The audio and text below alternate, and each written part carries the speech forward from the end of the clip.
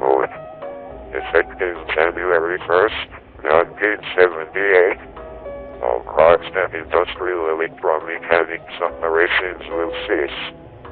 Please contact your assigned account representative for account transfers or contract settlements.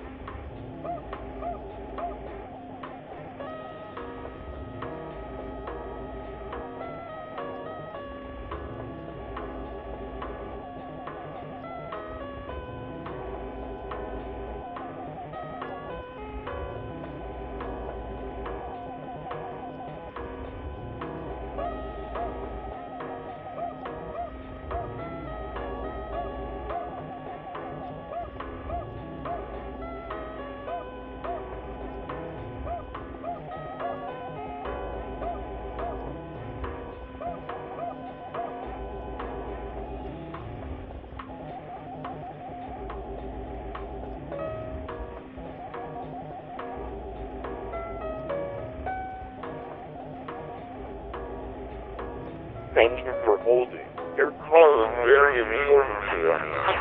The first available KIE representative will be with you shortly.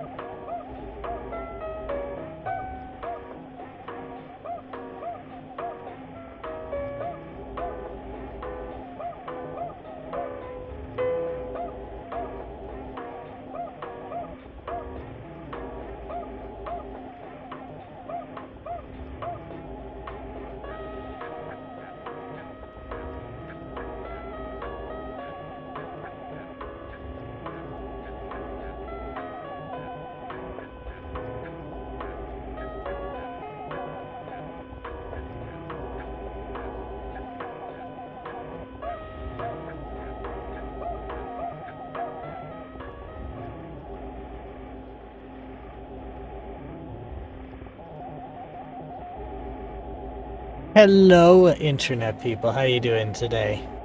You doing good? I hope so.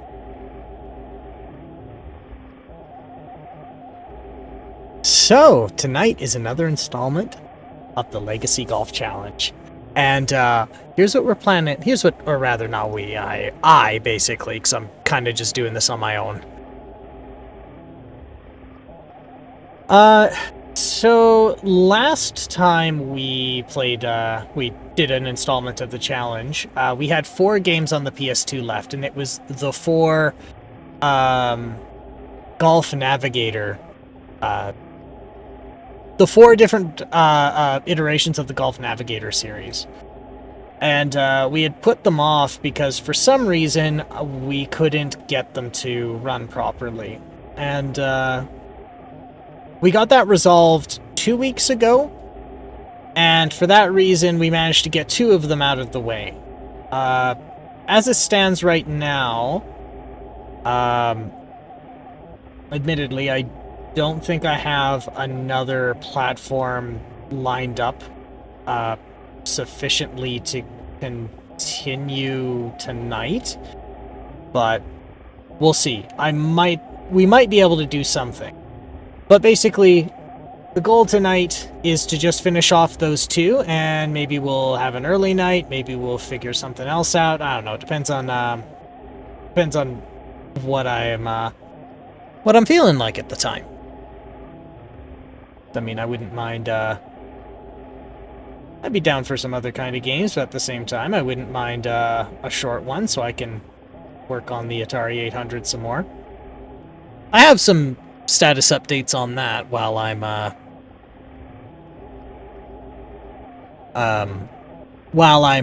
in the middle of playing. So, enough waffling and stuttering and stammering from me. Let's just get started on it. We will switch over. Oops. There. We'll switch on over and we will start up the... How is my brain so dead right now?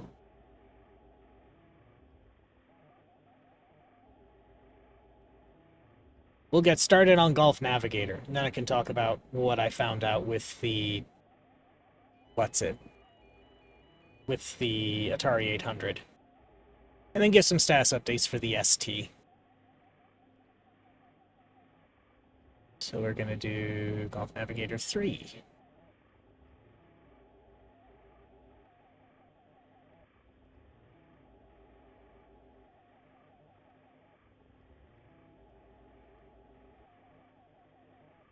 Do I need to poke at the audio again? Yes, I do. Flint audio. That's better.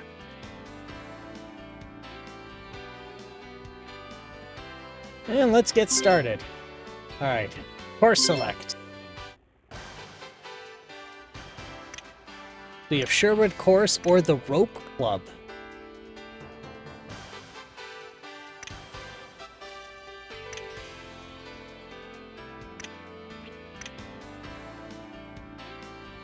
Let's try the Rope Club. It sounds weird. Weird to me, anyway. Stroke play. Yeah, we'll do stroke play.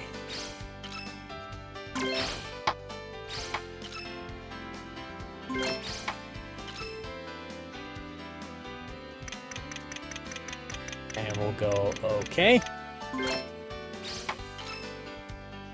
I don't know what that says. Okay. Next. There we go. Okay. Yes.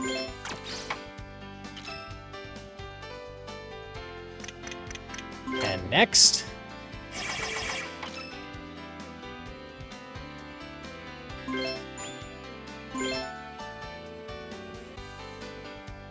We'll get this all out of the way.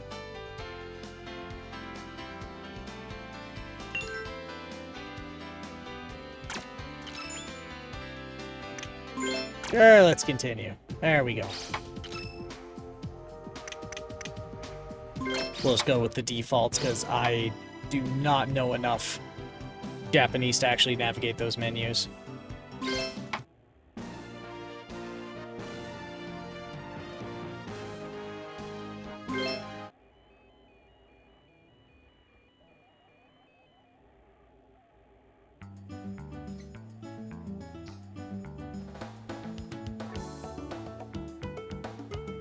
Very nice, very serene. I always like that. Right, so I guess status update on everything. So I had a a few weeks ago, I got the Atari ST that I had rebuilt up and running, and actually running code really well, booting off floppies. I did a test with a demo, and it handled it like a champ. The problem was the colors were all messed up. And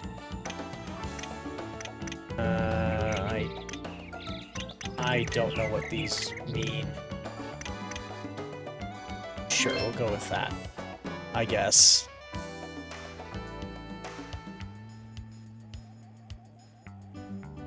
I don't know. What? I just want to go. Okay, so I have to hit X now. Okay, so they've added something here. All right. So they've added the mechanic where I guess I can do a in-depth inspection of the course before even, sorry, of the hole before even attempting it. Not that I can, excuse me, not that I can do much with that at the moment. Right. So for the, yes, so the Atari ST. So I managed to get that rebuilt. It's on, all of the chips are on a new board.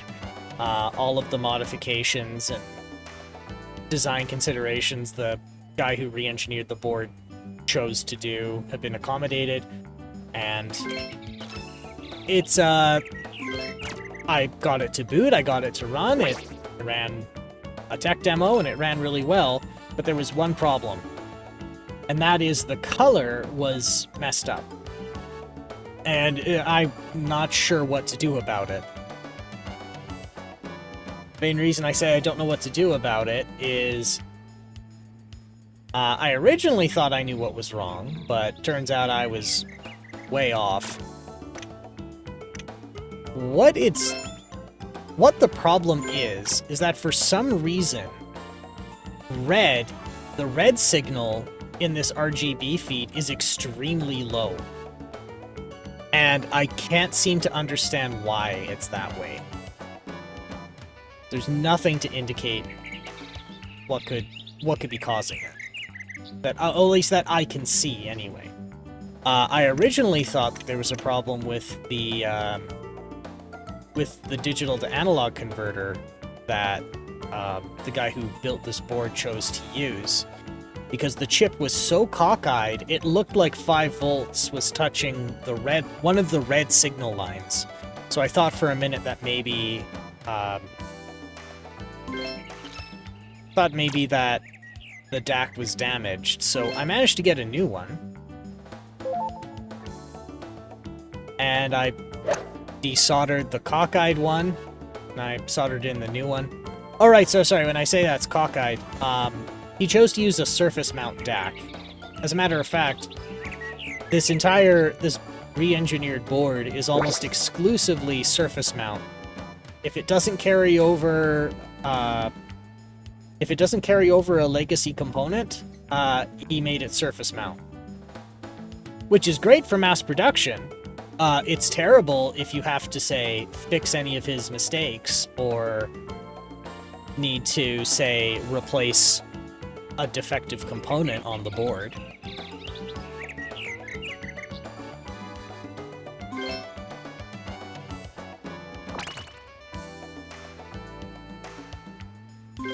Alright, so let's see. So if it's 244 yards away, the 220 yard one wood should do the trick, I suppose.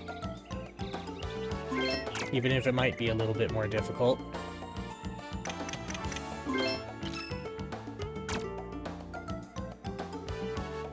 There also seems to be no guideline anymore. Ooh, I forgot to do something.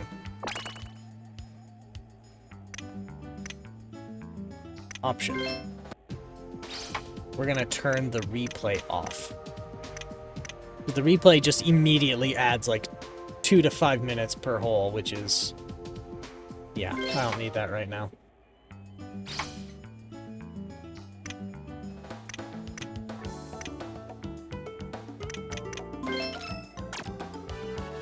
There.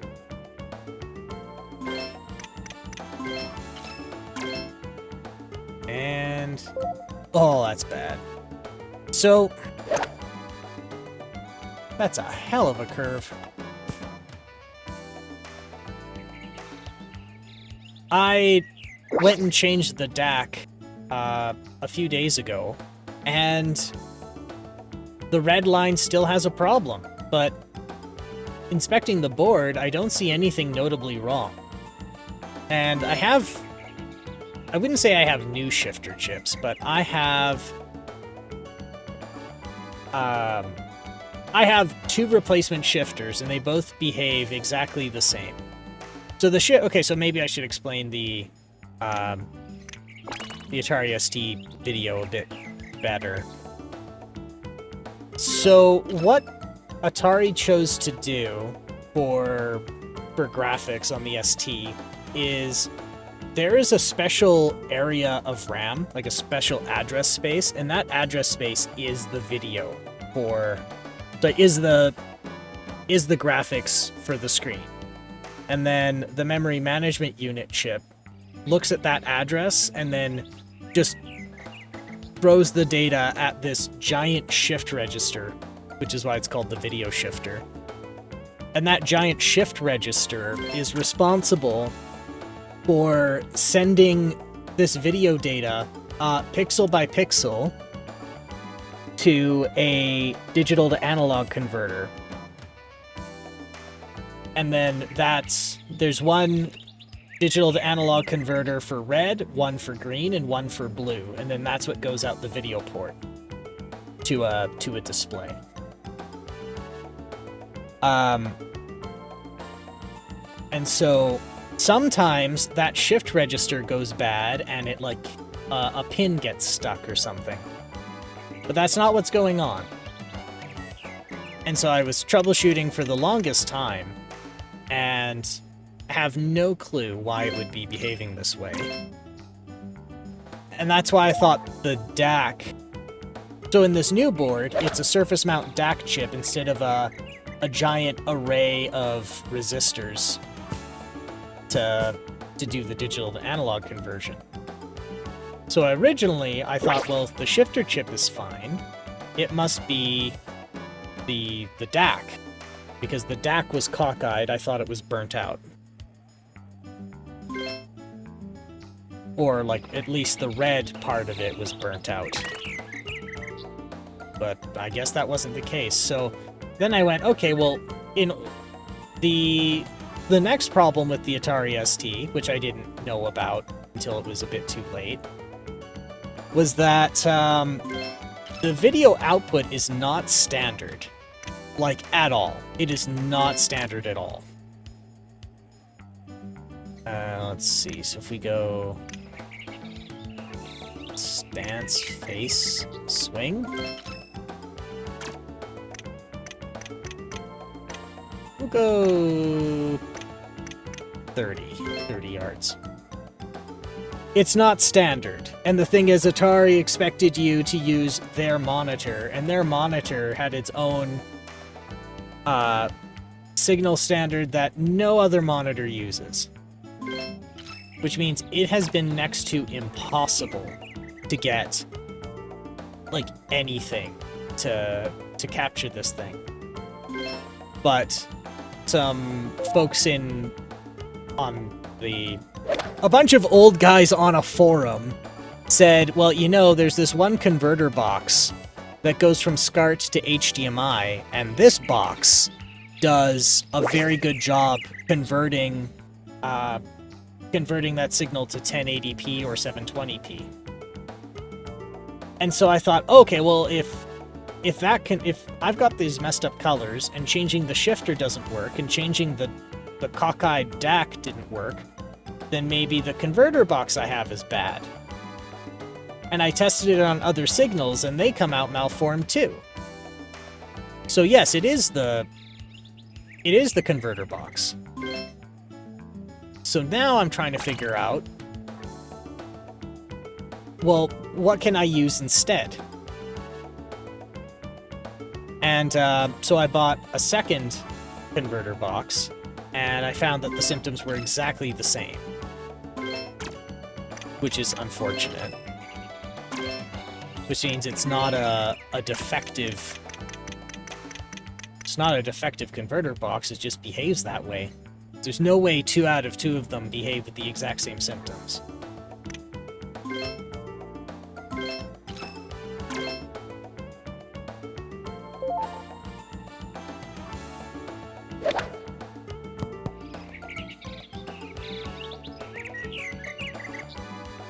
So that box actually came in last night, so I did a test.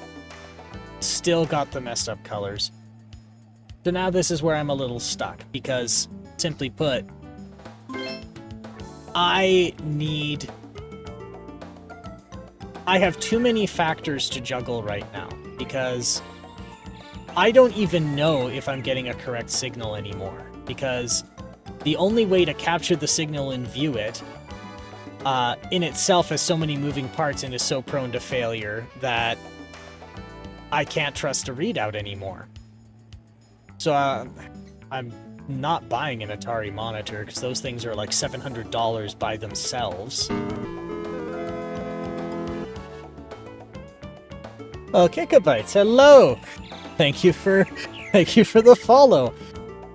That still manages to startle me. That's my own failing, but still. It's very effective. How you doing? You doing good? I hope so.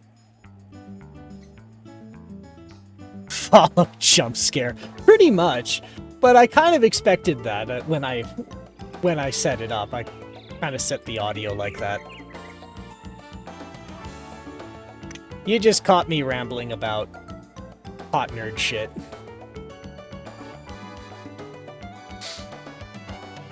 Hope you're doing good as well.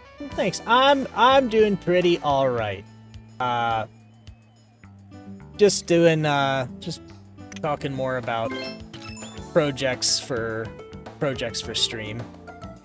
Basically, I've been collecting a bunch of broken retro stuff like consoles and home computers and getting them into running condition, and then I have something to play games on for streams. But I have a particularly sticky one, and that's an Atari home computer. And since I've bought it, it has been a pain in my ass. We went from I bought it broken, got it fixed, picked it up, and it made a horrific crunch and then died. And that's when I learned, oh yeah, you're not supposed to pick it up one-handed because the board is so thin and the motherboard for it is so big and so thin, it breaks under its own weight. So, immediate failure on my part. And then it's just getting it to be ready for prime time has been a challenge. Let's see. So if that's, yeah, that'll do. No, I don't wanna the Atari. Basically, it's no, I don't wanna. Where it is now, and this is the part that drives me nuts, is it starts, it runs code great. We've done tech demos to push it really hard, and it's fine. It's that it has no red in the video signal. And I can't figure out why. And the monitor is not a standard monitor, because this is Atari we're talking about. They build arcade machines, so they just do it all from scratch. So I can't even reliably get a video capture, so I don't even know if it's a problem with the computer or a problem with my capture stuff. So that's where we are right now.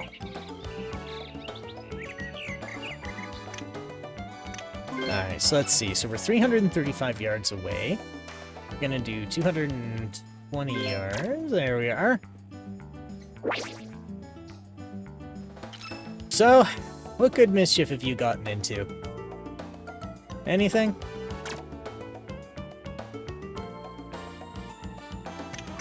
Nice, we're gonna tee up.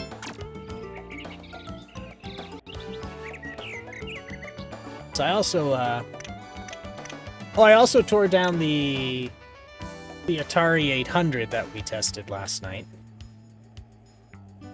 And it looks like the previous owner it looks like they spilt pop in it, which is why the keyboard wasn't working.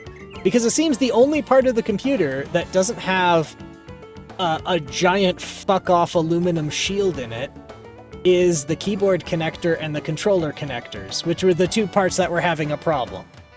So I think I just need to clean them and maybe, like, run some deoxidizing stuff.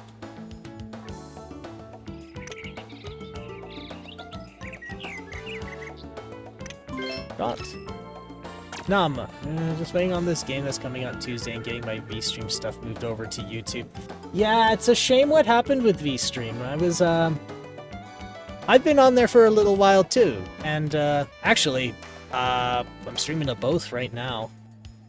I'm curious if they're gonna have some kind of like retirement party or shutdown, or like, you know, goodbye celebration, some nice way to send it off. Like, I know they have no money right now. Like, I know they're out of money, so they can't exactly, you know,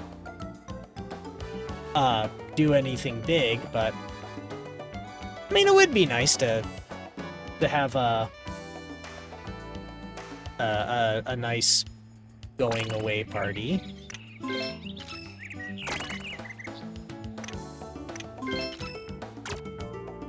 Not that I know anything about marketing to say whether that's a good idea or not.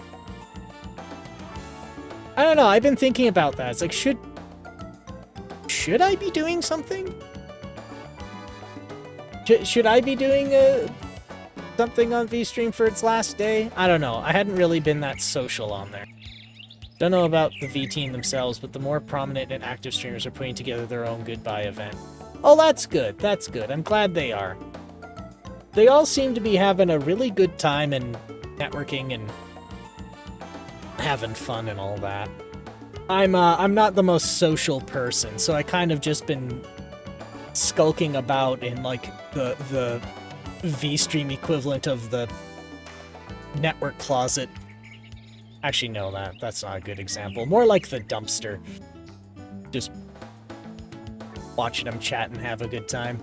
So it's a damn shame it's come to that, but oh well. It happens. So what's this game you're talking about? Same. I've always been semi-quiet until I feel brave. Well, one thing I realized is I only start being social when I've had like too many, when I've had a bunch of booze, and I'm that's not good for my liver to be social by drinking. But that does mean that I need to not be so nervous when interacting with people. It seems that's the only way in my adulthood that I have been willing to talk to people a little more than, you know, basic pleasantries.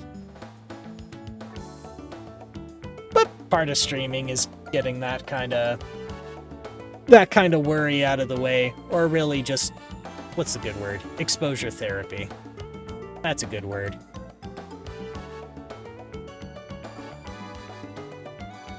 So what's the cool game on Tuesday you're eyeing up?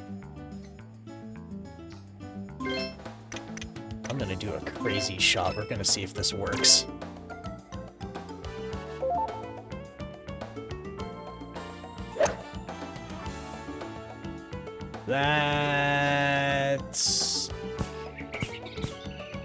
That worked out pretty well.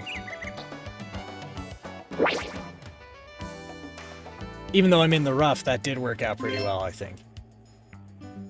Better than I thought it would. As for the game, it's Outpost Infinity Siege, a base defense game, has a base builder, RTS, and FPS elements. Ooh, that's pretty in-depth to have all three at the same time.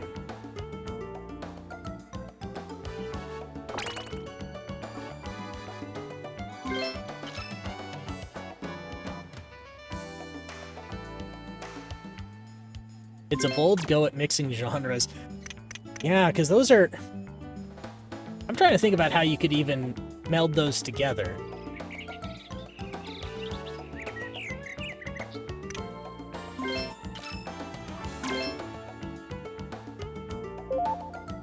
Oh, that was right on the money. Still went cockeyed, though. Oh, God.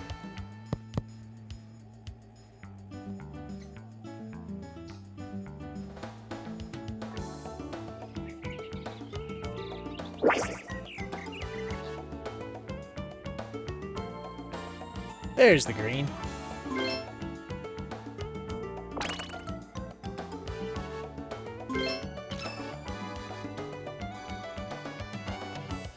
So from what I've seen, you build your base before it gets attacked by a wave of monsters. The main gameplay is first-person shooter, but it has an RTS portion to manually control certain turrets or spawn your own minions and direct them places.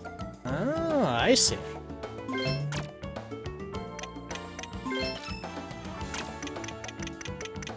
Oh, we got guys racing outside again. It's ice out there and they're still trying it.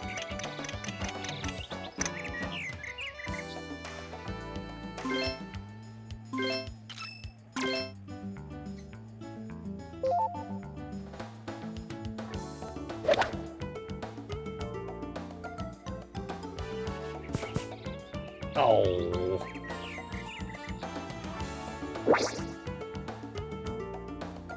Ah, shit, what just showed up at the door? Excuse me a minute. Out of all the times, it has to be right now, huh? Where is it? Don't go too far, I'll be back quick. Not now. This time.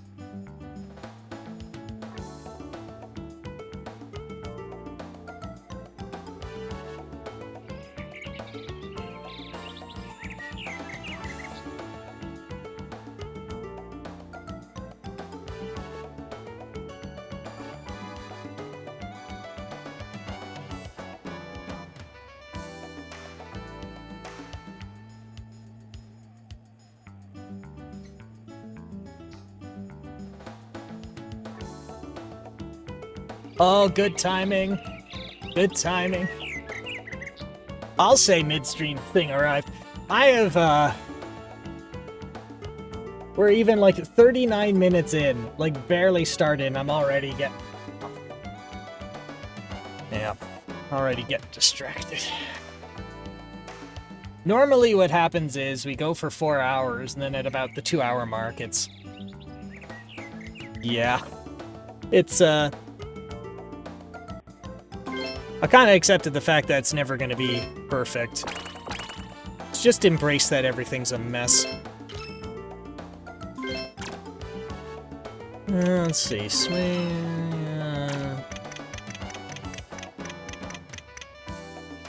I'll go 7, halfway, and then it'll probably roll the rest of the way. Embrace the scuff.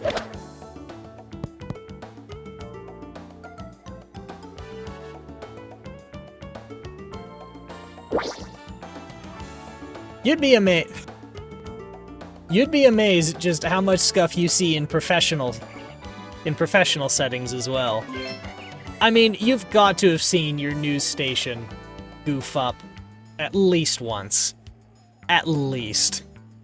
Like, not cutting a camera off in time, or accidentally chroma keying out the head reporter or something.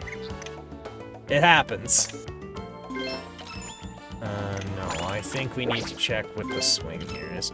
10 yards on a 6-yard putt. This guy's insane. Alright, let's give it a bonk. It's always a treat, yeah. Like... Wow, that is some high-definition disappointment. Oh my god. They got a higher quality clip of that than the last two we played. Oh yeah, I suppose I should be, explaining why we're at part 36 of whatever this is. So basically, because I have bad life choices, and I have lost control of my life, I decided, because golf games are kinda easy to talk and play at the same time with. To try and play every single golf game ever made for home consoles and non-PC based home computers, all the way back to the first generation of home consoles. And we're seeing how far we can get before I just want to jump off a bridge. But honestly, it's been, despite not being a fan of golf, this has been surprisingly pleasant. Mostly pleasant.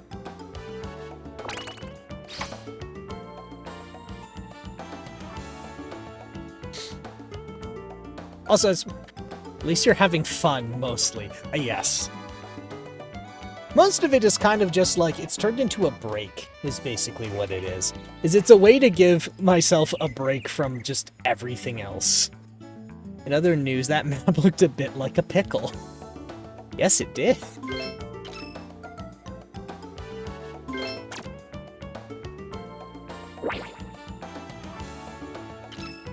Alright. Position. But where's the hole? Alright, we're gonna tee up here. I think the hole is at the end of the pickle.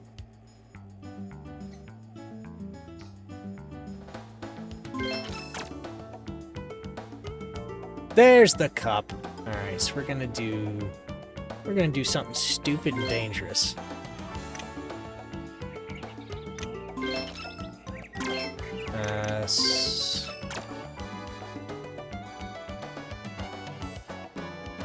There we go. This is stupid and dangerous enough to pull off. Or I'm gonna go out of bounds. And... oh, there we go.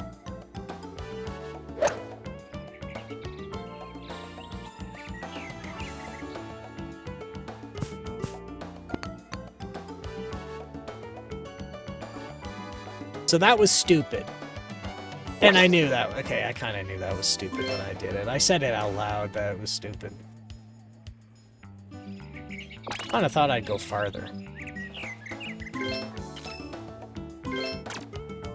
Yeah. F indeed. We're gonna try this.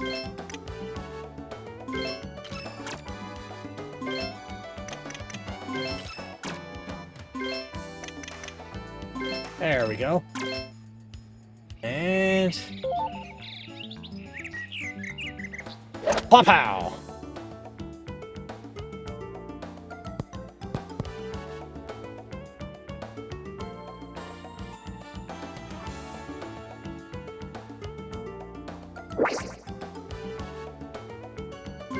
Now that one actually worked out. Oh yeah. And then yesterday, speaking of home computers, yesterday we tested the Atari 800 XL that I got my hands on, and I was gonna troubleshoot why the colors were all buggered up. Turns out there is just a little tuning potentiometer for changing the color. The problem is I need to have it on and hot and, you know, running with electricity through it to tune it to look right at this very bench. And I don't think I'm prepared to do that right now. See, this is why a fella's gotta invest in ceramic screwdrivers. So that when you slip, nothing goes zap.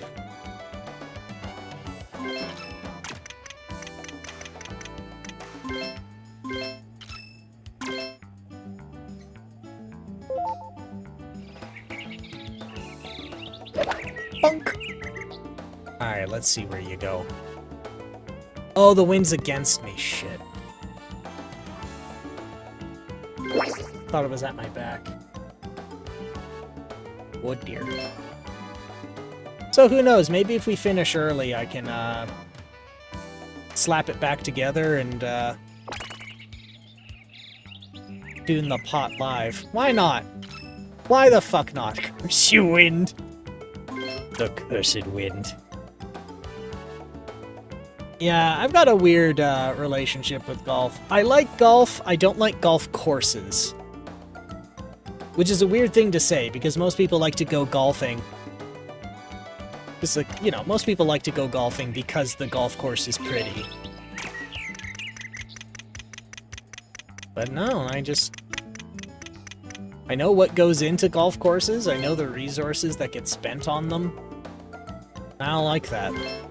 But I like golf. Not the course. Oh god. That's gonna go goofy. It's goofy. That's why I think golf simulators are better. Also, I want to be able to golf on the moon in a simulator. I just want that once. Somebody should get on that.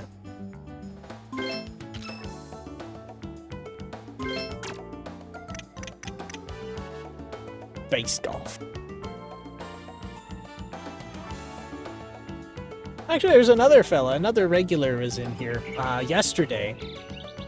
Actually, in hindsight, maybe I should have played it today in the off time, but whatever. It was a good time anyway. There was a game that got released Friday, and it's it's a 4-dimensional mini golf. And that shit's fucking crazy. But one of the mechanics about it is how... Okay, this one's going to be tough for me to explain because I am not a mathematician and I am not a physicist. But basically, in 4-dimensional golf, your retaining walls are in 3D and contained. And while observing that, one of our regulars came in and said, you know, there really is a pretty simple way to kind of relay this information about 4-dimensional golf without it being in 4 dimensions. And he suggested space golf. Just if you golf in 0 gravity, and then you play with gravity in space, then you can basically relay the same information without bringing up that it is in fact in 4 dimensions. Which I thought was kind of a neat idea. But when I played Portal 2, I think the thing that brought me the most joy, the true happy ending, was that Space Corps got to go to space.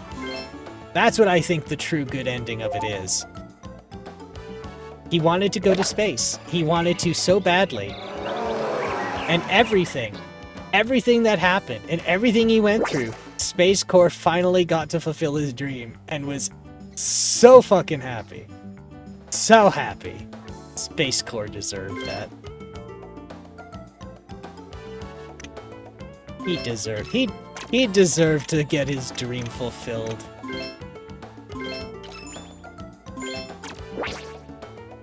Just a little goober getting his life's dream.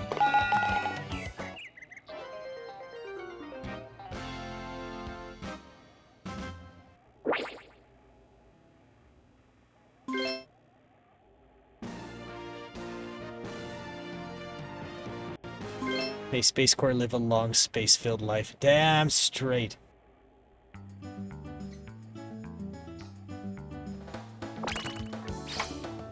Alright, so this one's 183 yards. This goes 185. The wind is against me, which means...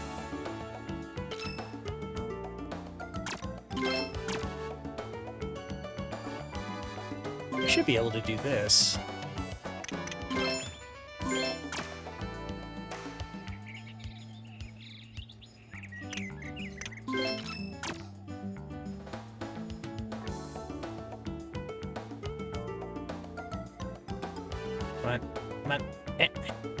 There.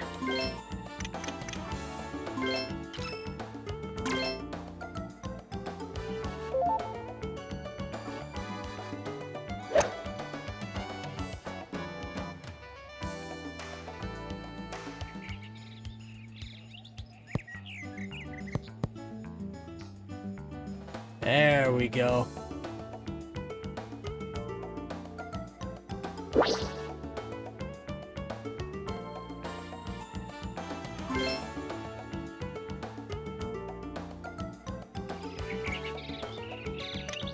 Alright, let's see. So if that's 5 yards away. Actually, we want to go 5.5 yards. And give that a little. You see a little bop. Little bop. He's bop. He's bopping. Give it a bunk. There we go. There we go. Something's going my way on this damn course. Why is Twitch complaining?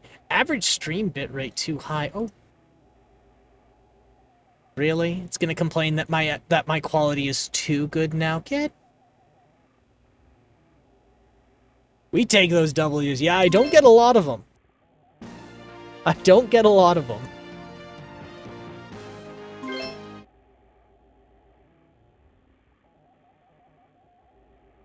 Can't believe. Why would my bitrate be too high? But yeah, stream stuff is oddly specific. Did they change their ingest requirements recently? Is that what it is? Because I remember I followed what they wanted, like, pretty much to the T. And then I take that exact feed, and then I do another... I just do a duplicate RTMP stream to B-stream? What the hell? Oh well. Well, if things start getting unstable, I'll know why.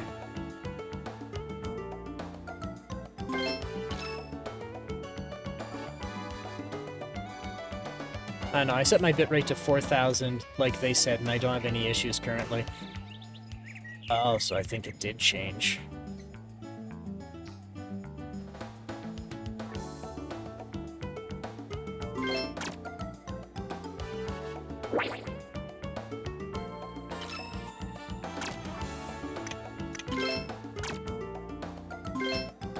Yeah. There we go. Okay, so the cup is here. So I think I wanna give it a bit.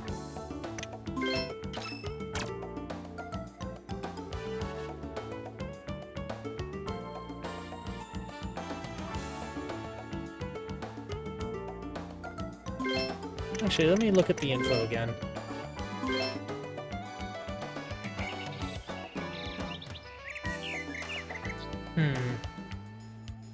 Okay. So...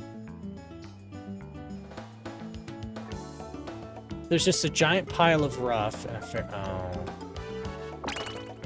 So this isn't actually going to be useful to me. I should probably put this back straight.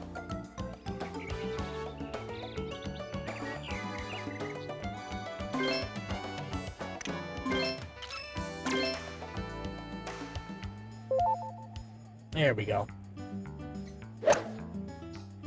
Yeah, I'm probably gonna have to re-review all of their stream settings, like stream setting requirements, and redo it all. So it really seems like something's changed, but if it works now, it works now. But if it starts to conk out, then I'll know why.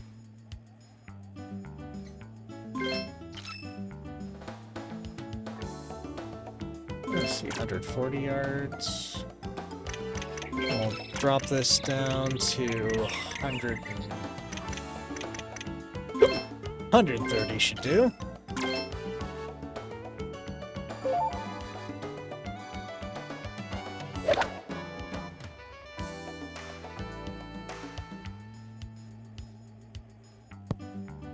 Hey! Very nice.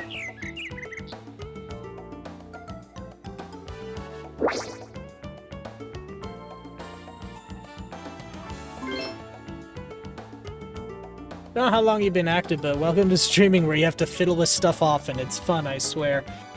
I have been doing this, like, a few hours every weekend for, like, I think maybe... Oh, fuck. Damn near 2 years now? Not looking for anything in particular out of it, it's just fun to do.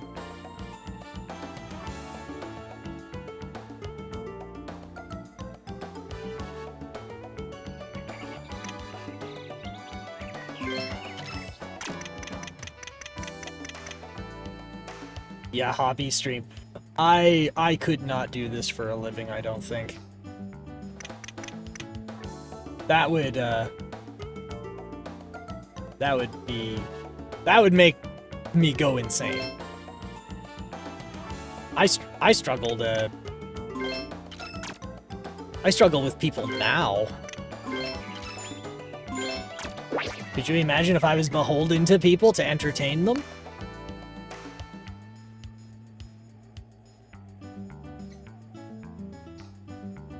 Oh, it's one of these things where I kind of took what an old half manager, half pal of mine said once. He said one of the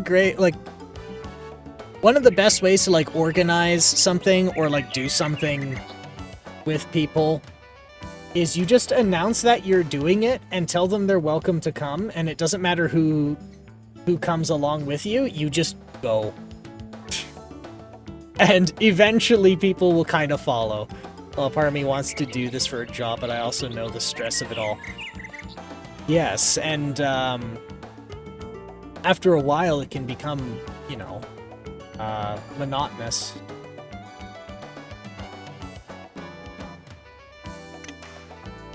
Kinda... what's the word?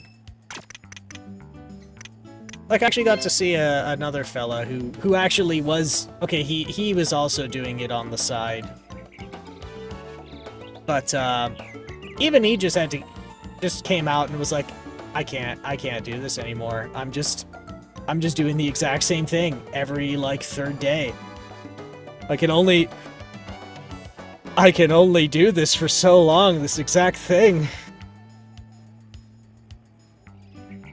Yeah, as all things become once it becomes a job. Yeah, it kind of comes down to the why. Why are you doing the thing that you're doing?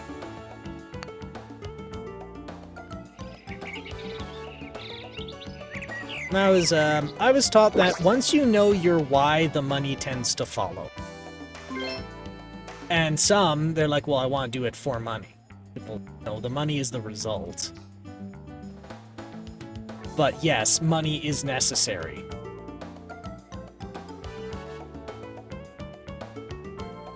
And not always do you get what you need to have a roof over your head and the lights on.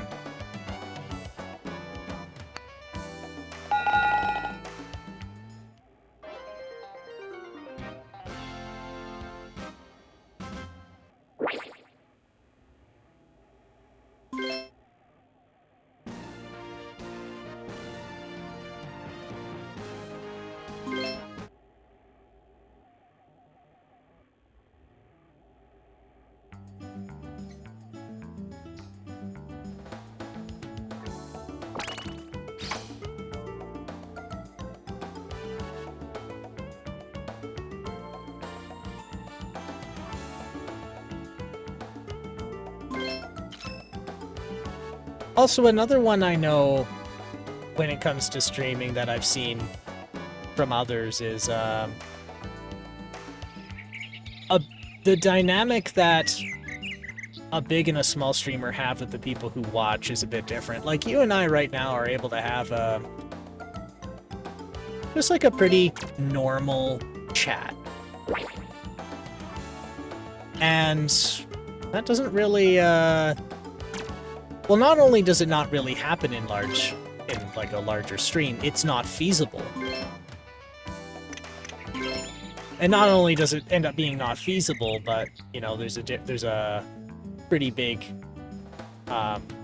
difference in power dynamic, and it ends up just coming out a little odd or uncomfortable, or the smaller side is prone to being the victim of some skullduggery. So like I can understand how going from it being a hobby to suddenly making it is can be pretty devastating for people if they're not careful, or they don't understand that when they get there. And sometimes they don't know it until it's too late, right? It's like a good example is not that it really maps one-to-one, but I got to ask a fella who did multimedia professionally. So he said, yeah, he just used to do it as a side thing, and then it became his job, and then he used to master people's records and shit. And I asked, how did you go from a hobby to a job? And he goes, oh, the reason I knew I went from a hobby to a professional, like, the reason I knew that my hobby became a professional career with a business is when Canada Revenue Agency crawled up my ass about it. That's the only time I knew. And I asked some other people, and they're like, oh yeah, totally, that's how I found out. I totally just found out because the Canada Revenue Agency got really fucking mad at me.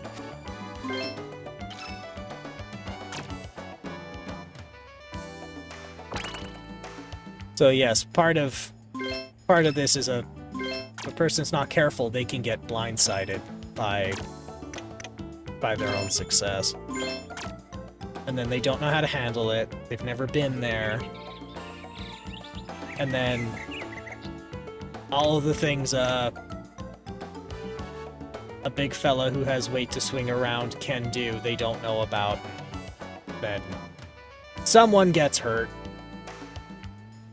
Yeah. Anyway.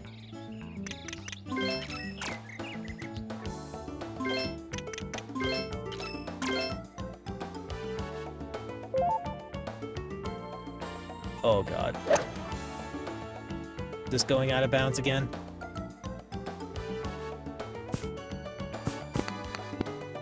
Nope, that went alright. Thing is, people gotta prep for this. Well, if I were ever to turn this into a job, I don't want to blow up. I'd rather build up that point slowly so I have time to figure stuff out and keep up with it all. True. And,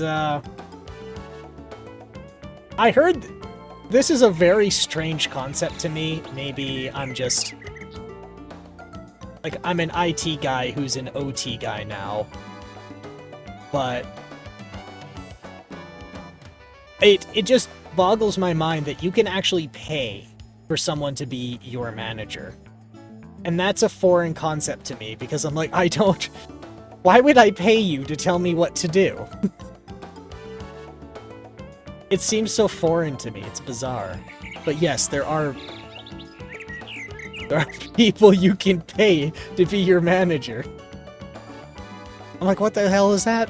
What the hell is that for? What does that mean? Why would you do that? But I'm sure there's a reason, because it's a thing. And people pay. People actually pay. So it's like there has to be some rationale that I don't understand. Something that a plebeian like me, the unwashed masses, the uncultured peasant who does not understand the nuances of entertainment, who can't comprehend.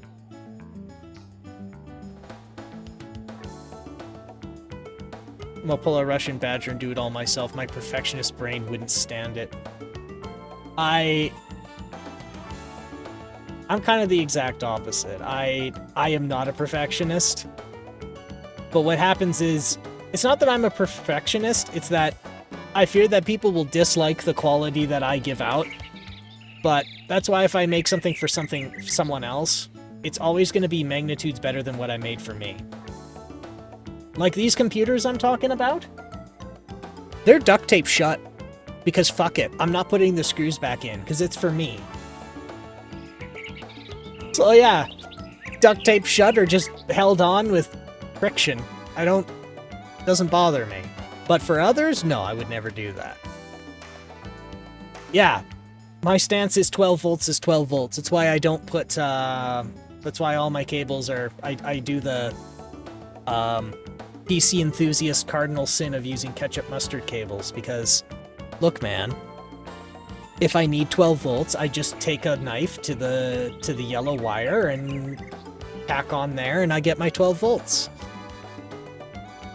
And if I want 5 volts, I use the red one. If I want 3.3, I use the orange one. Like, that's what I would do. But anyway, what I'm getting at is, I could not be my own manager.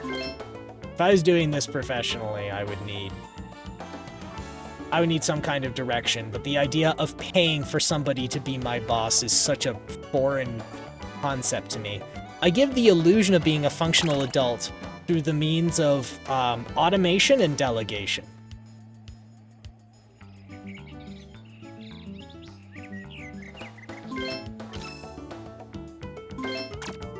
Which, now that I say that out loud, moving my career to industrial automation is probably makes sense.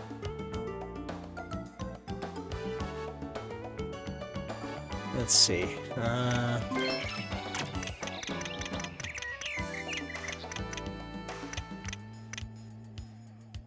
don't blame you. The only way I'd have a manager, honestly, is if I go into a streaming agency. Yeah, and I don't think I'd ever do that.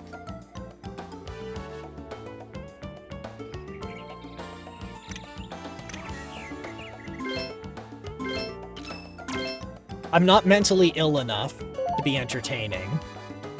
I'm not energetic enough to be entertaining.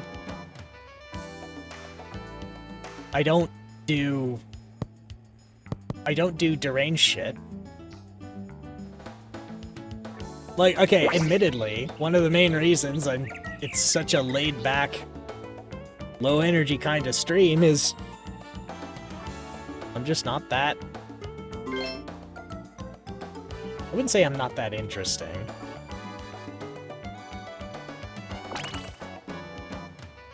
But like, yeah, I don't think an agency would ever happen.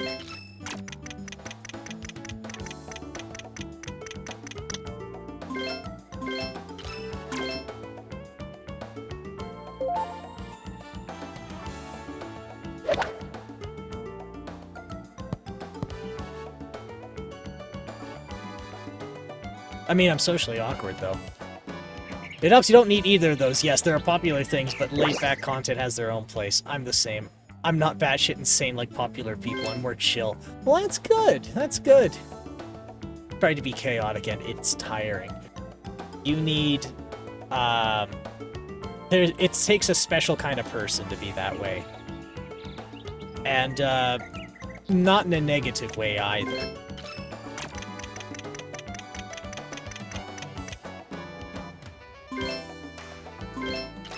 I mean that as in, there are only a few people I know who have the energy all day, every day, to just get up and be the harbinger of energy and joy, and that is not me.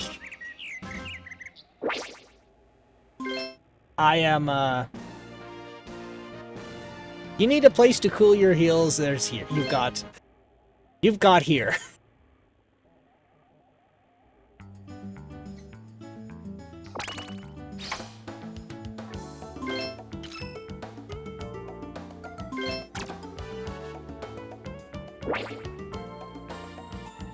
Come on by for your creepy cozy.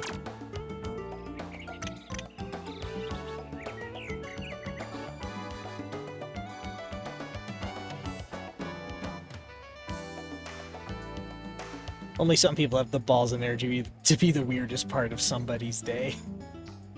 Yeah, and I respect it quite a bit.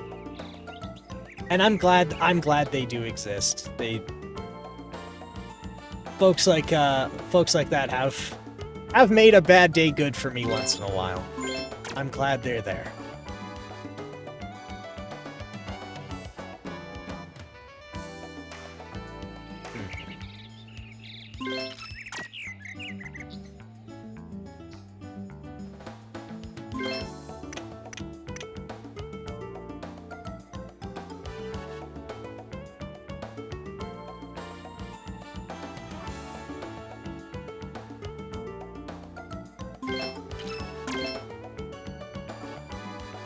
So it sounds like you stream quite a bit as well.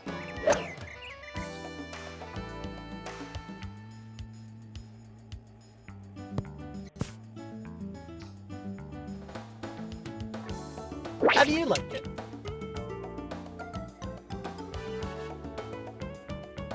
Excuse me, I'm stirring up my sour cream for my hoagies.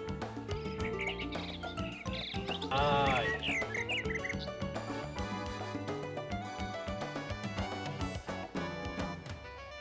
yeah.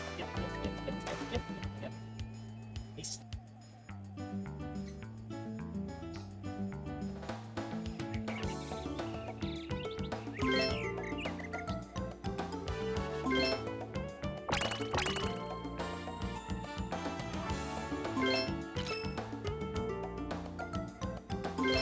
This'll do nicely. The ground's relatively flat. This should do. There we go. Oop. Oh, that was... shit. Almost got it. And that was odd, too, because I went with something a little undersized, too. Alright.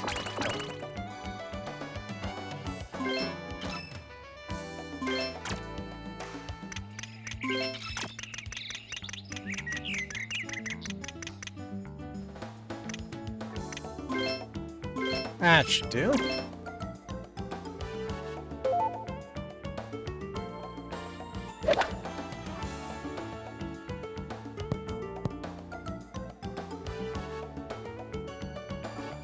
Yeah!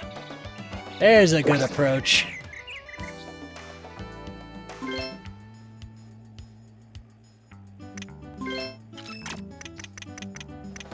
Put that to 2 yards. That should do.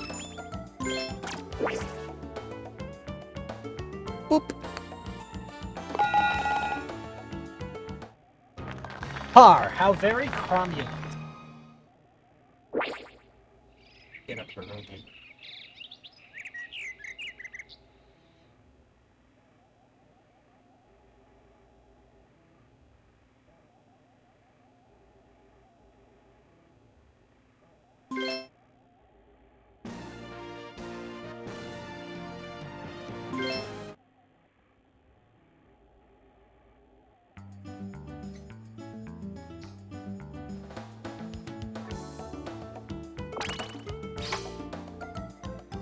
Oh, wow. Streaming stuff for around 7 years. That's quite a long time. I'm glad you enjoy it enough that you can continue doing it. And it, you know, not seem like a chore. But that also means you got a lot of experience. Experience with it. Good on you.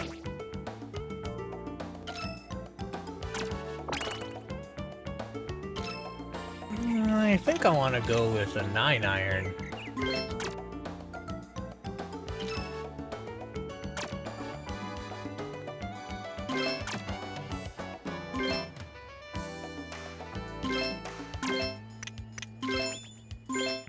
Teeing up with a 9-iron.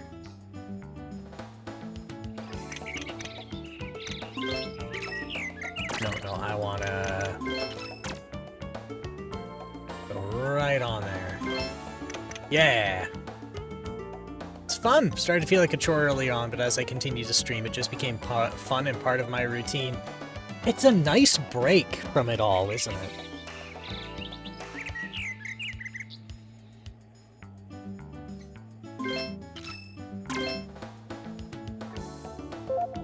Oh, that's gonna curve so bad. Oh, look at it go. Oh, my. Actually, that wasn't too terrible. I thought it was gonna go real awful. Like, causing human casualties bad. Good break, and sometimes I bring my friends in and we vibe as a group. Yeah, that's... I didn't let any of my friends know I'm doing this.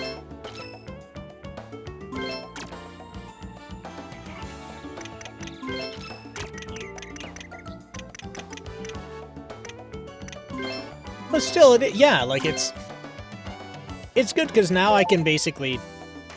It's at the point where I can just tell people now, it's like, I'm sorry, I've got a prior commitment on Saturday nights and Sunday nights. They usually don't push it. So it's part of your routine, and I think it's, yeah, a nice way to, like...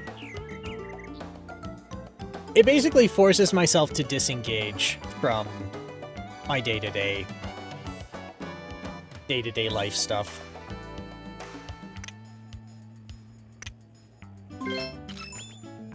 No, I need to actually check the swing strength here. That'll do.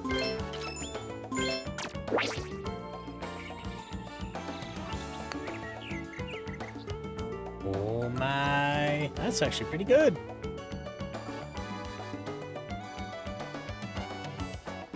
And another broonie. Ah, yes.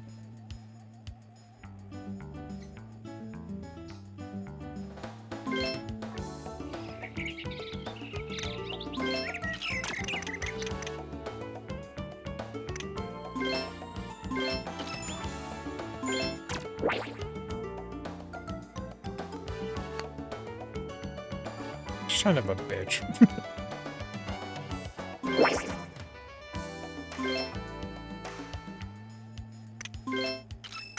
Yeah, 5-yard putt when it's like a few inches away.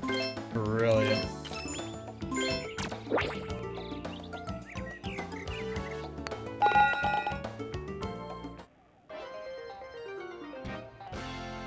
Double bogey, that's more what I'm used to for a score. Now I'm starting to feel more comfortable around this game.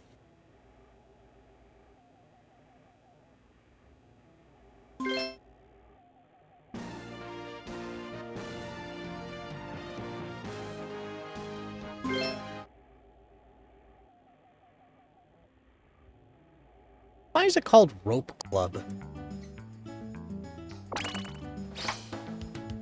I have not seen a single rope at this rope club.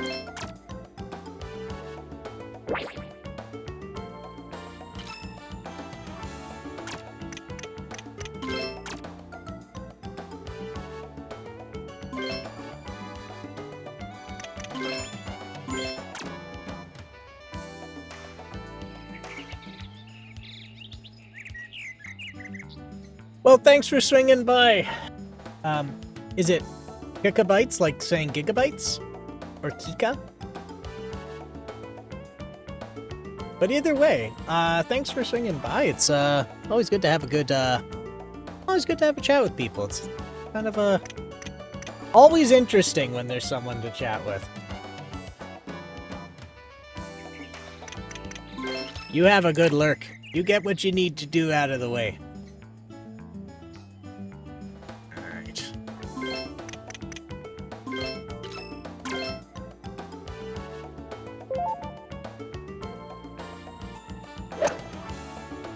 Now I can grab myself another delicious paddlehead.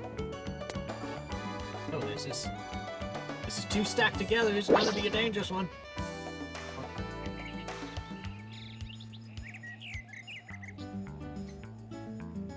Oh, like gigabytes. Or, okay. Or any other nickname you want to give me. You have fun. Sounds good. We'll see you around. You have a good lurk.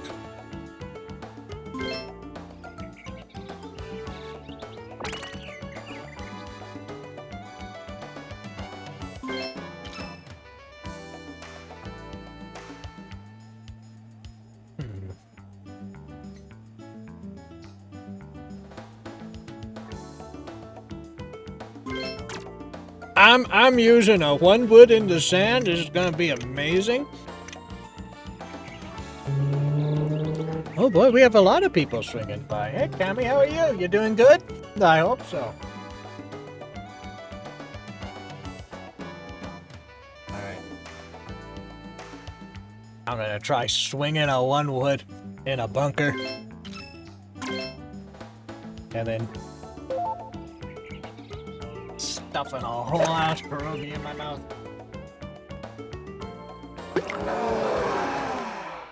Oh. I didn't know there was water there. Oh yeah, I'm 90% sure I'm keeping it together. Which is an improvement, because it used to be around 75% sure I was keeping it together.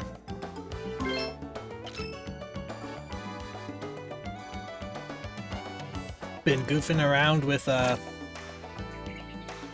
some other retro computers I got my hands on. We actually did an acceptance test for one of them yesterday. And, yeah, now it's just been same old, same old.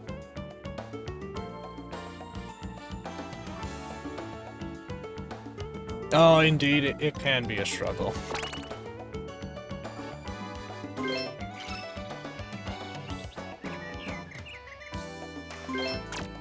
But things are going my way, and that's good, that's good.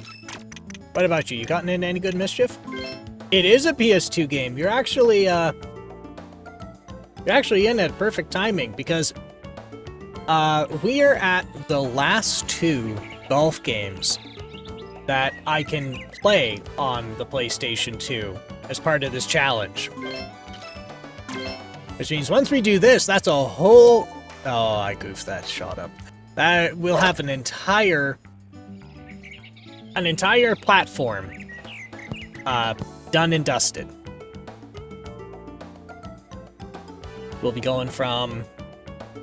Actually, how many have we done so far?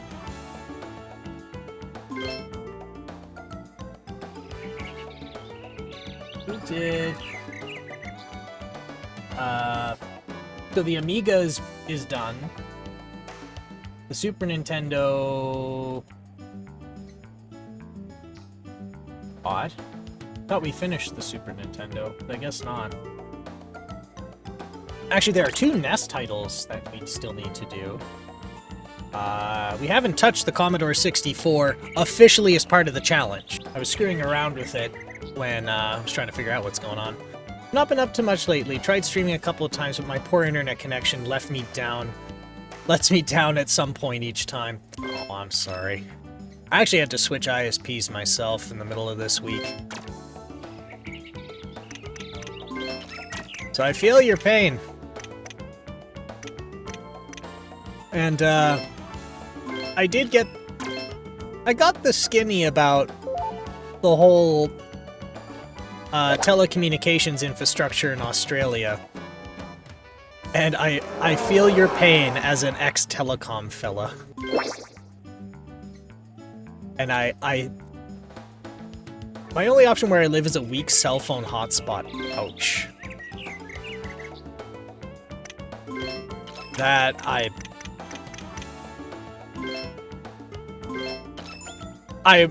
mean this as sincerely as I can, despite me being a flippant fella. My heart bleeds for thee.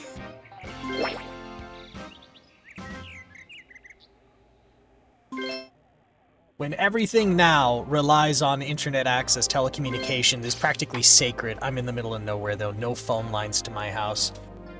And I take it's far enough that, like, you can't even run pots there, because you lose too much signal between you and the central office.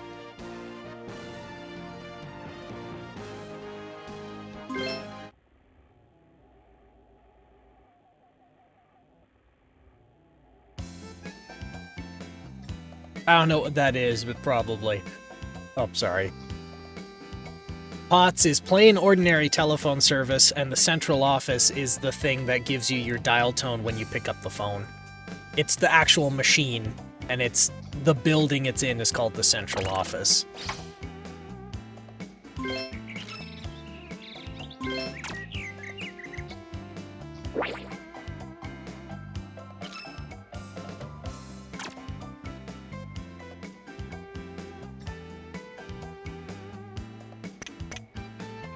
That's brutal. I used to live somewhere so far away. It was the same thing. The only except, oh yeah, I'm not sure where it might be, but yeah, to be honest, but probably closer to the city. I feel ya, because I actually used to live on a farm, and the only reason we had a telephone is somebody pressured.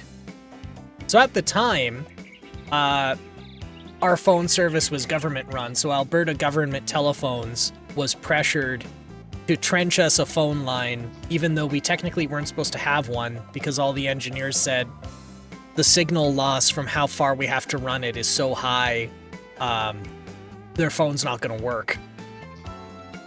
And they were basically told, make it work for just this family. So trying to run internet on that, I never knew. I never knew what Web 2.0 was. Actually, that's not true. I knew what Web 2.0 was. I also knew it took half an hour to see it. So I feel for you. Being that remote with no telecommunications infrastructure is a surprisingly brutal thing. And it's not obvious to people.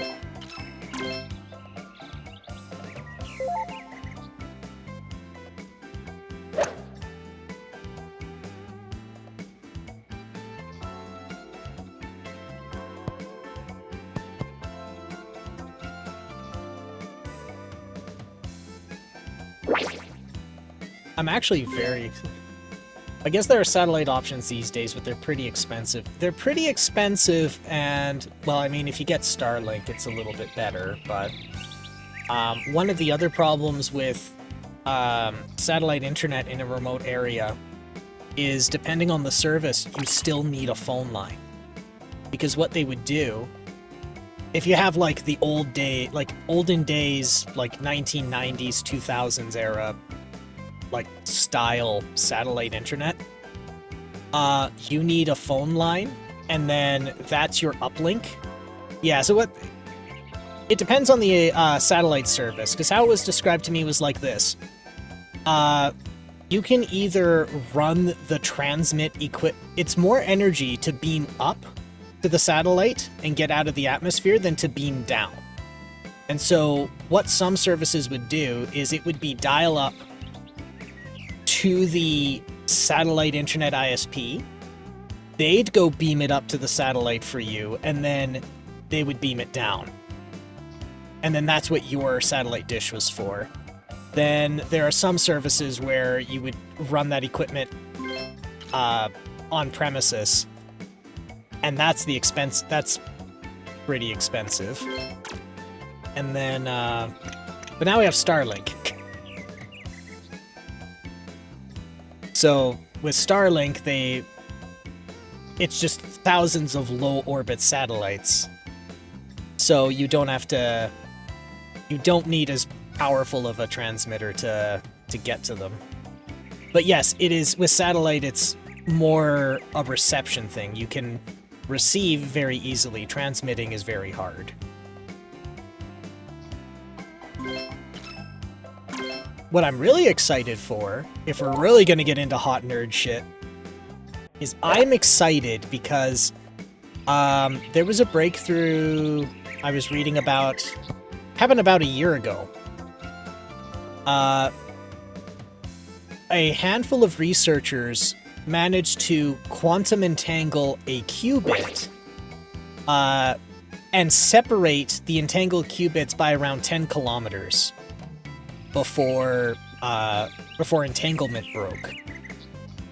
So what this means is, well, using some of the fundamentals of quantum computing, you can use a qubit as a medium to transmit information, and they do have a way to look at the information it carries without quote-unquote observing it, thus breaking its quantum superposition, its entanglement and whatnot. At least that's how I understood it. But the important thing is, what this means is you could potentially network things together without trenching a line. If you could entangle if you could entangle them beforehand, it now doesn't matter how far away they are. They still are, quote-unquote, connected. And that also means you don't have a latency issue, and you don't have to trench a line. So you could be anywhere and have instant communication. And I think that's amazing, and I'm excited to see that commercialized if that study actually holds up. I always imagine that would be the best way to communicate outside the Earth. But yeah, because one of the problems we have right now is all of our communication is radio. And the problem with radio is, well, it's electromagnetic radiation, so it basically is the speed of light, because light is just electromagnetic radiation anyway.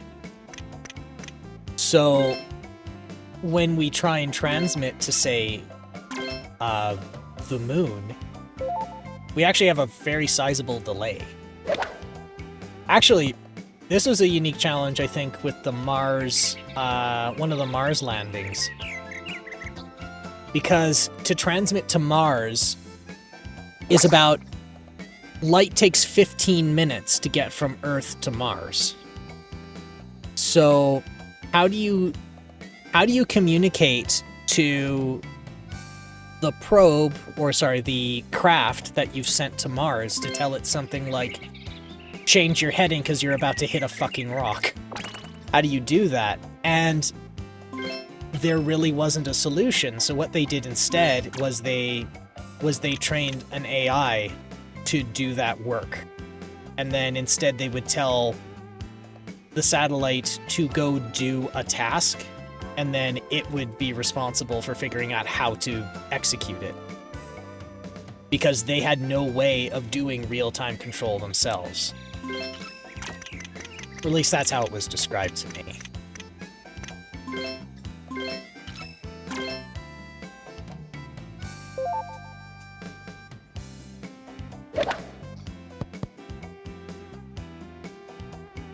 There we go. Looking good.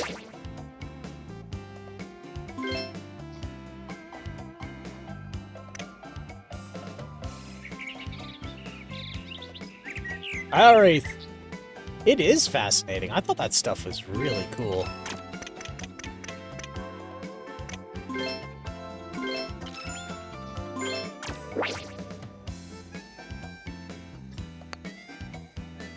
Oh, come on. Nah. One thing I thought about when talking about quantum entanglement as a medium for telecommunication is, like, that's all good and well if you entangle these things together and then you... So suppose you had, like, a probe that was quantum entangled back to NASA. What happened? The moment you break entanglement, you're screwed, because I don't think you can entangle at a distance like that. But then again, I'm not a quantum physicist, so I don't take what I say as any meaningful authority. Yeah, I hope 10 kilometers isn't the limit. That would kind of suck. I mean, there's ways... I suppose there's ways to handle it, like making a mesh across an entire community of, like, entangled things that are, like, 9 kilometers apart. I mean, that's how cell service works. But that would kind of suck.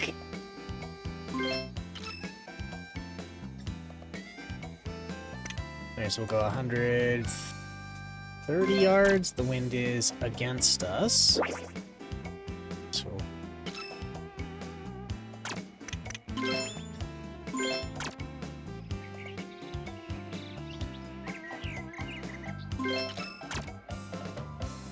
yeah, there we go. And we'll give it a wallop.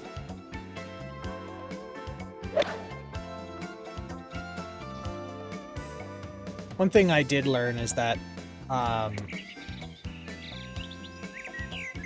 Wow, that was good aim in the worst way possible. Is that for some reason, quantum entanglement is really sensitive to electromagnetism. And the only reason I shouldn't say know that, but where I learned that was D-Wave. I think it was either D-Wave or IBM talking about their quantum computer. And they said the problem was they had to go out into like the middle of the desert for the early models, because what would happen is they would get it started and then a truck would drive by, and apparently that was enough to just completely screw the machine up and they'd have to start it up again.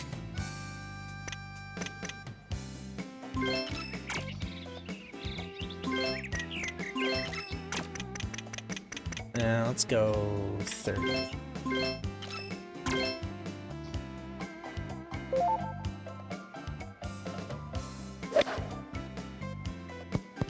There we go. That's pretty good.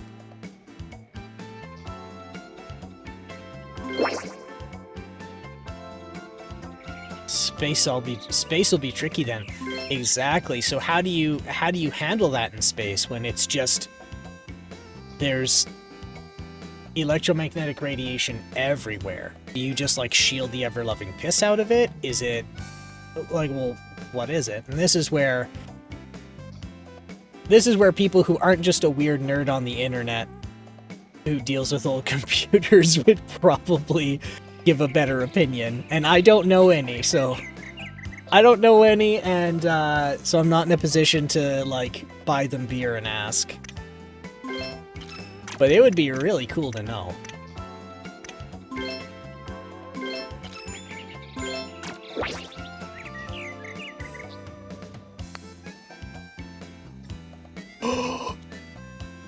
Son of a bitch. Shit. Shit. Shit. Alright. We'll just give that a little bop. Just a little boop. Boop. Yeah.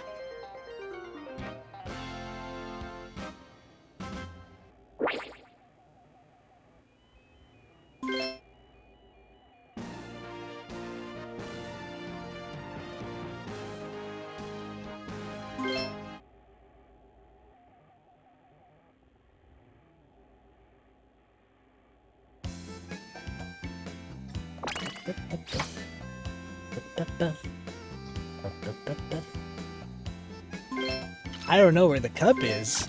I wasn't paying attention.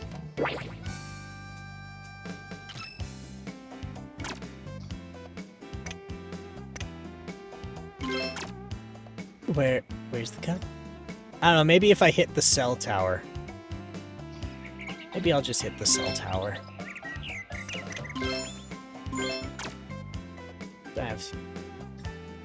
Gonna have so much fun causing sabotage the infrastructure.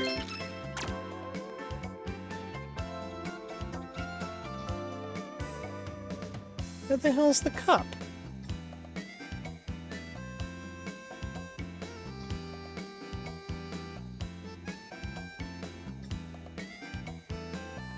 This is ridiculous.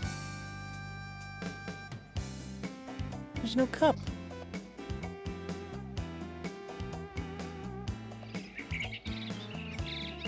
I've been made a fool. Oh, thank God. Okay.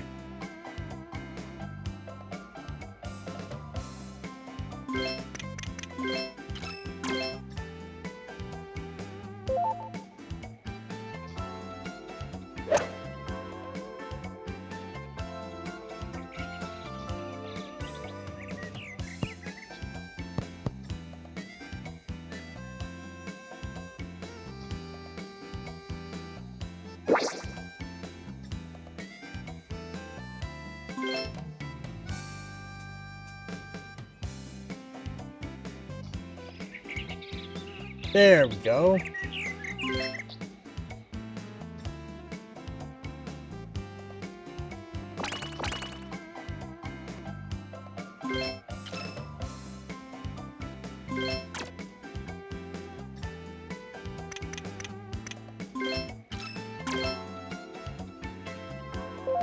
Oh, no.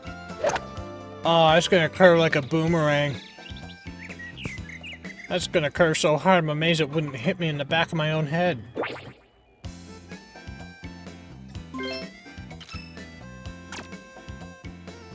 Alright, let's try that again.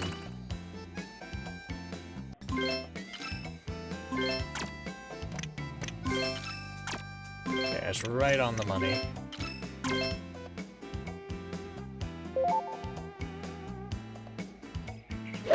There we go. Look at that. That's a way to be.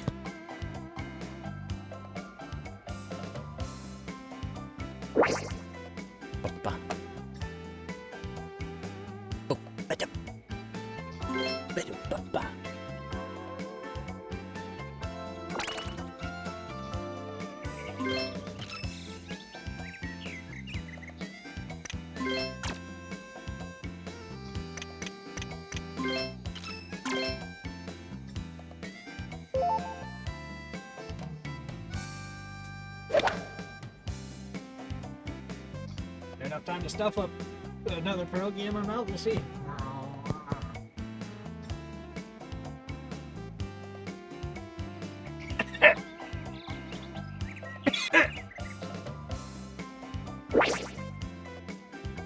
I did it. I succeeded.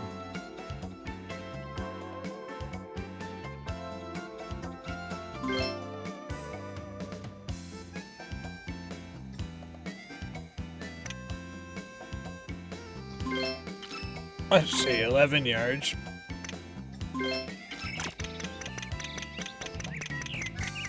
Alright, we'll knock this down to 8. That should do.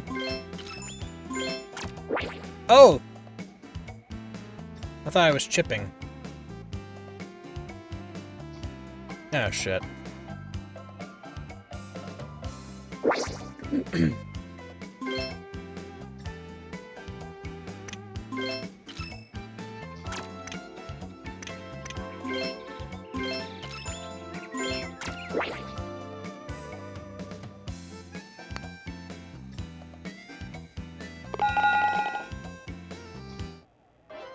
Double bogey. Now that's the type of play style I'm used to.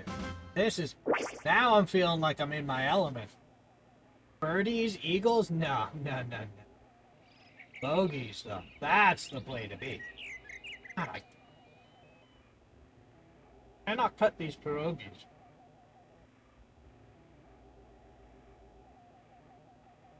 Oh god, it's everywhere. Who would think that trying to cut a dumpling comprised of mashed potatoes and cheese would violently rupture when attempting to be cut with dull utensils not meant for cutting? Who'd have thought? Not this guy.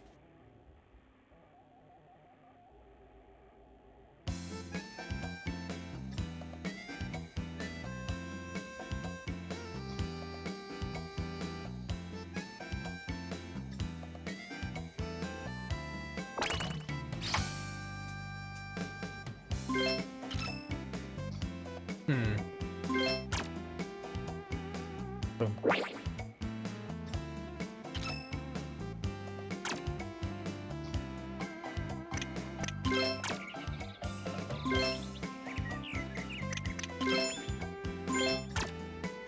This is something I wish more like North American golf games did. Is have some just have some music.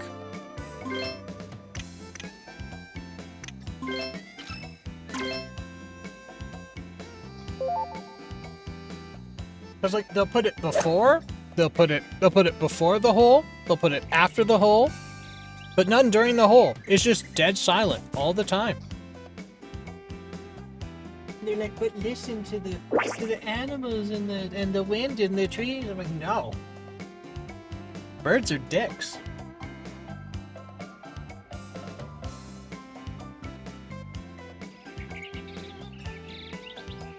They're talking shit about me when I'm not around.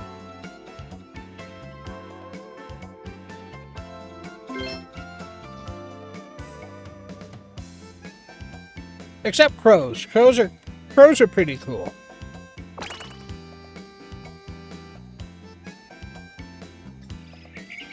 Except crows are kind of assholes too, but they're also very smart.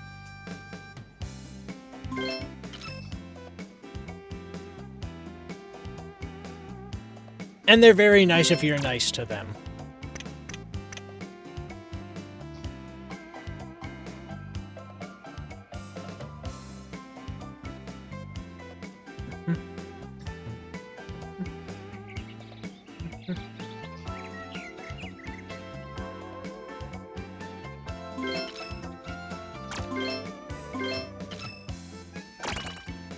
Alright. We have some pretty awesome birds here. Black currawongs have become my friends since moving to Tasmania. Smart little things, hey?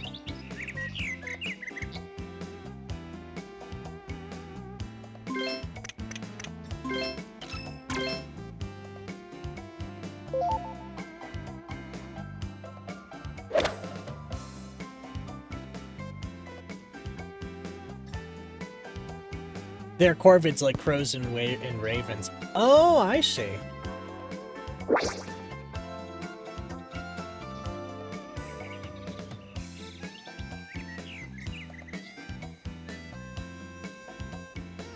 Round one just called just when I'm talking about them. They know you're talking about them.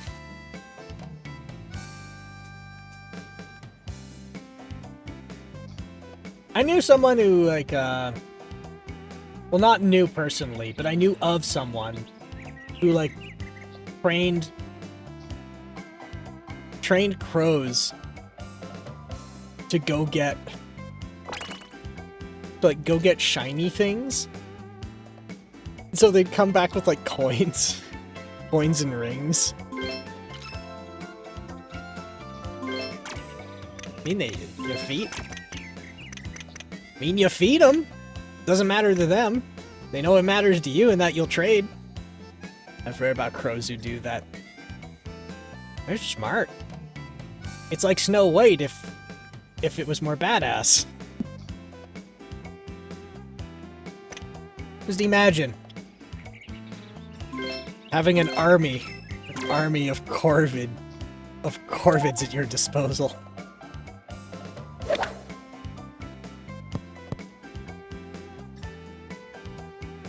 All you do is just point at your target and go, "Caw!" And they're never heard from again. Their body will never be identified.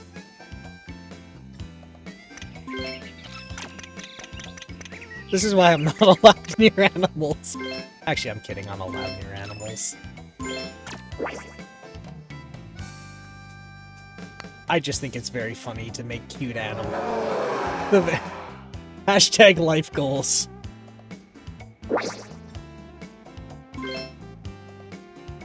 I love how in this game they took the highest quality audio clippings of people's disappointment in you. It's so amazing.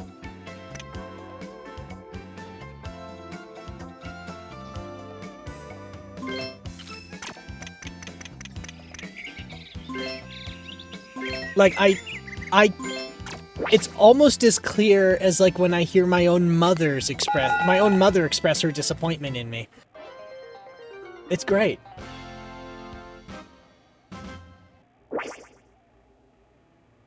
Not that I thrive on negativity, but still, like, just some design choices are just fantastic in how ridiculous they are to me. I'm sure they didn't mean it like that, but that's sure as shit how I'm going to interpret it.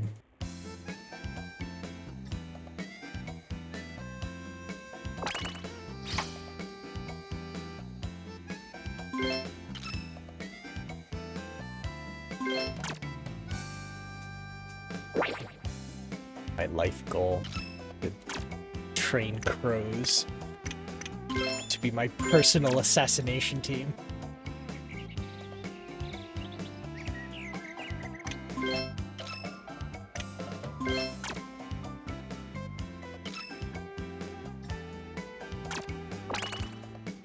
think I want a lower club. The Japanese certainly have their own style with these golf games. I'll say, well, one thing I've noticed is that it's always... all the Japanese games have music throughout the whole, like actually throughout the whole game. But the North American ones don't do that. And then some of the European ones do, because they're just translations of a lot of Japanese games. But, like, usually, if it's an American game, it's dead silent. Like, pretty much the whole time. And it's unnerving to me.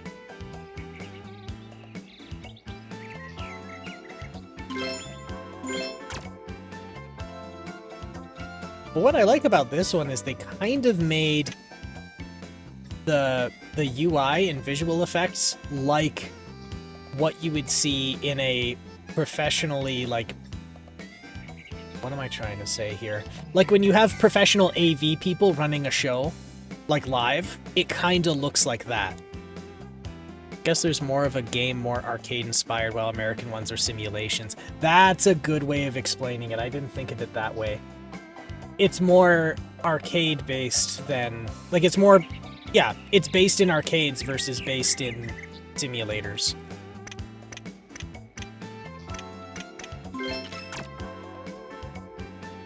Yeah, one thing I like with this UI, and I don't know if you were here for it, but when you first start the game, and you have to choose your person, they did a lot of those visual effects that an AV team would do in like a professional like golf game streamed live, like shrinking down a picture-in-picture to give you more information about something else while both are running. I'm like, oh, that's kind of neat.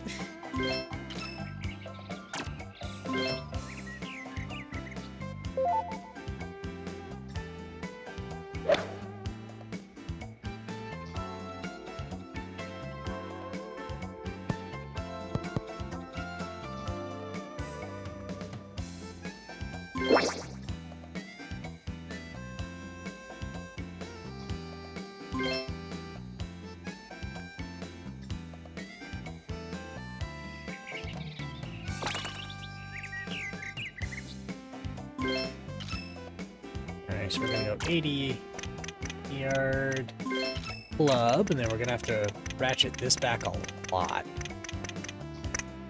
Yeah. Since we're on a hill, I probably have to do something stupid like this.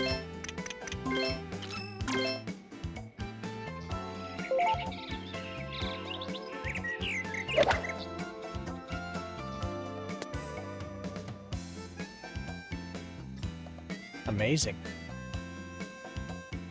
Like a professional. Yes. Certified professional golfer.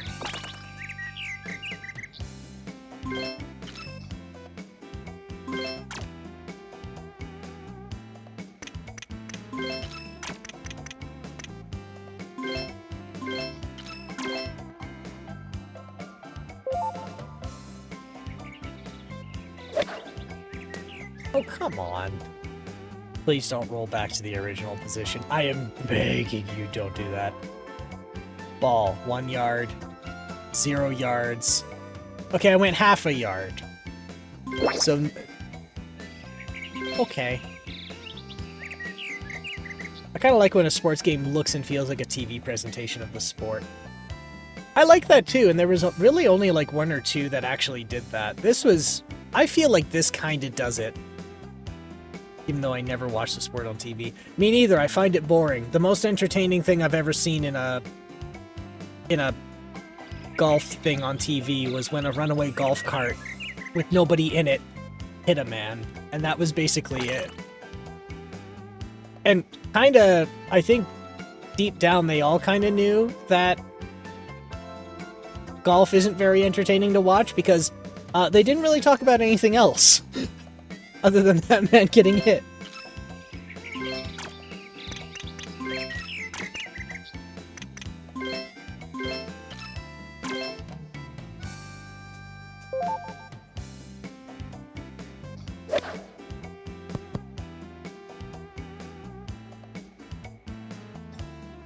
I don't even know how you do that. The only thing I could think of is like the throttle got stuck.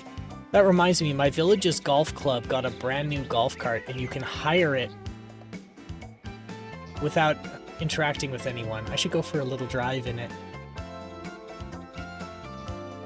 Let's take it for a little spin. Go pick up a bit of beer with it. Just drive it to the liquor store.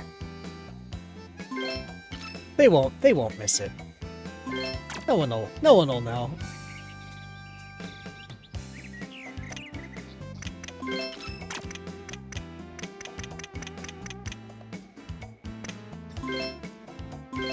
If you're still not sure, I can guarantee whoever runs the course did it at least once.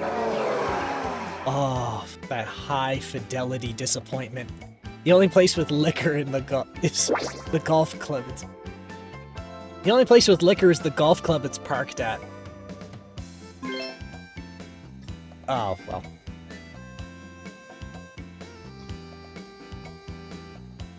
I don't know. Well, there's my idea out of the water.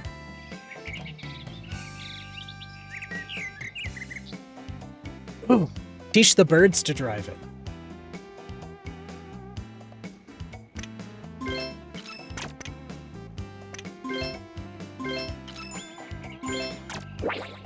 I'm sure they have together they could figure out how to turn the wheel. Are they a big bird? If they're not a weighty bird, maybe they couldn't. Not really anywhere to go here, although for a population of 100, we certainly have more than you'd expect. They're crow size. Oh, okay. They don't have enough weight to move a steering wheel. Even with power steering, which a golf cart wouldn't have. Well, that's a love of an idea.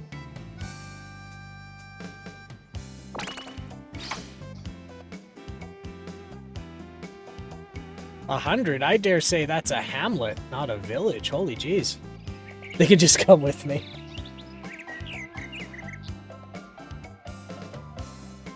I love to just drive over the course. It's really nice. So I imagine if it's a village of 100, there's not really like a lot of control and regulation. And we have these giant endangered eagles nesting there. Giant endangered eagles.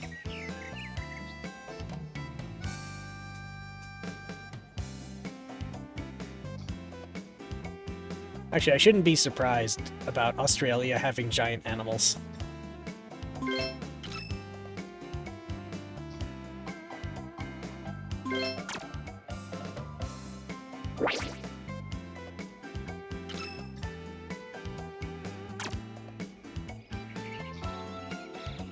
Well, it's nice that it acts as a little reserve for them. That's good. Yeah, there's only a few hundred of them left. Tasmanian wedge-tailed eagles, the largest bird of prey in Australia. Oh my.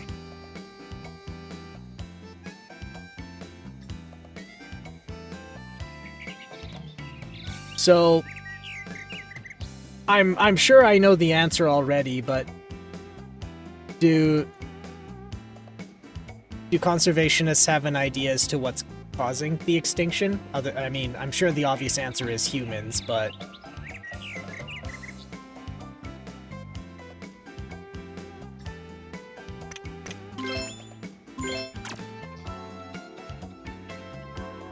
Oh yeah, deforestation. Yeah, I figured. To raise cattle. Yeah, I figured. I figured it was something like that. Environmental destruction.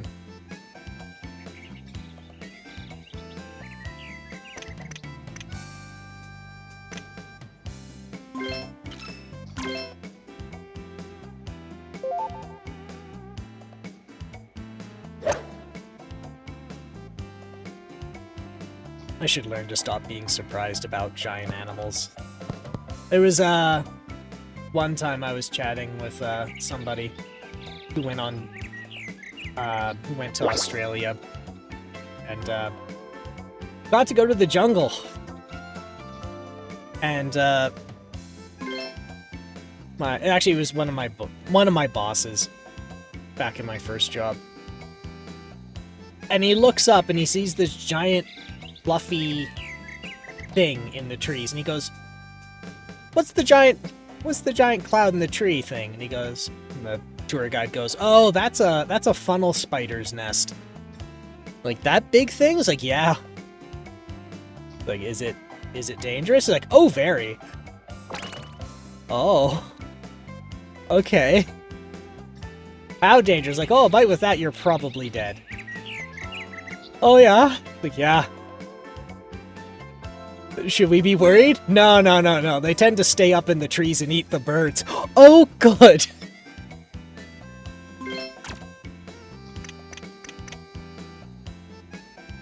I feel safe already.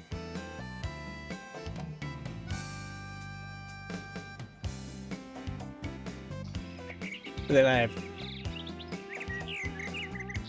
there's tons of cool animals in Australia.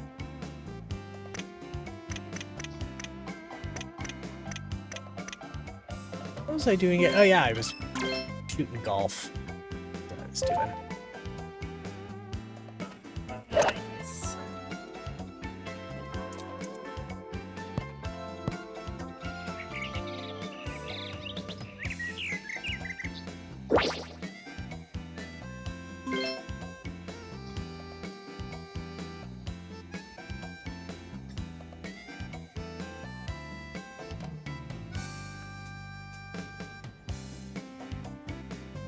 All right.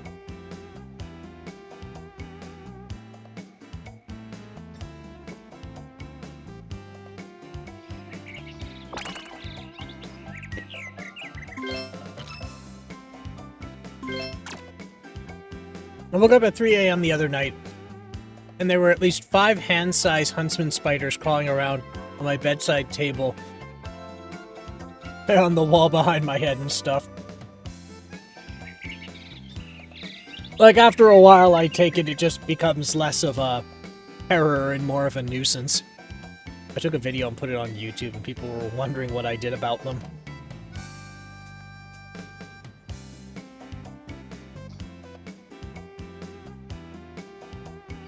Gave them each a tiny bed. What were they? I don't know what huntsmans were hunting for near your bed, but probably just warm. I don't know. Not that I would know. I'm not a very good biologist. Yeah, they keep me safe from the more venomous spiders, so I just turned the lights off and went back to sleep.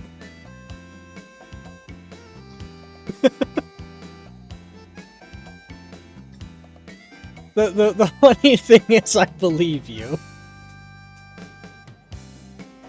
Because huntsmen's just... I mean, I know they do bite people, but, I mean, not really, unless there's a good reason. At least I understood that. At least I understood it to be that way, anyway. Huntsmen love cockroaches, venomous spiders, millipedes, and other pests. Oh, good. I like... Well, then, they can just hang out in my house, if that's the case. They can eat the more deadly spiders. They can have them. They don't build nests, they just sprint after their prey and catch them with their extra long arms.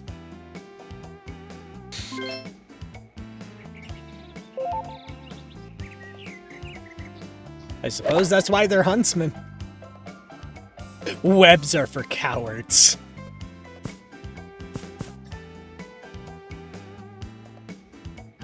It goes against the very sport of hunting.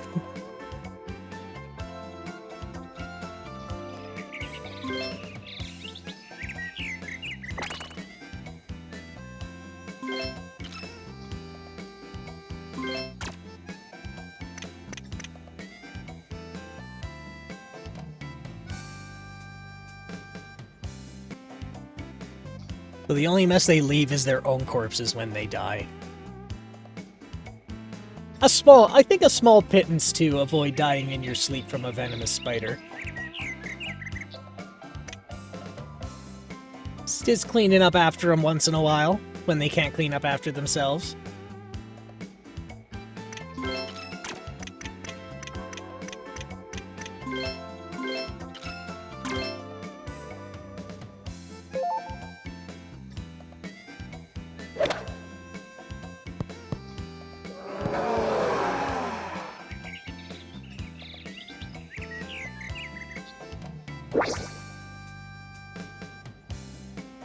Yeah, I just got to take them outside and give Akura Wong a meal.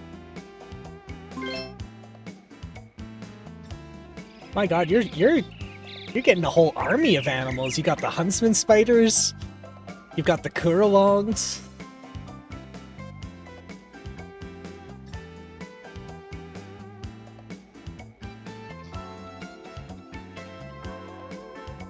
Next, you gotta befriend the capybaras.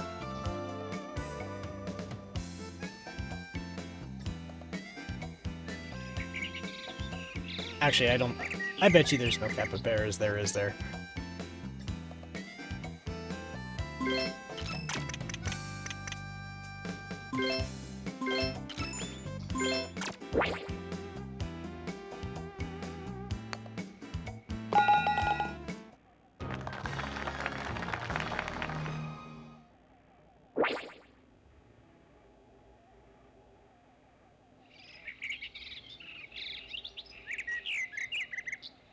It got oddly quiet. What the hell?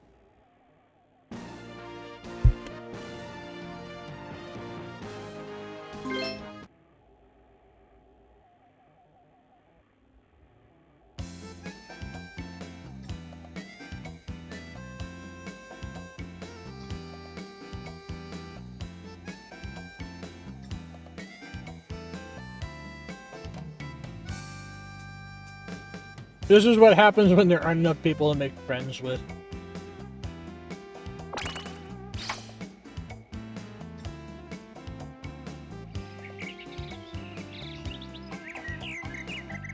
The people in the village are nice, but they're mostly a few generations apart and don't have a lot in common.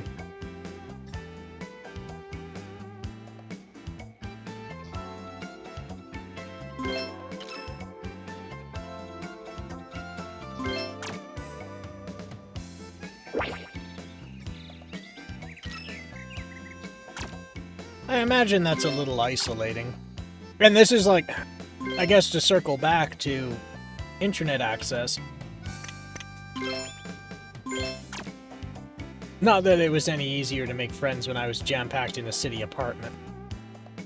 Well, and this was actually an interesting thing is, one of my own siblings, was talking about living in a metropolitan area versus living in, say, like a smaller town. And yes, the dynamic of people is a bit different, but at the same time, it's amazing how people just, with like all other factors the same, can act so differently as just part of living in that city.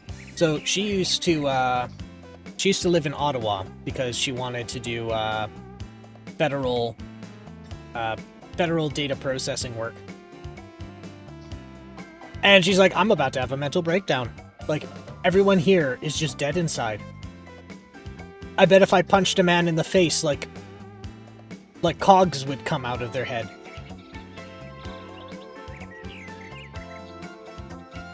And then she's told, well, you know, in Toronto, this doesn't happen. Like, people are not like this. But it's like two places, I wouldn't say one is, I can't remember which one's larger. I think Toronto's larger. But still, just the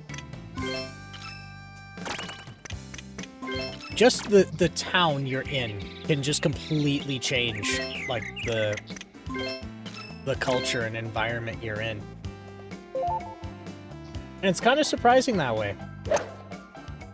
Because you'd expect, like, two hamlets or, like, two villages or towns just kind of have the same behavior. But no, not all towns are the same.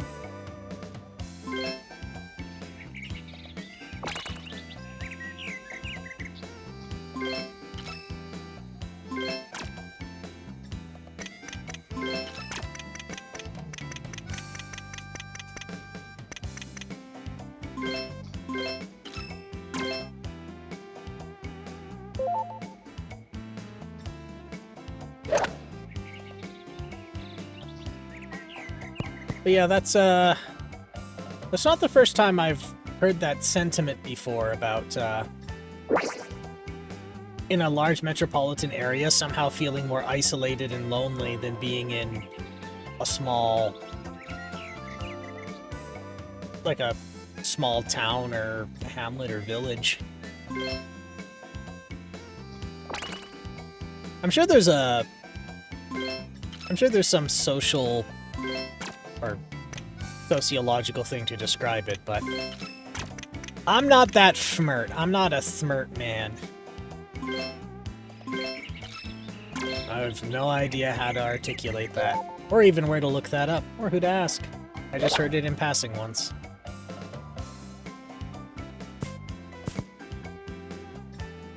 I completely goofed that.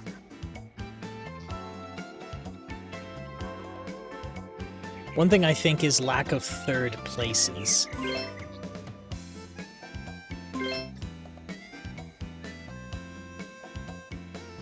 I've never heard that concept before, or at least had it described like that. I watch a lot of videos about how to improve society, and they all make a big deal about third places. Can you describe a third place to me? I've not heard that term before. Your home is your first place, your work or school is your second place. Oh. Okay.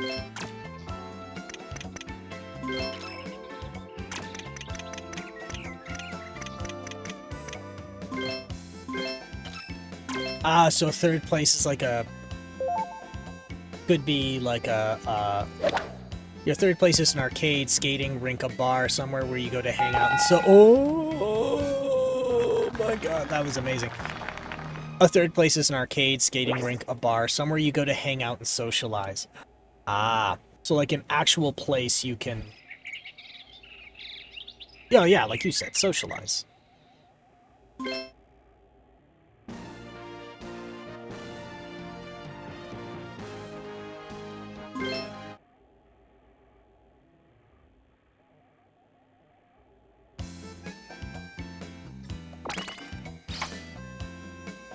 There used to be more of those places.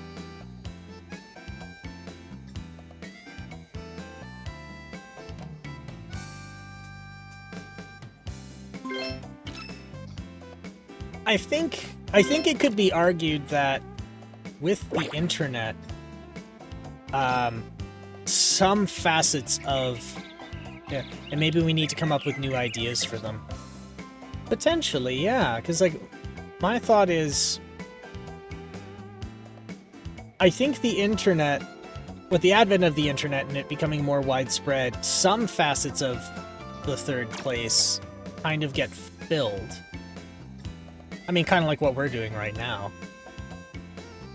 You're on stream, like, the stream's on, you come in, and you have, you can chat about things and kind of hang out with others, but you're not physically in the same place.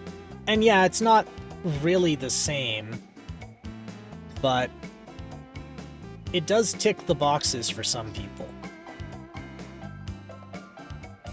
So maybe, and yeah, and you're right. Things like arcades aren't really a thing anymore, or now they're a novelty. They're not an actual place you normally go. They're a place for fun once or twice. Yep, that's what I use Twitch for. And before Twitch, it was forums and IRC. It's my third place. Yeah. I mean, now that you say it out loud, now that you say that out loud and I have to think about it, I don't even know what would be considered my third place. Maybe, like, bars and pubs, but I very rarely go to my third place then. Because Lord knows, and if I'm not on stream, I'm not really like chatting with people. I tend to more lurk, which kind of defeats the purpose of the third place, to be social. You're giving me something to think about. There are valid reasons for socializing in person, though. Like, it generates oxytocin, the trust hormone.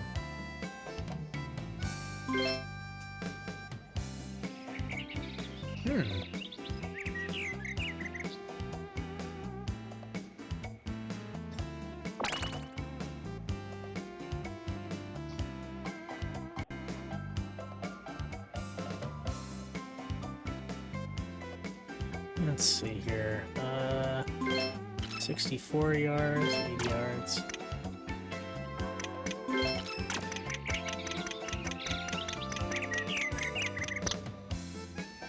So in some ways, it just not being face to face doesn't always tick a person's boxes at a very low level.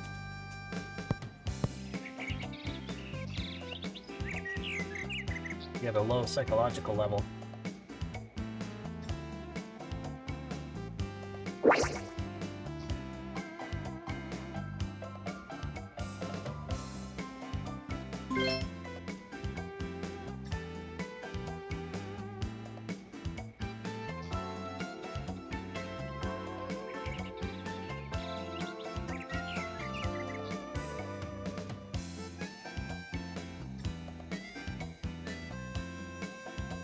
Problem is, I have a lot of excuse me, I shouldn't be doing this with candy in my mouth.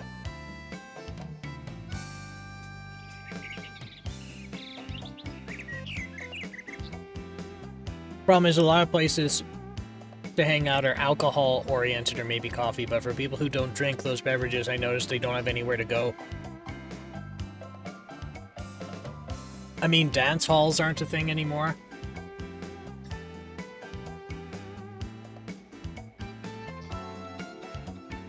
Internet cafes aren't a thing because, well,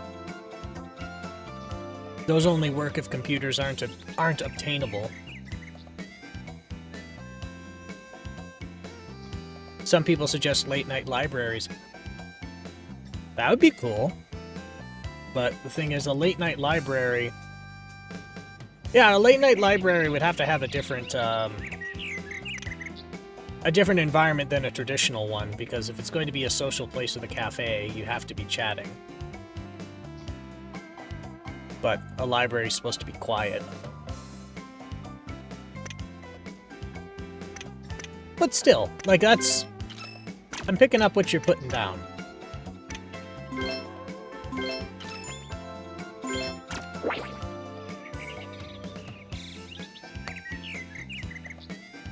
And I mean, some libraries actually do a good job keeping up with the times. I actually have to give credit to the municipal library here. So our municipal library has an online service where if you present your library card, they basically have a Spotify-esque music streaming service. Because the generations going into them grew up with them.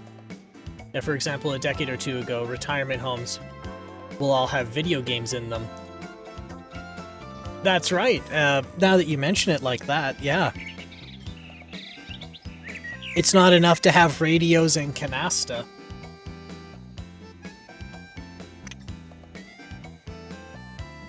And having people come in to sing, like, it's not what our generations did.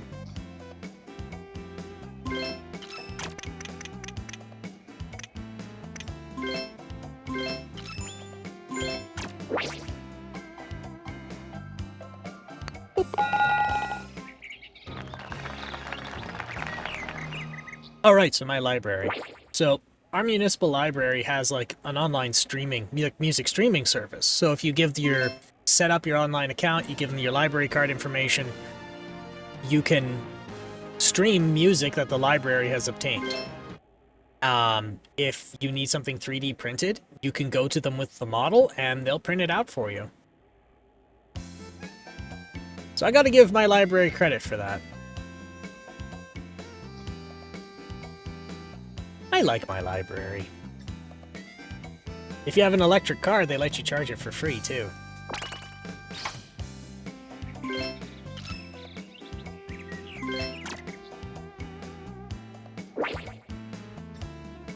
Brings me joy. That's what I wanted our library to do. I even offered to donate the 3D printer. And, like, you don't need to... They don't even want new books. I think part of it is, like, how are they being funded to operate? Are they even being funded to operate? But yeah, they really should be getting new books on the regular. Which is a little disappointing of them. They're not. Everything here is volunteer run. Right, right, 100 people. Right.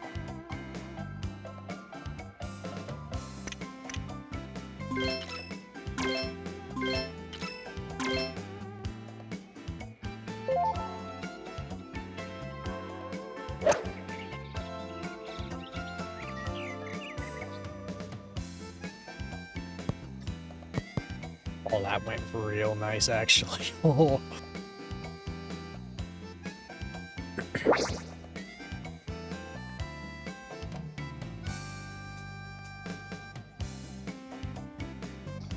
Well, I mean, if you were to donate a 3D printer to your library, then is there someone there who is able to operate it? I mean, aside from yourself.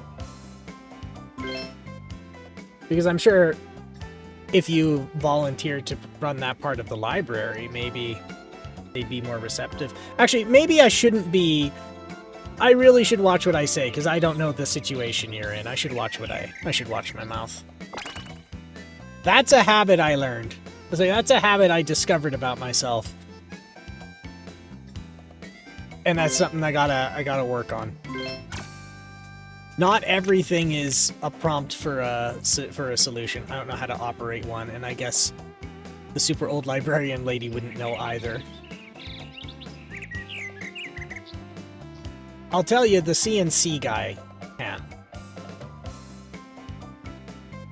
We need more young people to move here. Yeah, and you'd need to... yeah.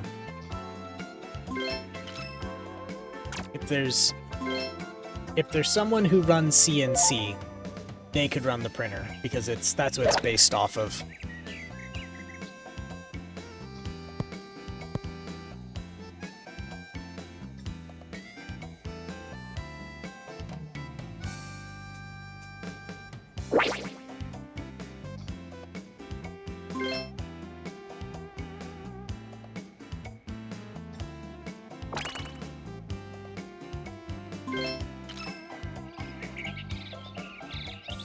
I need to tune up my 3D printers now that I think about it.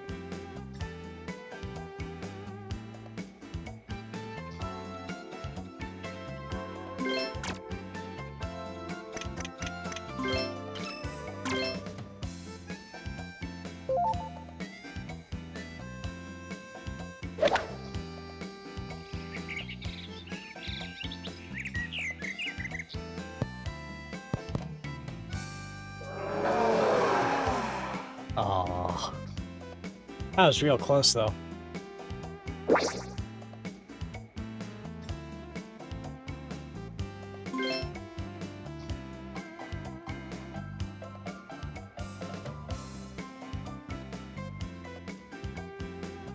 Have you ever heard of makerspaces? As a matter of fact, yes, I have heard of makerspaces.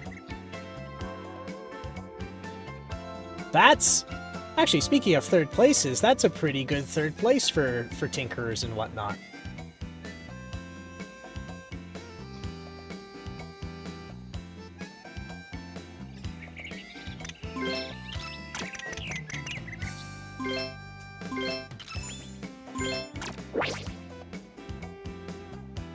We need more of those. I agree. We need more maker spaces. Because what I tend to find is... Holy shit, how is that a birdie? Because what I tend to find is I see a lot of folks and they make something really cool. But they get hung up on something and they have no direction or tips or anything, and they end up just giving up on their project. And it would have been beneficial to a lot of people for them to have finished it, but just, I mean, what are they gonna do?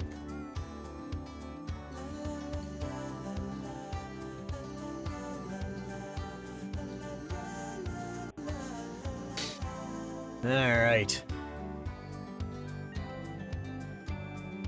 I didn't... kinda bad.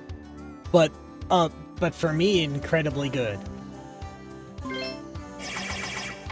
Well, thank you for GG. Is having some encouragements or someone hanging around while you make something can help. Having somebody serve as a rubber duck is surprisingly useful.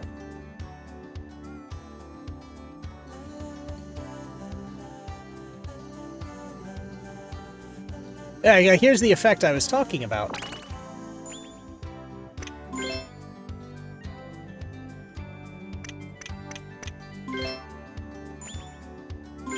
They shrunk the video in video. Alright, so that was the third Golf Navigator, but there's actually a fourth. And once we're done the fourth, that's the PlayStation 2, or technically, all the ones I can play. Because, there are, I think, 2 or 3 that require a custom HID, like a controller that they made for themselves that, nobody kept, and nobody built a replacement for, and I'm not paying $1,000 for a stupid, partially working plastic controller that I'm only going to use once for a challenge. Not happening. Not happening at all. I don't even think any emulators run those custom HIDs. Alright. We'll give that a bounce. Bring it up cold again.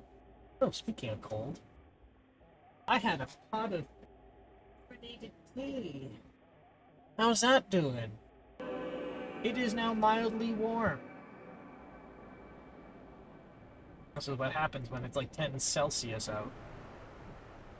By a vent. Alright. Oh, I might as well have my warm tea now. Well, now it's a cold tea. Because my mug was by the window. Alright. OPL.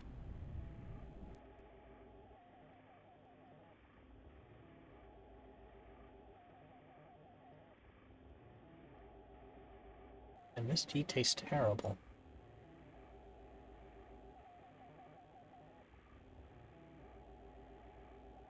It smells weird too.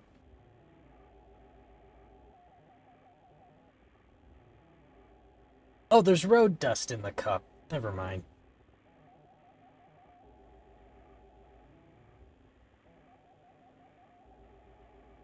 Blech. That's gross. Where the hell's my...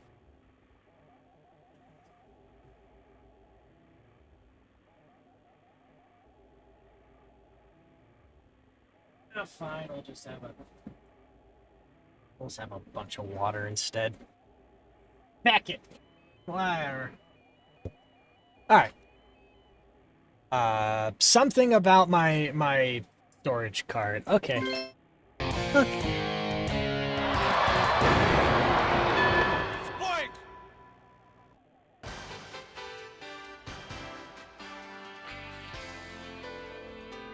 2001. Spike.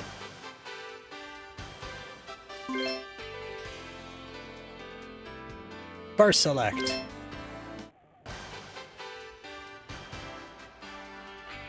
The Gotemba course. or the Ishoka Golf Club? Oh, or, sorry, Ishioka Golf Club. Gotemba, Ishioka. Well, I went the bottom route on the 3rd, so let's go top route on the 4th. Gotemba.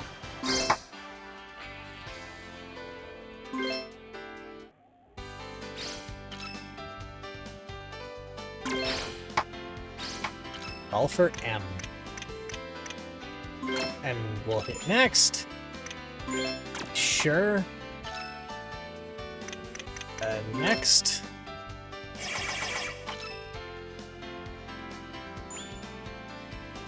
Sure. I don't know what I'm gonna get through this menu eventually. Eventually it's gonna happen.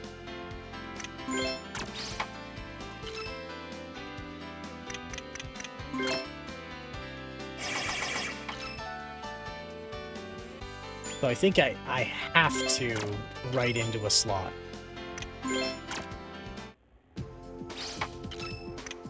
I guess not. Okay.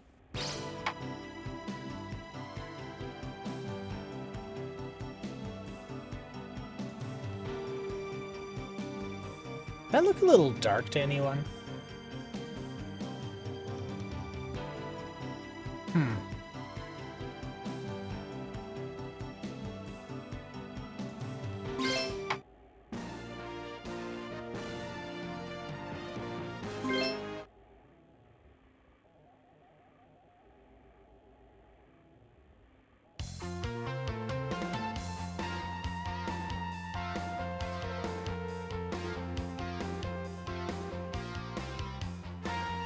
Maybe my video capture's weird.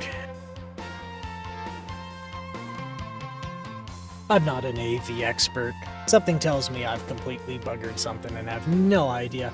I am never the wiser.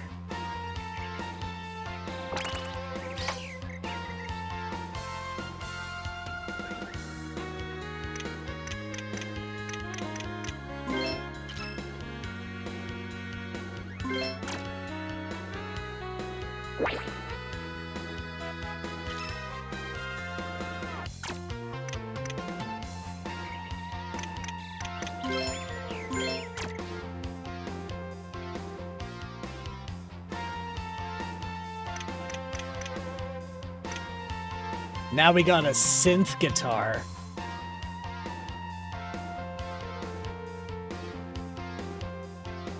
I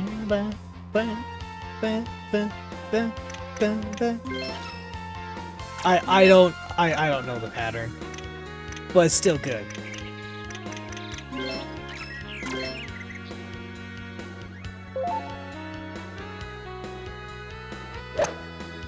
There we go.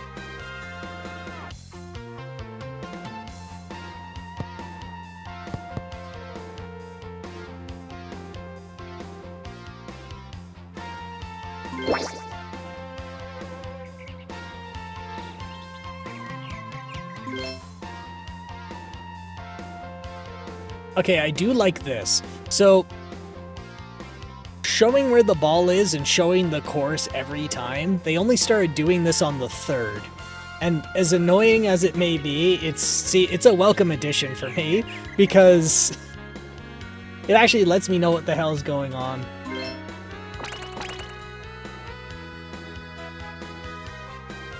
Ooh.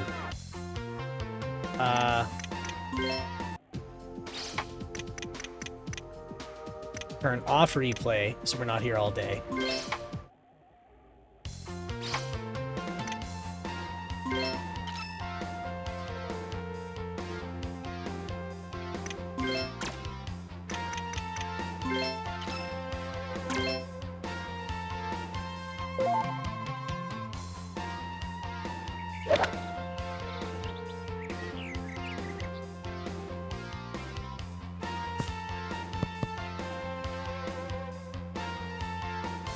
Stop rolling. Stop. Cease.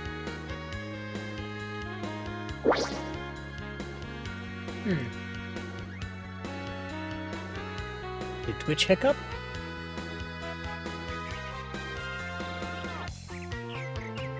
I'm a little on edge.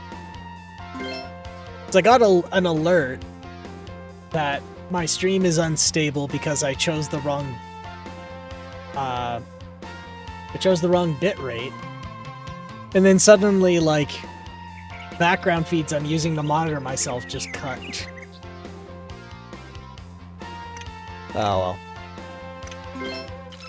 If it happens, it happens, I suppose. But oh dear.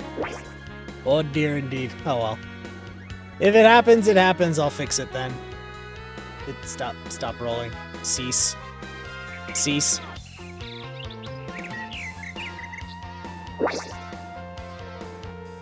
It's weird that I'm getting complaints about it being unstable. I've only dropped 67 frames in 2 hours and 30 minutes.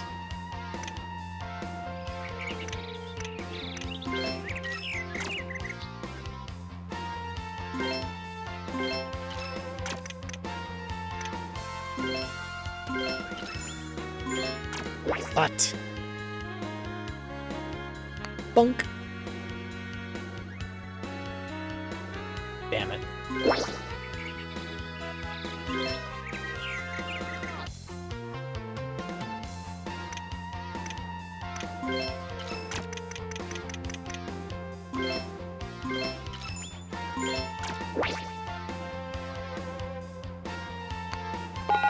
Yeah.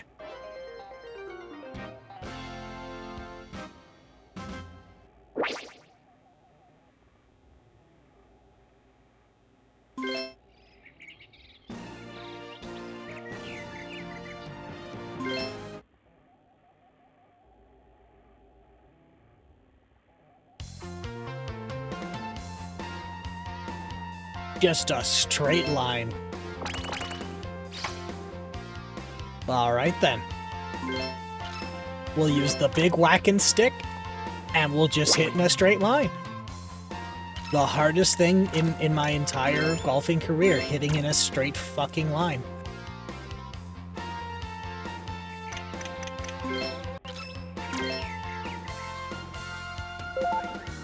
That's not a straight line.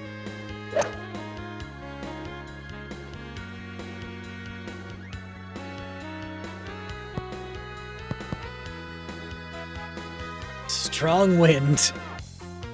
Yeah, we'll blame the wind. It was the wind's fault.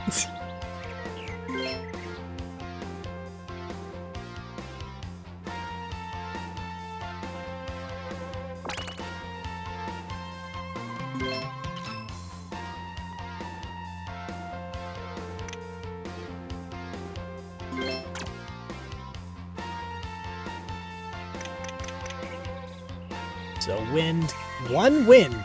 There is an wind. Oh man, just as you said that, the wind blasted my house. Oh, you got a windstorm coming? Oh no, that's going in the... Oh no!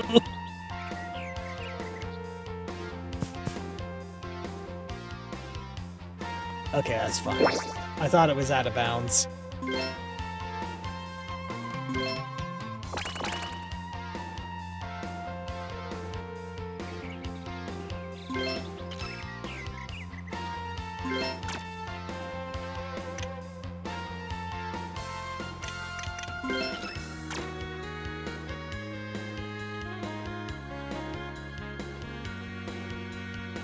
Okay, so if I do that, I'm gonna hit the tree.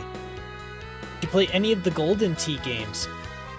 No, actually, I haven't played any of the Golden Tee. What platforms were the Golden Tee games again? It was the Neo Geo, right?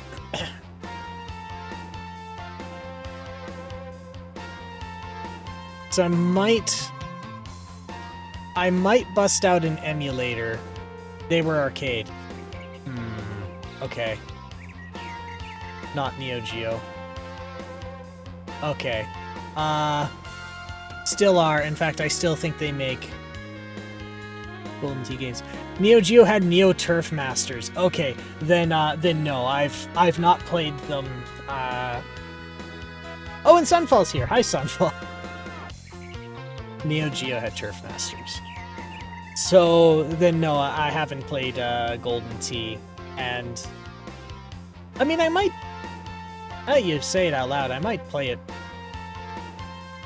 one of these days. All good, all good. Don't feel obligated. If you feel like cooling your heels, you're more than welcome. Don't worry about it at all. Let's see. But yeah, I haven't actually played. Yeah, I've not played Golden Tee before on stream. Unfortunately, it wouldn't be part of the challenge because the challenge is for home computer and home console. So I didn't include arcade in that.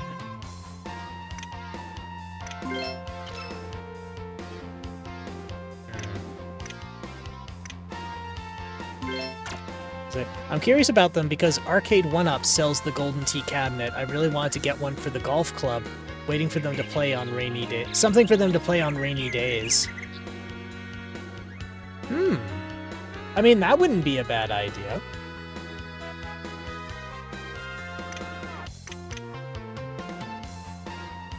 Let's go to the swing. So I want to put this as low as I can.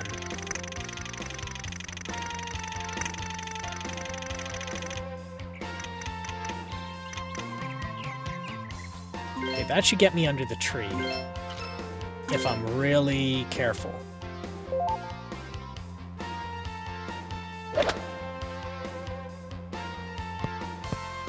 There we go. Neo Turf Masters is excellent. A proper Golden Tee setup requires a trackball, too. Need a trackball.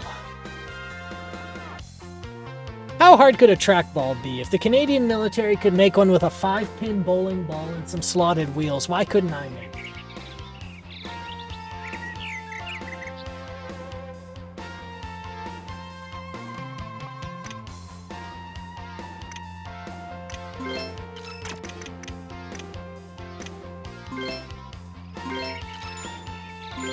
But yeah, I'd say an arcade cabinet for the golf club seems like a good idea. Because it almost sounds like the golf club is kind of the... It sounds like it's kind of both the pub and the golf club, if you know what I mean. Kind of doing double or triple duty socially.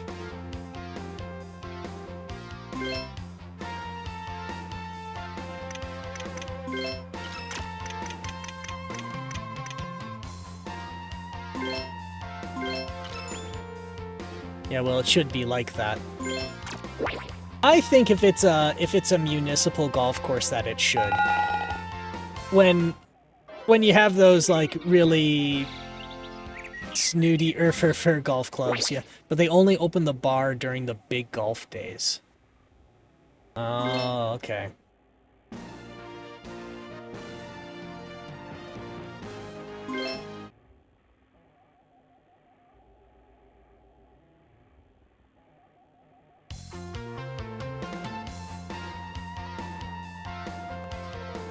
Sometimes I go over and get a cider, but it's super awkward.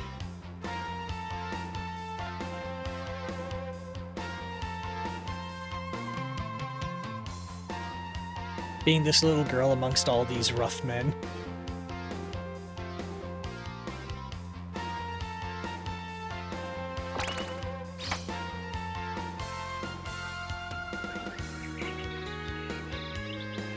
Being like, what's she doing here? And the only appropriate response is, if you have to ask what she's doing here, you didn't know what she's done.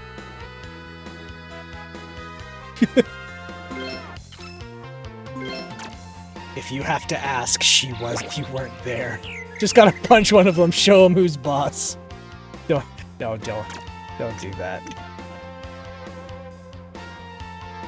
Actually, it's funny, one of my siblings, she's learning Krav Maga, and she's like, this is the best thing to ever happen to me in my life! I can kill a man now, I am so empowered!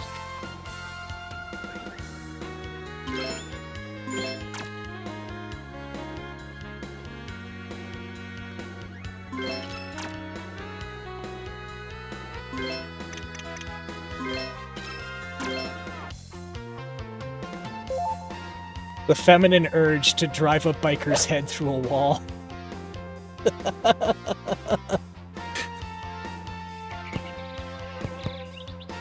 One of the villains in a game I'm working on uses Krav Maga.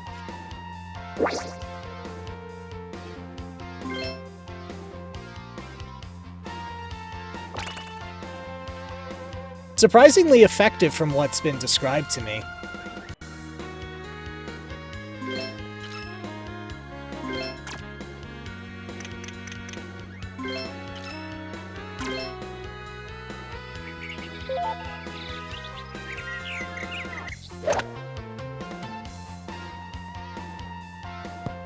Oh, they're doing some cool camera tricks, yeah.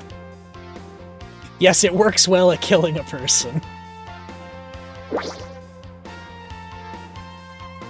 While all the others, it's like, this is for self-defense. No, Krav Maga's like, no, this is for killing. This is for killing a man.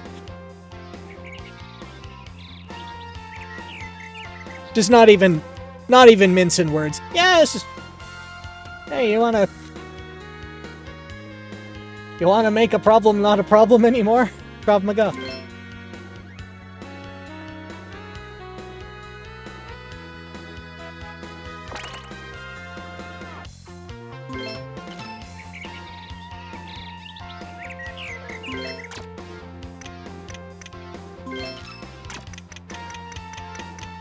I mean, you're still gonna have a problem, just a different one. That's why you run really, really fast.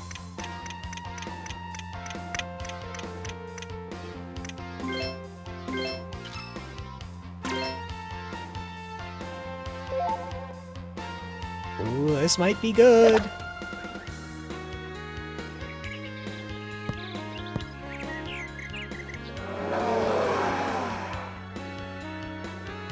Such high definition disappointment.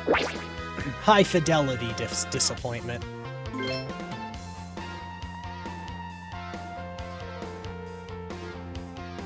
Now, one of the villains in a game you're working on. You're telling me you're doing game dev as well?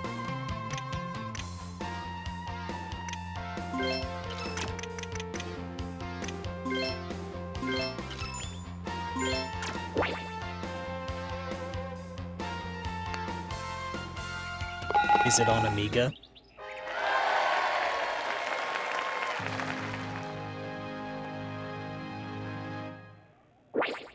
Yeah, I managed to get a birdie for that.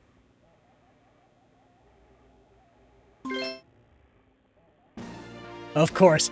That's the way to be. I expected nothing less. But that's awesome. So I haven't really been too on the scene when it comes to like Amiga game development tools. I know they still make them, but I know they still make like software for them as like hobbyist stuff and sometimes like indie studios. But what type of development environments is the community making for the Amiga?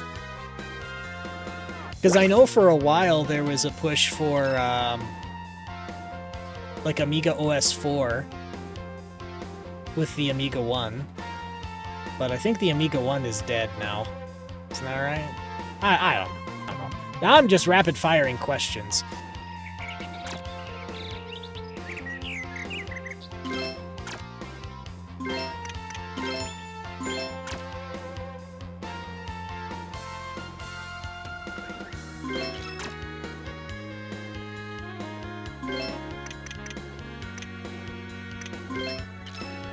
But yeah, maybe we'll start with the first one. What kind of development environments and toolkits are they developing for the Amiga these days?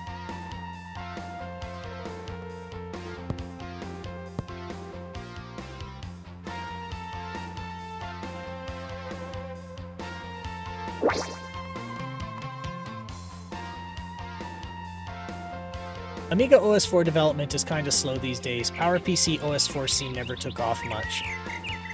I only saw one game ever ever made, like, professionally. Sorry, in an official capacity for it. But we recently got OS 3.2 for classic Amigas. No foolin'. I didn't know we got 3.2.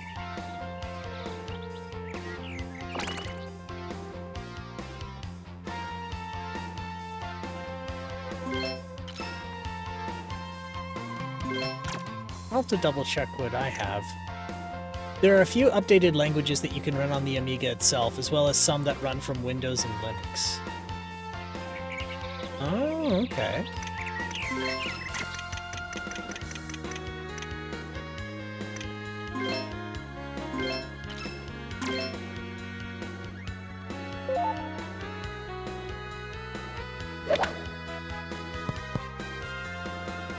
There's a game creation system called Scorpion Engine. It's GUI and script-based, very easy to pick up. Oh, okay. And it can produce Amiga and Mega Drive Genesis games without needing to learn how to code. That's pretty...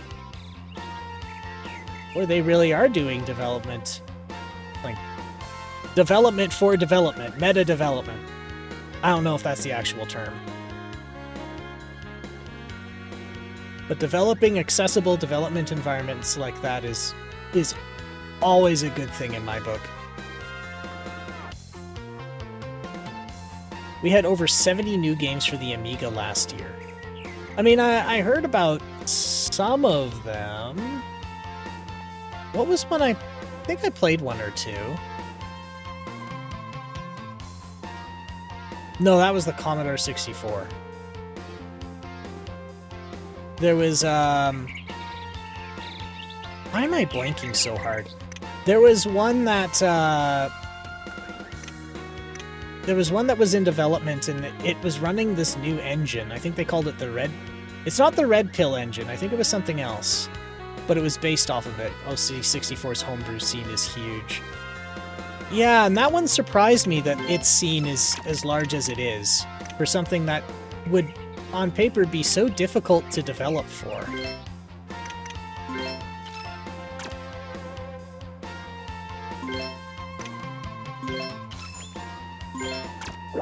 Oh, Red Pill is another constantly developed game creation tool. It runs on the Amiga.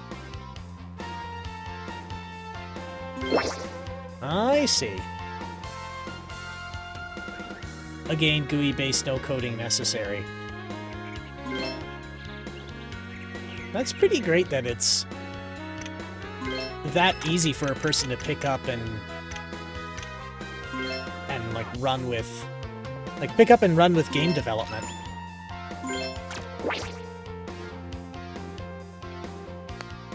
Because I mean, technically I haven't picked up and coded in earnest in like 10 years. Yeah, I made the shaders to do this weird stuff, but like, I think that's nothing compared to what I was trained to do. And I don't know if I really want to do a lot of that. I love myself. But I mean, M68K assembly is... What I'm getting at is, I could probably pick up M68K assembly again, but I don't think I want to do that.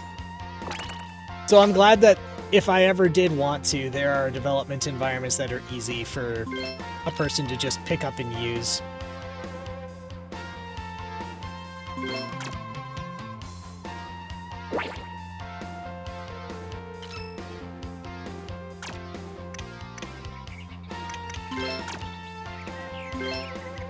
Accessibility is good.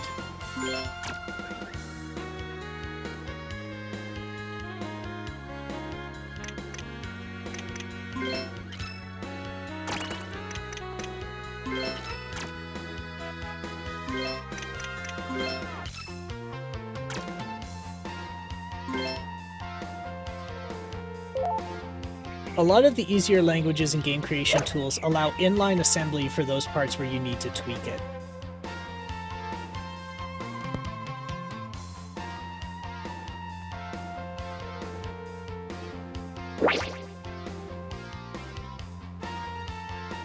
Oh no. Oh no, am I starting to get warmed up to the idea of developing for an developing an Amiga game?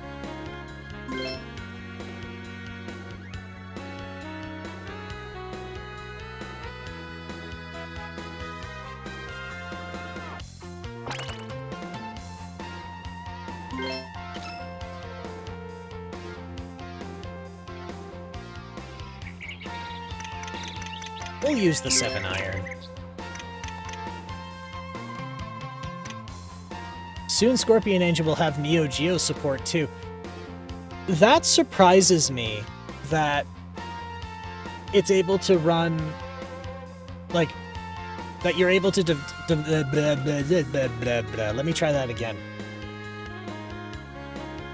It surprises me a little bit that the Scorpion development environment would be able to support Amiga and Mega Drive and Genesis and Neo Geo. And I'm trying to figure out what the correlation is between them that would make it so easy to compile for each of those targets. Or if there is one at all and the guy's just absolutely insane. Because that's a viable option too. I would believe that the person who developed that engine's a little insane. I don't know if you can make just one game and press compile for all three. I was kind of thinking as much, because they're different architectures. You may need a separate project for each system. That makes more sense now that you put it like that.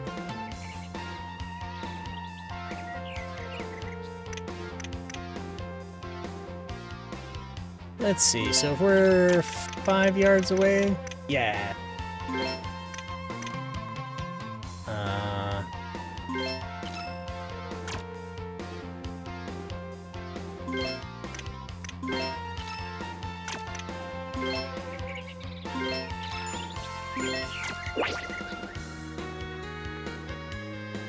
Up. No! Ah, shit, son. Ah, shit, son. Alright.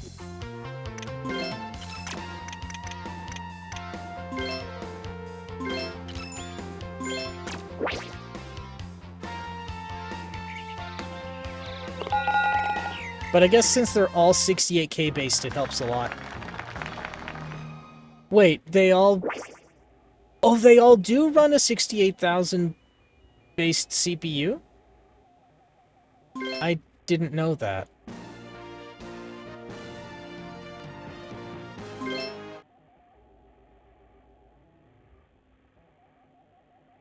Why did I think the Sega wasn't a Motorola-based CPU? Yeah, Amiga, Mega Drive, and Neo Geo all have a 68,000. Why did I think the Mega Drive didn't? I thought it was a Zilog for some reason.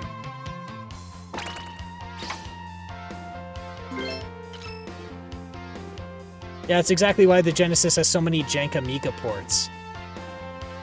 Oh. They were relatively easy to do. Oh, it's because it does have a Zilog 80 in it. Okay. That explains it. So does the Neo Geo. Okay. Okay. I get it now. So I imagine the Z80 was a coprocessor then?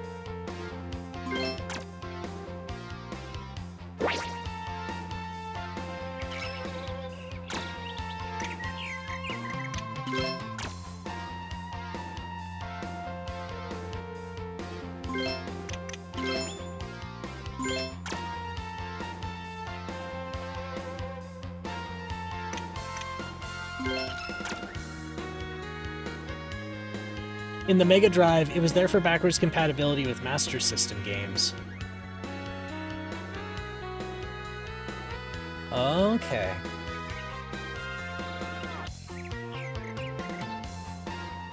Anyone who messed around with Genesis ROMs back in the day should know that it has a 68K.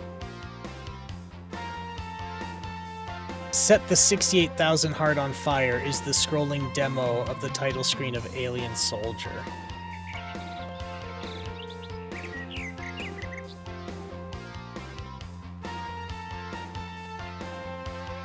Yeah, I'm a fake fan, I guess. It took me a minute. It was something of a meme in emulation communities.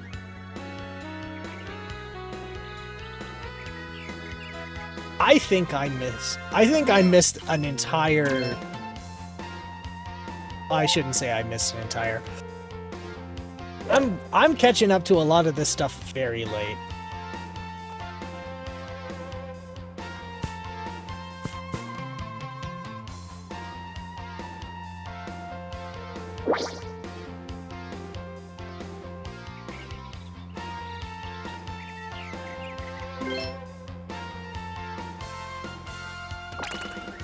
Alright, let's see if I can give it a walloping over there. We're going through the trees!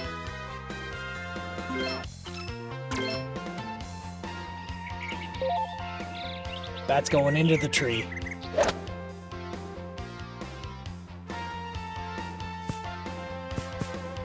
That almost went in the water.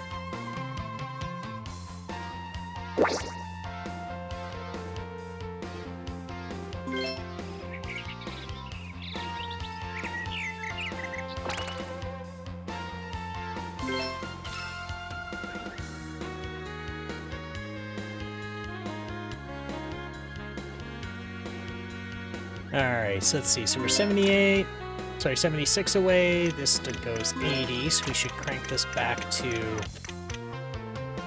70, because we're in the rough.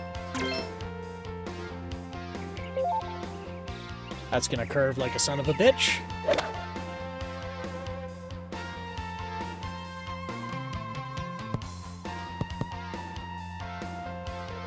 That wasn't too terrible.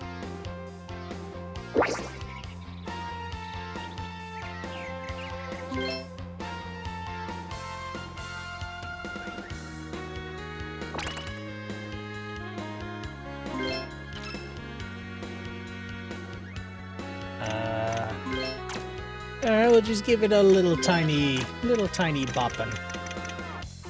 Yeah, a little itty bitty boppin'. Get a little baby bop. I'm just gonna pop. Yeah.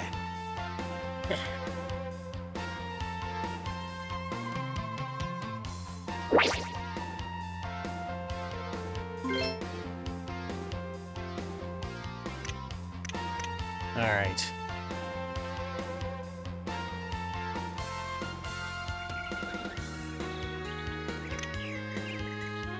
Let's see. So 3 degrees. That should do. A swing. We'll put it to 6.5. 6.5.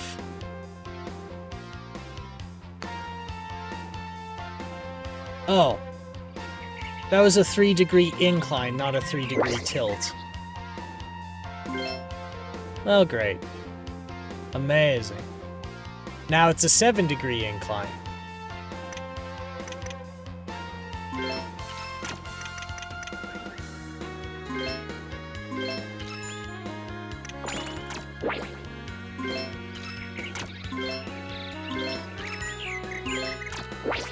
Give it a bunkin'.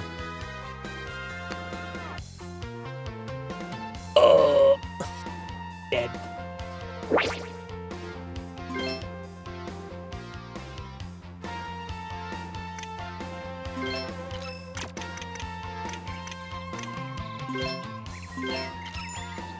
And go.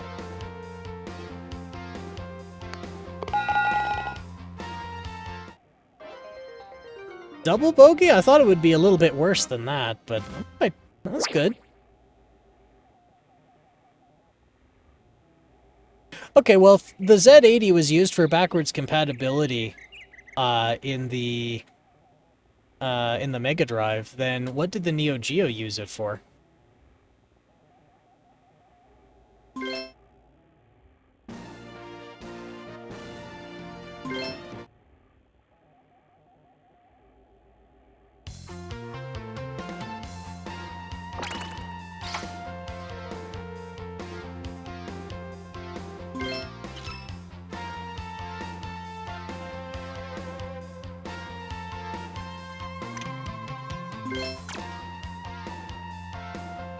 I like how it doesn't really say what the speed of the wind is, it just says that it is 2. I have two wind units. Actually, I'm reminded of there was a fella I used to, well, I say used to know, I still know him, I just haven't chatted with him in a very long time, because he's a very important person who does important people things. And, went to go visit him at his house. It was a co-processor, so presumably whatever you thought was worth schlepping into the Z80. I like how you use... Are those sneer quotes? Am I detecting that the Z80 was useless in that?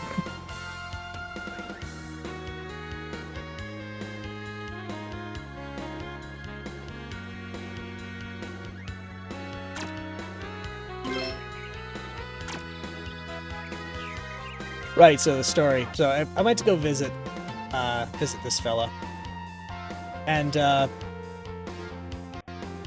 he loved his coffee, and he had a Starbucks coffee machine, and it was a substantial motherfucker. And it wasn't like their fancy Clover Press things, but, it was a residential grade machine that had some of the fittings for espresso and steamed milk. So it had like the boiler and the pressure tank and whatnot. But for whatever reason, when they chose to set up all of the instrumentation for the machine, who is drag racing out there again? Whatever. For whatever reason, where they chose to save money was on the instrumentation. And I don't know why on earth they chose to save money on the instrumentation, but their idea was to replace all of the instruments with a single analog gauge. And all the gauge was a needle, an upper and lower pin, 5 ticks, and the Starbucks mermaid in the middle. And we're like, what the hell does this indicate? What does this tell us? If we add 5 Starbucks to the tank, does it explode? Why did I go into standby? What have I... Okay, there we go. Everything's fine. I don't know what happened. I think I hit the I hit the spacebar and I was highlighted on that entry. So I'm like, what possible purpose could this serve? How many Starbucks units are required to explode this unit, this appliance? Because my favorite thing is the manual says, warning, do not exceed 300... Something like, do not exceed 150 PSI. And I'm like, oh, that's great. Where on the gauge is this machine? Like, where on the gauge is 350 PSI? Is it what is the conversion from Starbucks to PSI?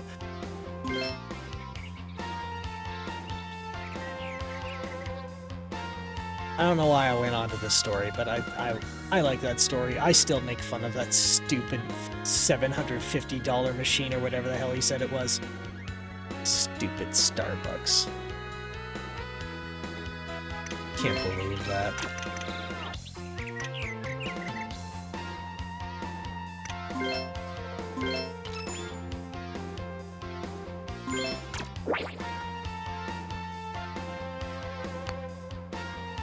Oh. Right at the last minute.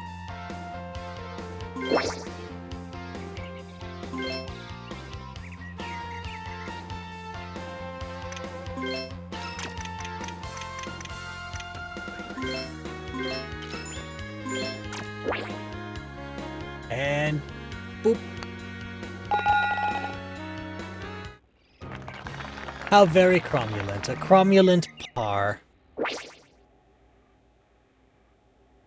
Oh! And Sunfall, about the 800 XL that we tested yesterday. When you said that there may be a problem with the keyboard connector being oxidized. Well, I took a look. It wasn't oxidization, it was Pepsi. Apparently, the only part of the board that doesn't have a protective shield over it is the keyboard connector and the controller ports. Polarization. Yeah. Then I fell into a rabbit hole of D-limonene. I went into... Okay. So one of my bad life choices, I think just in general, just to nobody in particular, one of my bad life choices is I'll procure things and then learn about them and then realize it was a stupid idea. So I procured a chemical called D-limonene, and I procured it because I was informed that it is based off citrus, and I love lemons.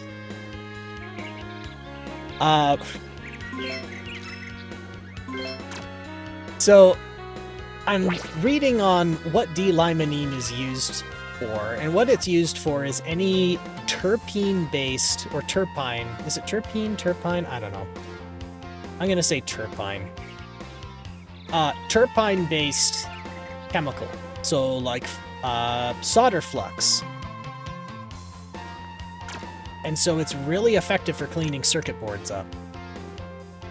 And then I'm told, like, oh, it's great for cleaning your hands. It's great for this. It's great for that. It's great for cleaning the floors. And it smells like lemons. And I'm like, hot damn, I will buy this industrial vessel of D-limonene. And as soon as I take it out of the box, it's like, warning. Do not contact with skin. Warning. Oh, actually... Do I have it here? It has a picture and it says, like, oh, what does it say? Yeah, they're basically like, yeah, don't pour this in the river because it'll kill all the fish. I'm like, what the hell is this for? Like, I feel like I've been lied to a little bit when they're like, oh, it smells great. You can use it to degrease your hands. You can use it to clean circuit boards. You can clean your floors. Don't touch it.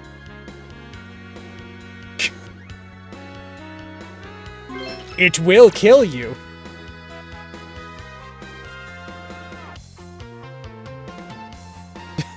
Do not taunt Happy Fun Ball. Yeah, basically that.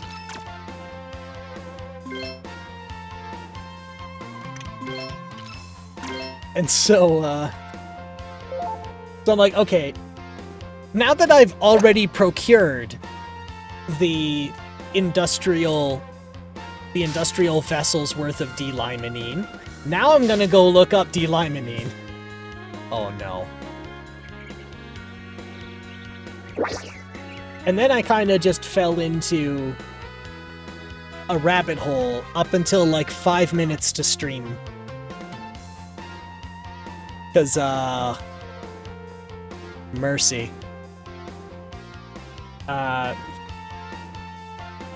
So they're like... So I'm getting this, like, this report. Not a report.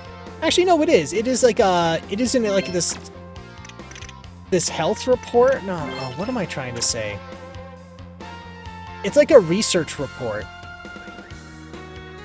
From some government body in the United States. Talking about D-limonene, its use, its health effects, its dangers. And even the paper is waffling back and forth on what the hell this chemical is. Because first they're like, well, they said, well, D-limonene is actually based off of the, like, the citrusy smell that you get from a lemon is from the oil in the skin. Well, D-limonene is an extract or like a refined version of that oil that you find in the skin of citrus. And then in the same report, it says, this is not safe to consume, but if you've drank orange juice, you're drinking about 100 parts per million of it just by drinking orange juice. So it's not all that dangerous.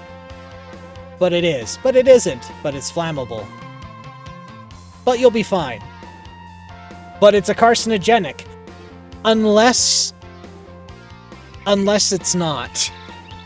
So then it was like, yeah, so we tested in male mice and it's carcinogenic. However, for some reason, when we tested this in female mice, it was anti-carcinogenic. We're like, huh?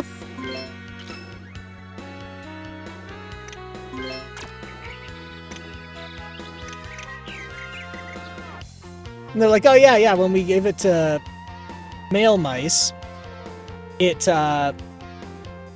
induced some cancer cells. However, when we gave it to female mice, it did the opposite. The mice didn't get breast cancer, basically. Which is strange to... Like, this is a strange chemical, and now I'm kind of scared to use it, but it smells like lemons, so I kind of want to use it. Also, it cleans flux off circuit boards, which has been a tremendous pain in the ass for me. But it could potentially give me cancer. But I also consume it in my orange juice and lemon baked goods. And it smells like lemons. I think what I'm getting at is, cancer be damned, this detergent smells like lemons.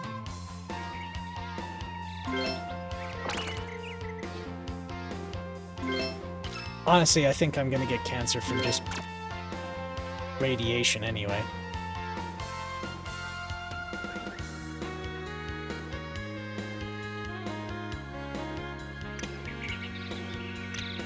Oh my god, how did he get stage 4 cancer? Citrus.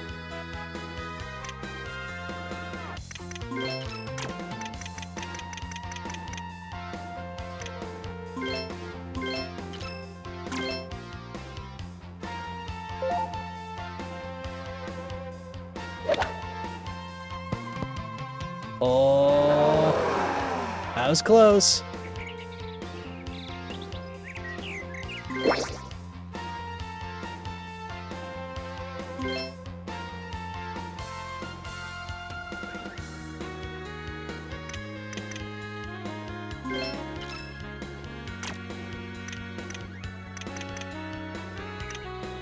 Yeah. There we go. Give it a putt. Just give it a putt. Just a good old putt. Son of a bitch.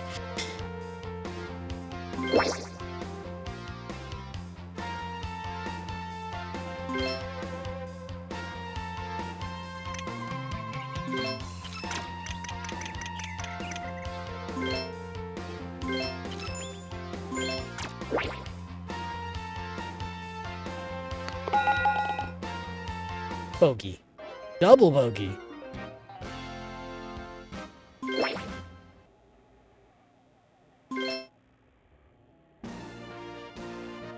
All right. Halfway through.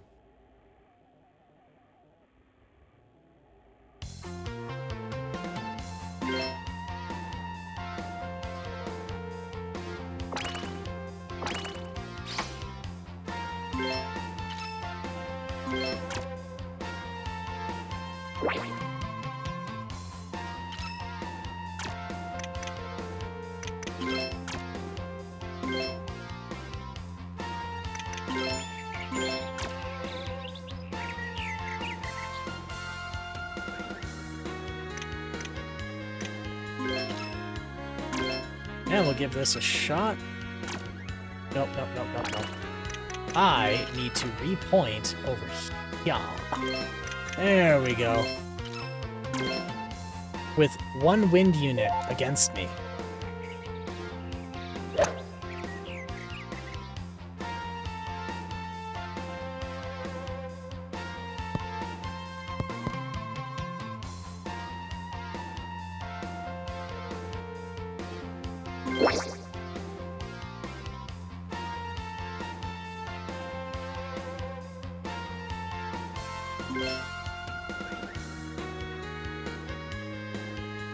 Alright, 152 yards away.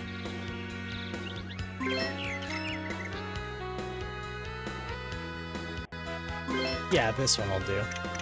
And, crank it back a little bit.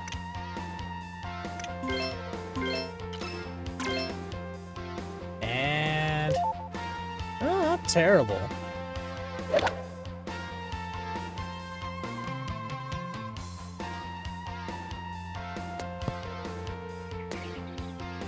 But that was terrible.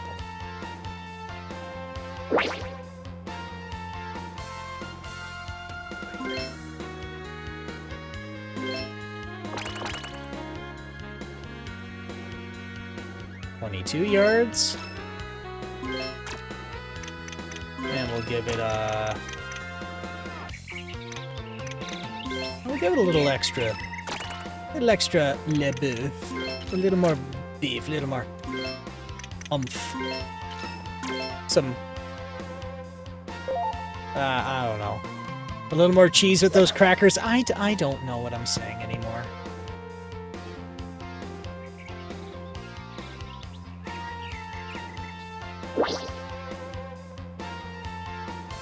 What are some platforms I didn't consider?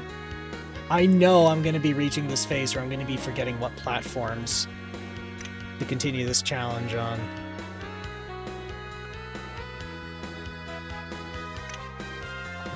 Direction. Okay, so we're perfectly flat. Means this should be just a bop. Just a little bop. Yeah. How perfectly normal.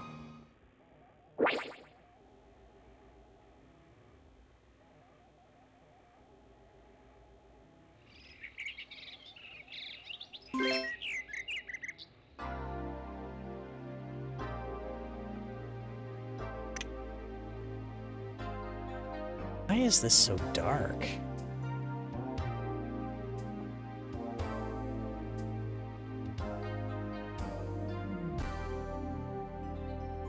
Wait a minute.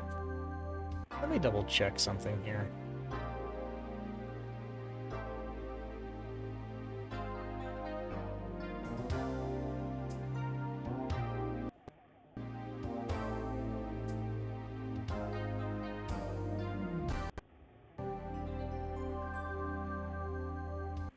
Nope, those just jammed it up.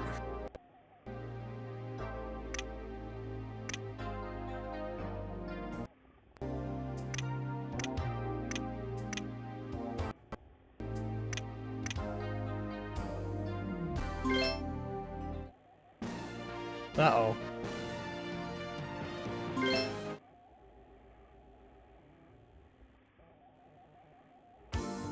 I poked around at it, now I broke it.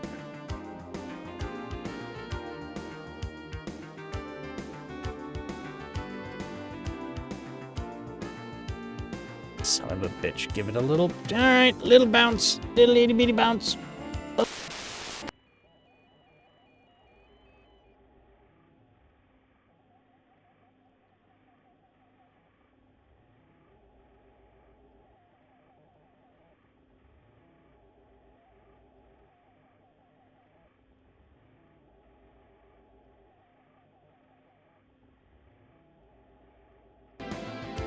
There we go.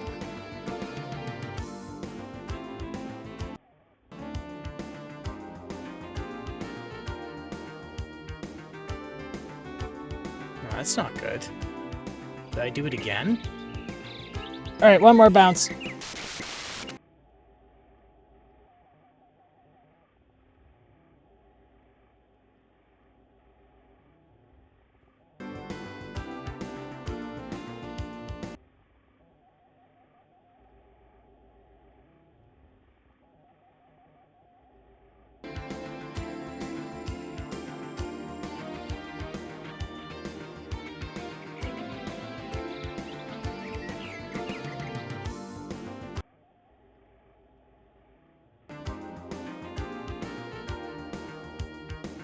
There we go.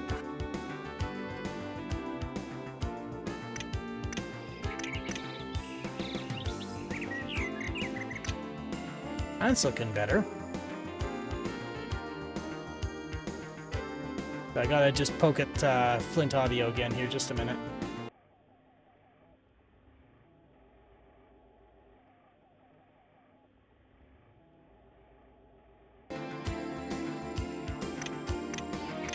There we go.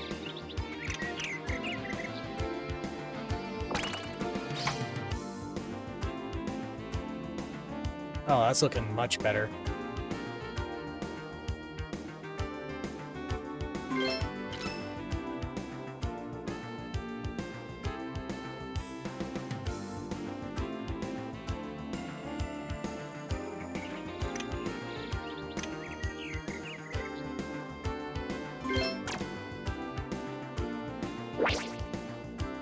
So for some reason, I just had an option to not show the entire color range. That's just an option I had. But yeah, color range. There's full or limited or auto. And there's not an explanation on which is which.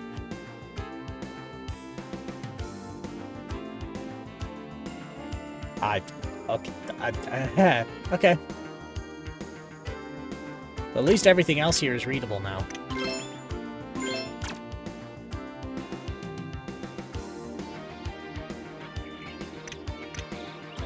Well, maybe not this, but more than it was, I suppose.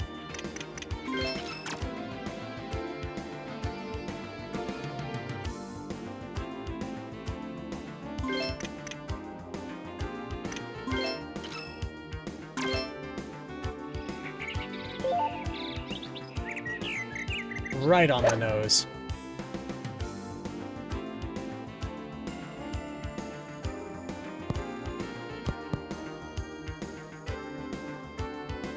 There, that's pretty good.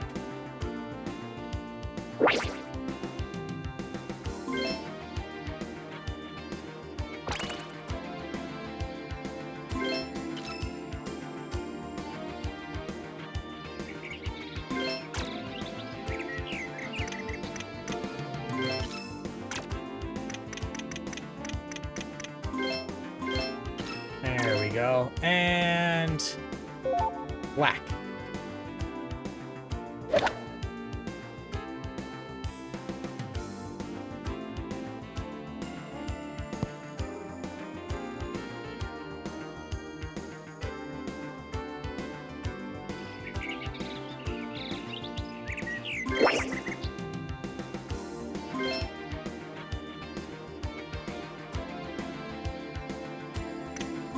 Let's see, 20 yards. So it's 11 yards. I'll go a little bit harder than usual. And boop.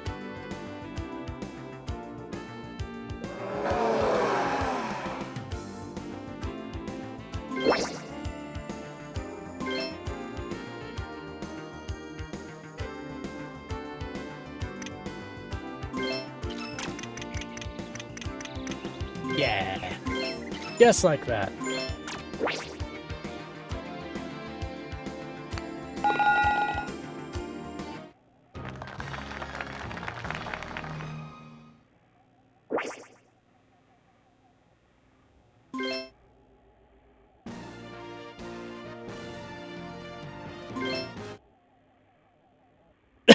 Excuse me. Okay, that screen looks much more readable now.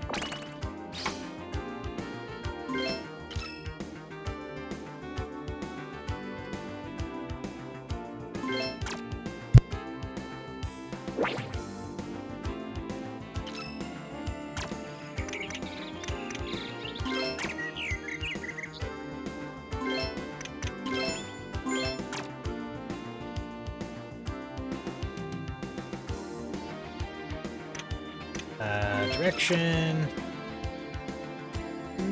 maybe a little here. Yeah, right there. And we'll... Boop. Yeah. That looks good.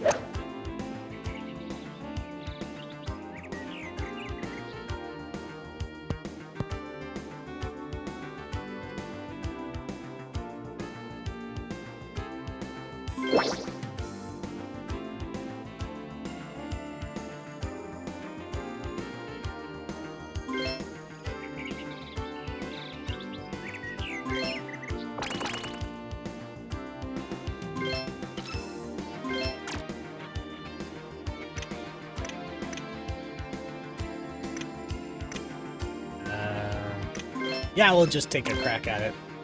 Just give it a walloping.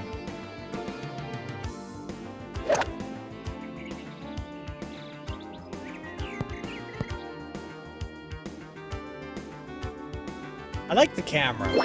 I really like how they did the camera this time. I'm sure I'm saying that, and it's exactly the same as it was every other time, but for some reason, it's just more noticeable this time.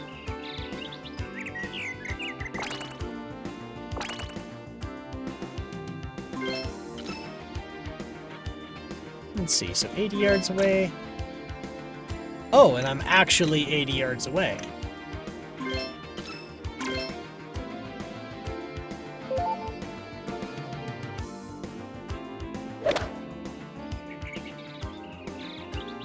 And bunker.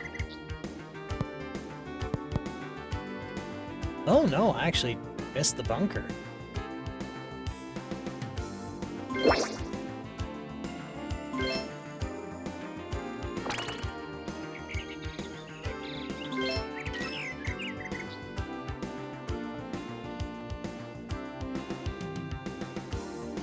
I wonder what a fella needs to do to get a Neo Geo. This is a dangerous thought to have. There wasn't really a lot for the Neo Geo, was there? Actually, I should watch what I say. Someone's gonna be like, "There's so much, you plebeian." At this point in the retro consoles rage, institution mostly.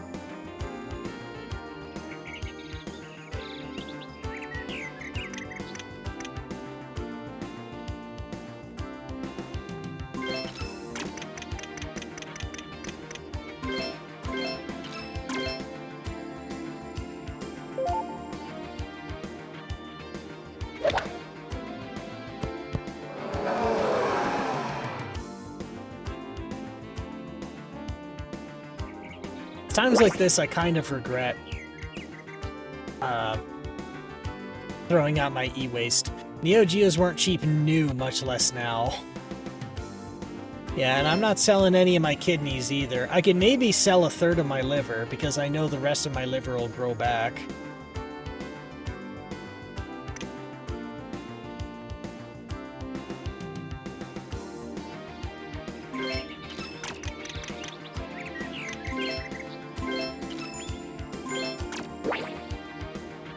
I bet you even a broken one's gonna be exorbitant.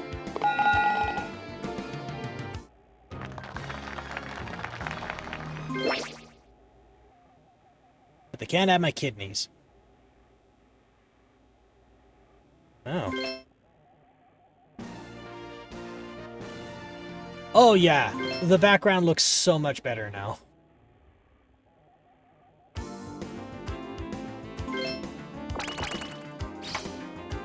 Can't believe that's an option, to just not show the full color range coming in.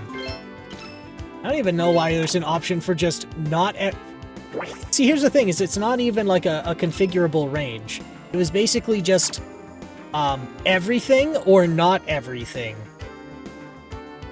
And it was set to not everything. Or actually, it said partial. So yeah, not everything. Okay, to elaborate on that... Can to elaborate on that, OBS? No. No, fuck you. You want all of it or some of it? Why is this so hard to understand?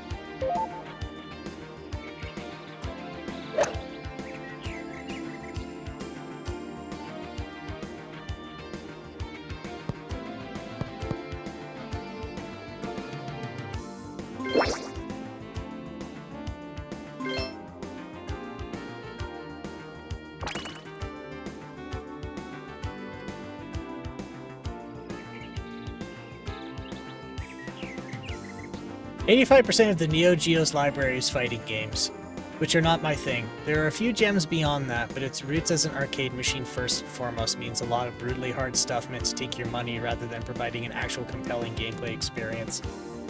Yeah, and I'm not a fighting games guy either. It requires a degree of cognitive function that I don't have. And by that I mean if you pinned me against a drunken infant, the drunken infant would probably kick my ass. Like, frankly, it's amazing I can solder as well as I can.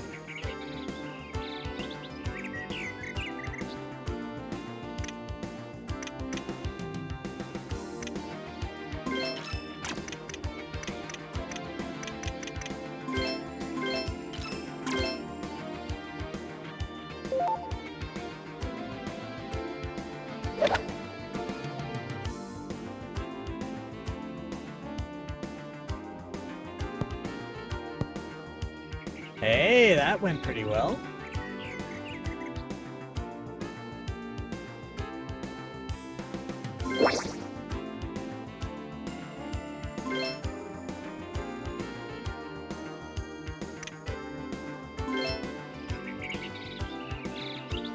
I gotta make better advantage. I gotta take better advantage of that function.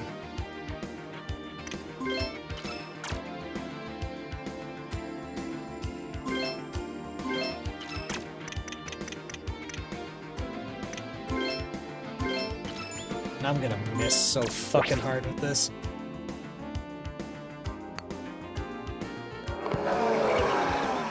Oh, that's even more painful.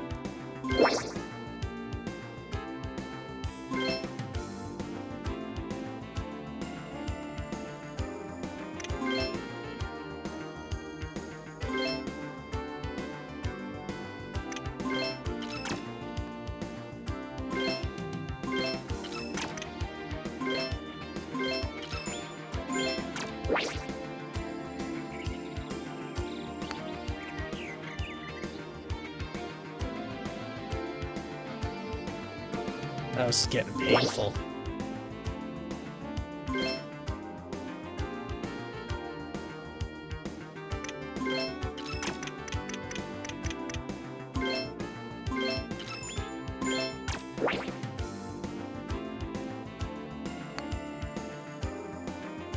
I should have known better. I just turned from there. Like, my ball just rolled away from there. That had to have been a hill.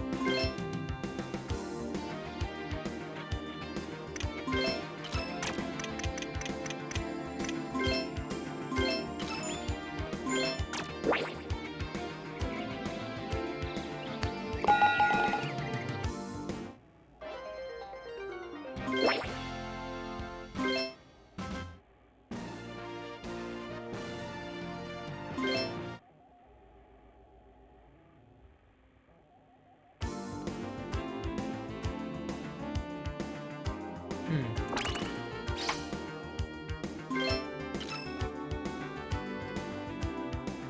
165 yards. I don't know why it told me to use this one. If I'm 151 yards away, the 155 yard club makes more sense.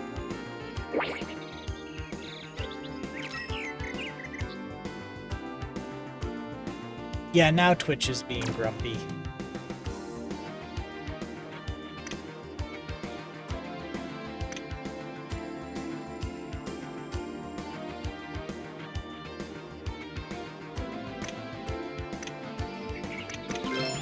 We'll just go with this.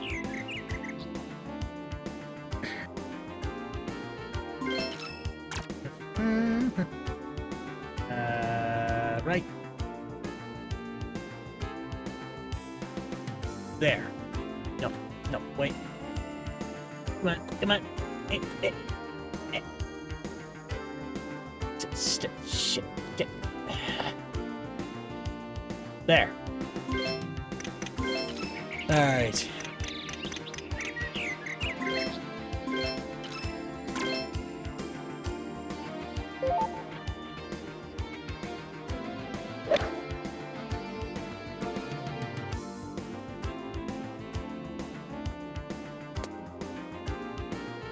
And here I thought I'd be so clever.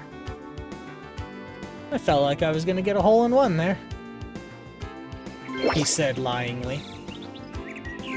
Like a liar.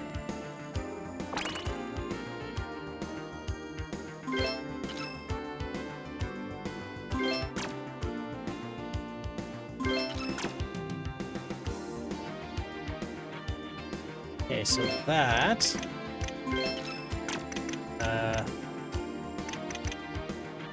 plus an additional 10 yards on the shot.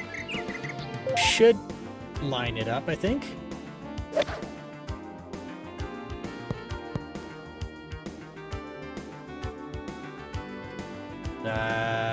Never mind.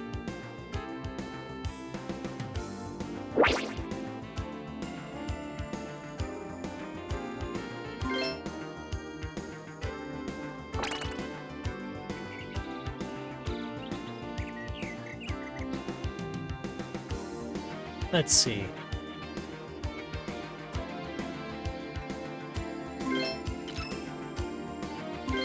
Why is it giving me a sandwich on the green?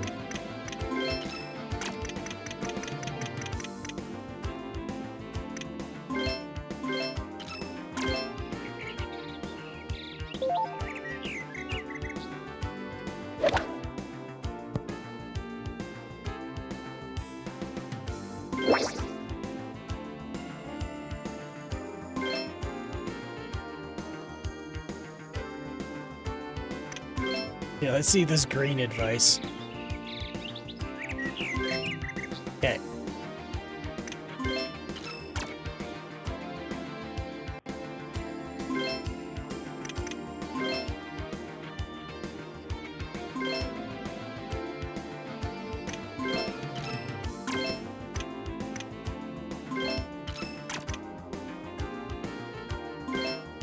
Because I'm going downhill, I shouldn't need to overdrive my putt. Skipped right over it, too. Amazing.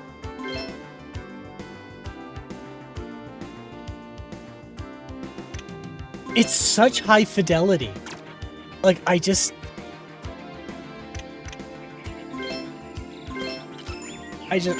love it. Like, out of everything to make high resolution or high fidelity, it's the voices of shock and disappointment that did it, that they chose to invest in.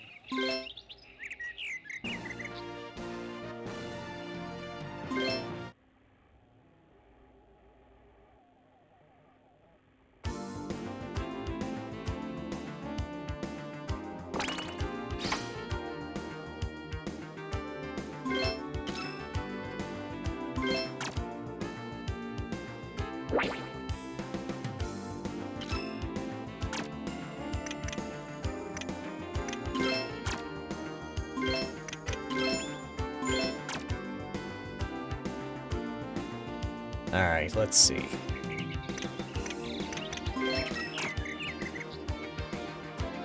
Well. Full power.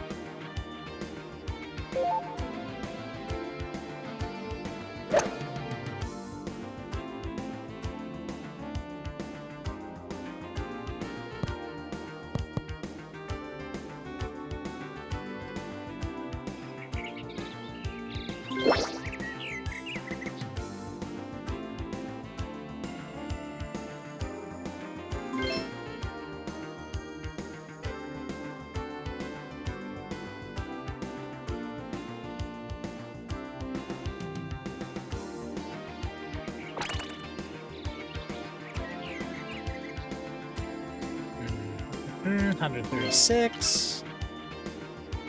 Let's use that. Let's use a slightly underpowered club. That should let us roll it onto the green. Except I curved it like that. Oh, yuck.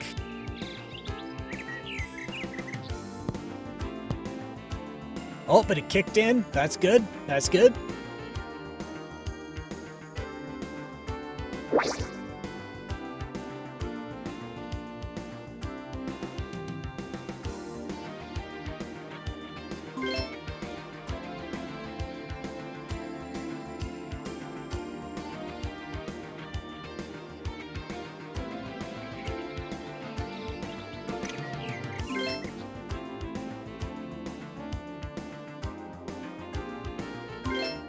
That's gonna be a hell of a bend.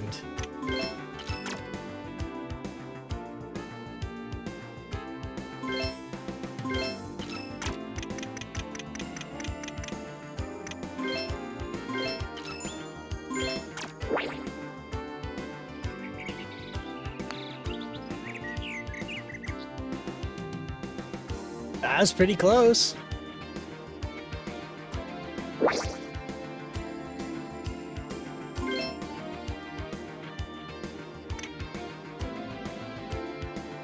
Alright, let's see the green advice.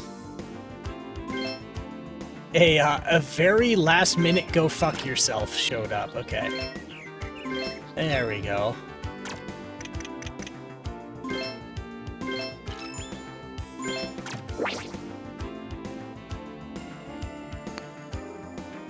There we go. Look at that.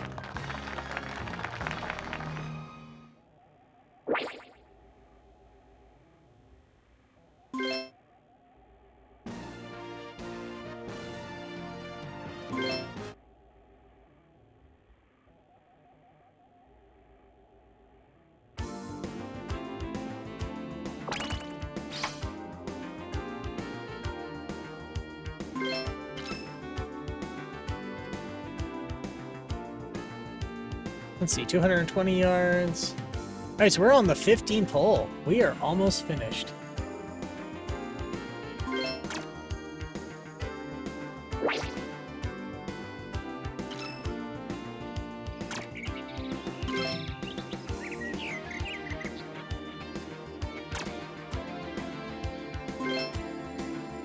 Let's see, we'll tee that up just fine.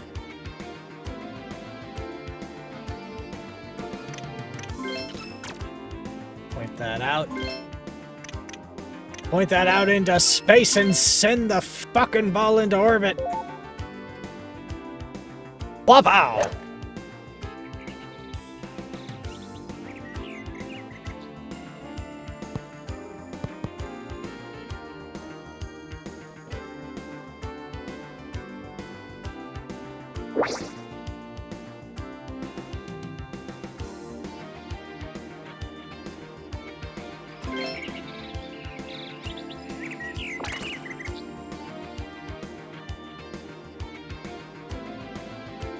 Alright.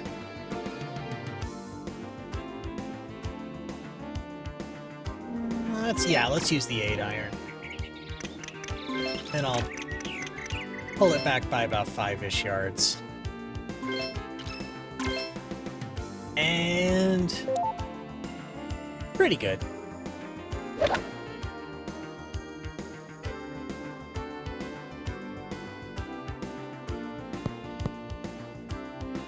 What the hell is wrong with this green?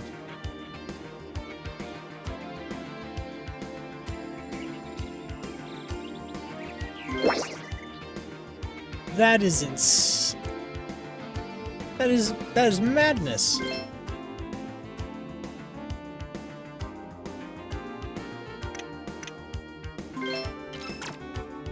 I gotta do a curve shot in.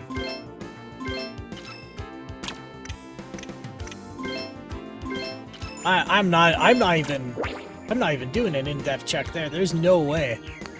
There's no way I'm doing this any other way. There we go. No, no, no. Stop. Cease. No, please. Stop it. Stop it. I almost got in, and then it just started rolling away. Alright, let's see what the green advice is. Failure. Just a pathetic putt that just goes... Bleh. Alright.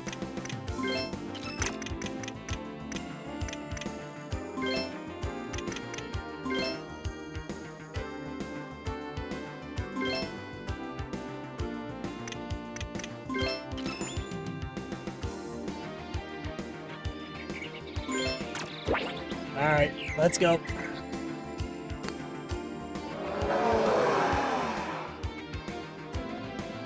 Skipped right over it.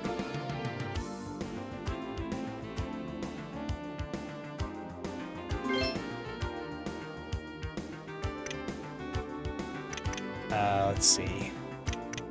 What's the green advice now? So the green advice is I'm just gonna barely miss the hole. So we're gonna do that. And we're gonna do a swing. Yeah. Yeah.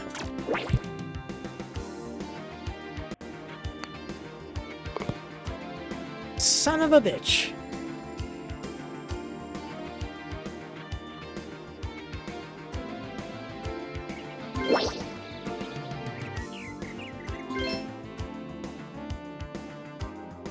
Boy, this is painful.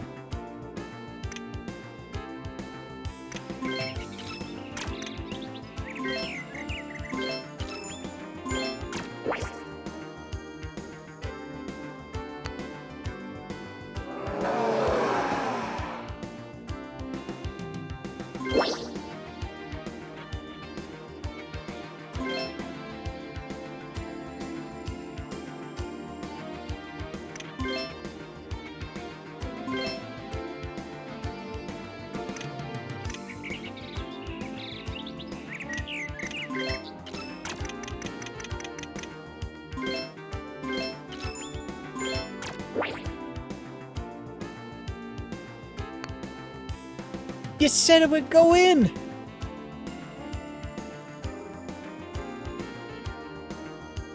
So this is how it ends. This is how it ends. This is awful.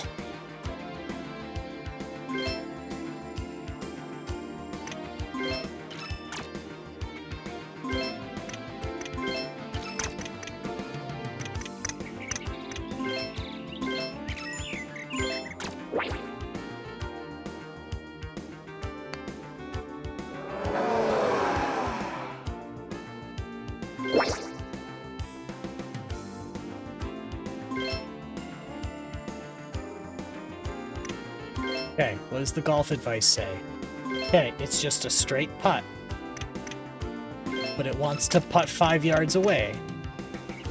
We're gonna do 2 yards. And it's just straight down. It's just straight down. We're gonna putt straight down this hill. Okay. Disaster. +5. Oh my god, that was painful.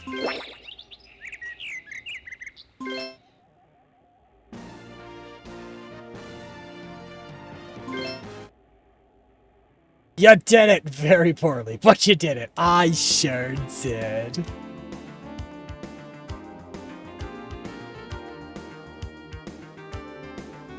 I get results. Your results are 3 dead men, but I get results.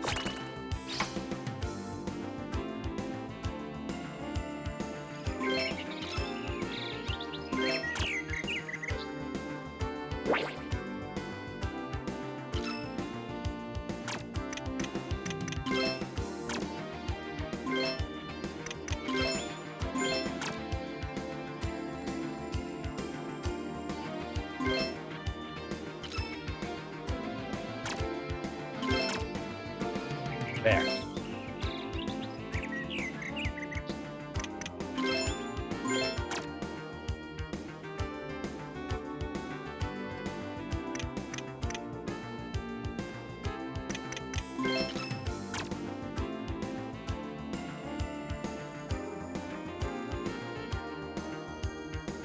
That's some kind of corruption. No, okay, that's not corruption. That's the UI. That's the HUD. I thought there was some weird black artifacting in the sky. Started to get concerned for a minute.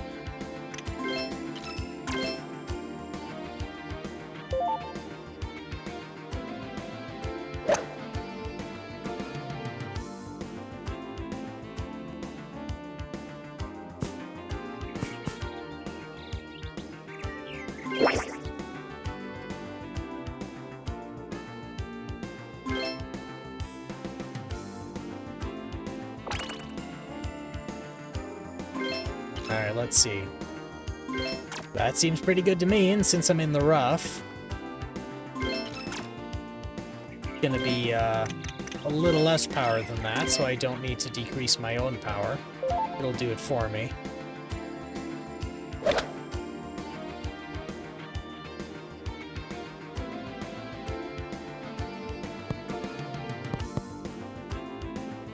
A little over, but that's good. That's fine.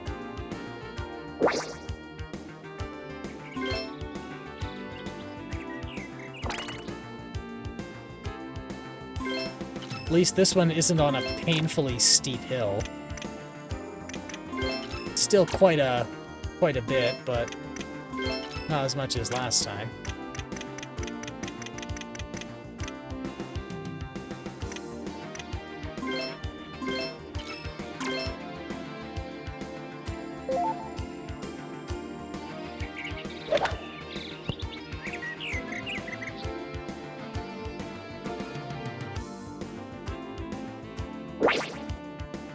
Bounce right off the hill.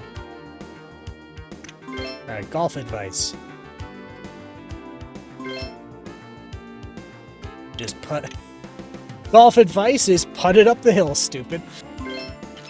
Alright, he wants to putt 5 yards. It's 3.6 away. That's a pretty steep hill, so maybe a half, yeah, like that.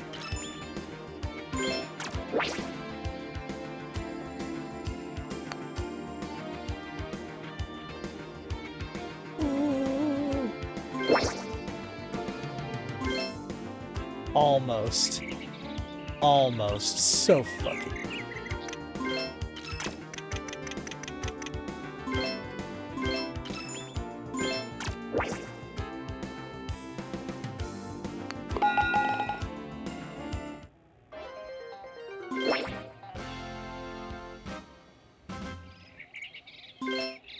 Alright, 2 more holes.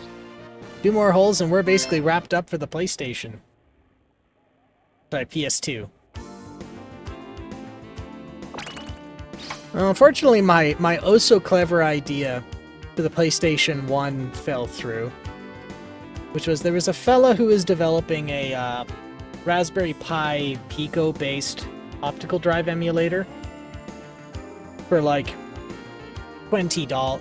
It's like $20 instead of the X Station, which it's based off of, where they wanted like $120 American for it.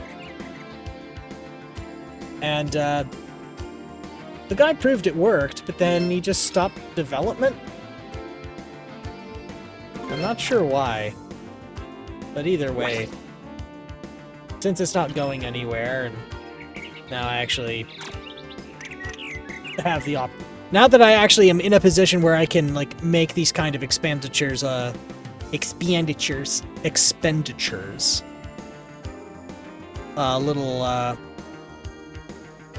little easier. I now have one on the way, which means hopefully we can get some. That's a whole other set of library of games I can play, and we can continue the golf challenge there. All right, let's see.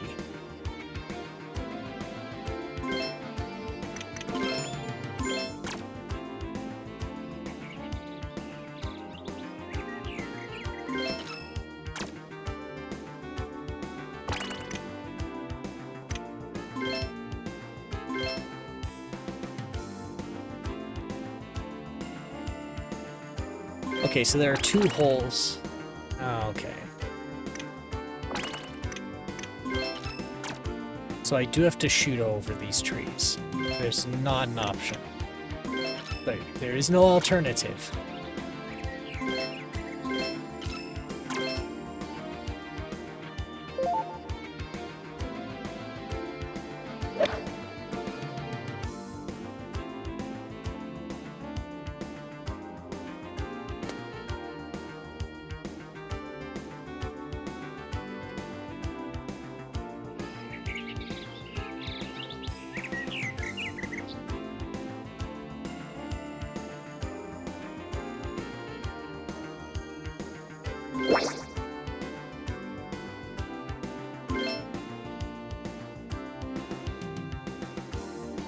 So what bitrate is it complaining about?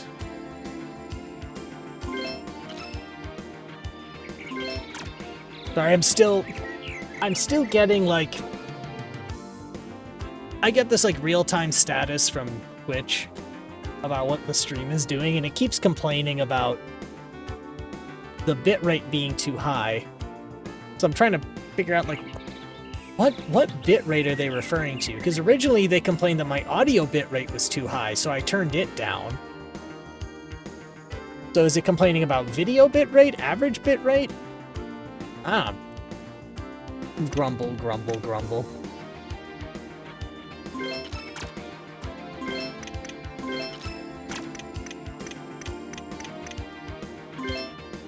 Confused old man doesn't know where he is. Where's my Salisbury? Who are you? Where's my horse? And where's my Salisbury steak?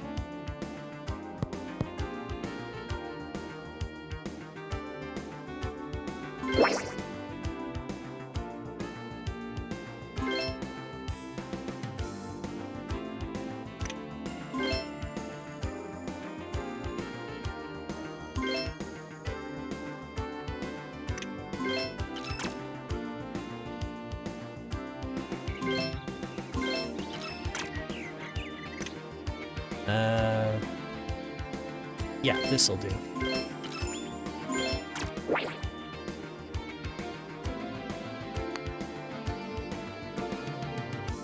Oh, that was close. Stop. Cease. Stop running away from the hole.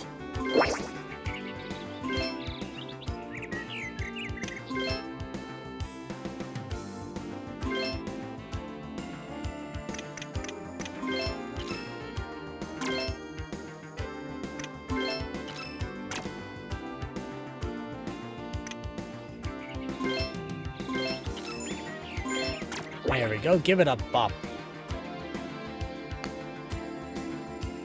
Shit.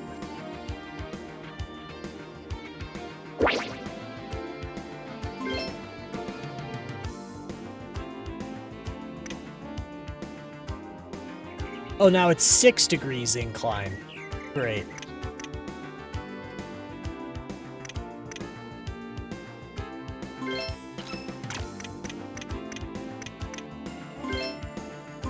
That's close enough. I can just give it a bop.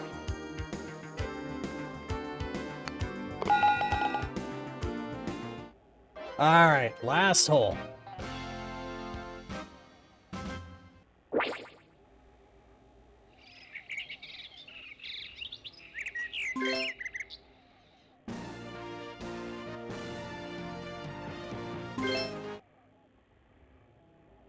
Alright, we're on the home stretch.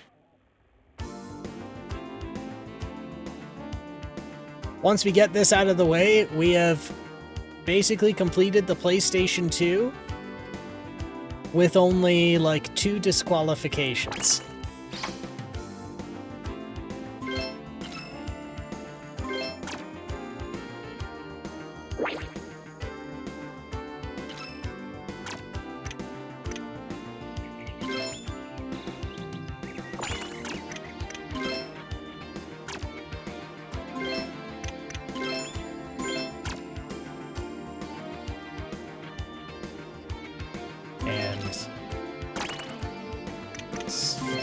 Space.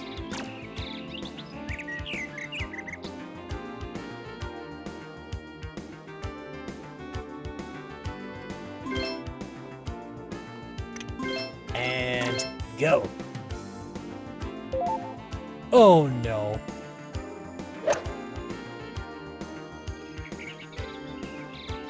Oh no.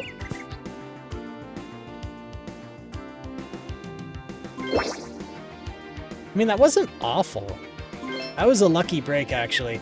Because I cranked it all the way to the left when I goofed up that shot, it straightened out.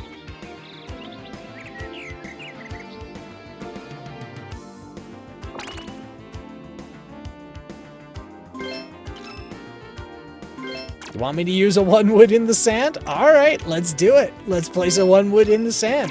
What's the worst that could possibly happen? That's what could possibly happen.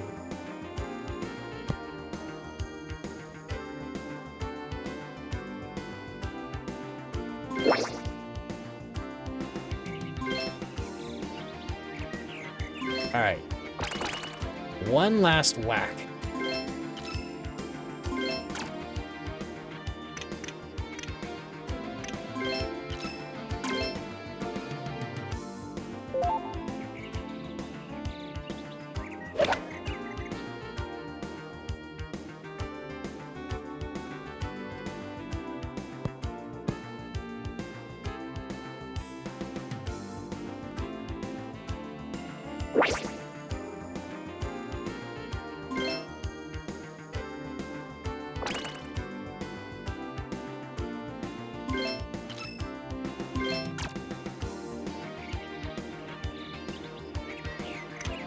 Let's see. 10, 9, 8, 6. And because it's on a hill, again, we're gonna do this.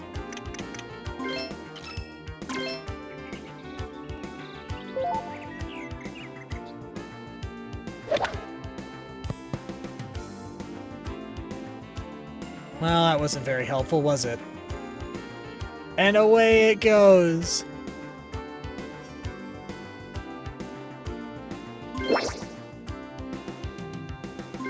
Alright.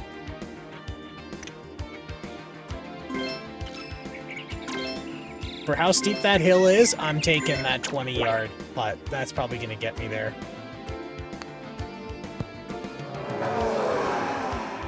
Really?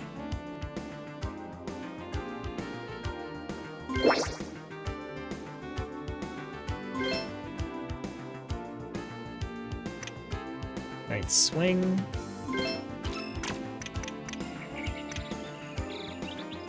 Seven and a half. And it's a straight line. Alright, let's do it.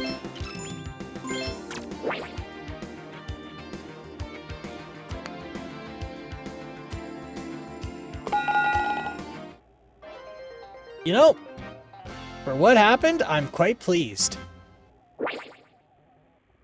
That's pretty awesome, I think. And only 13 over. Actually, that's not true. Let's see, 72, 91. 21. 21 over. And the lion's share of that was fighting with that one trying to putt it up the hill like 5 times.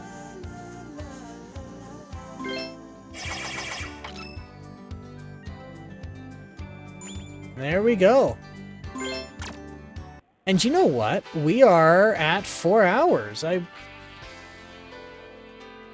this was pretty good. This was pretty good.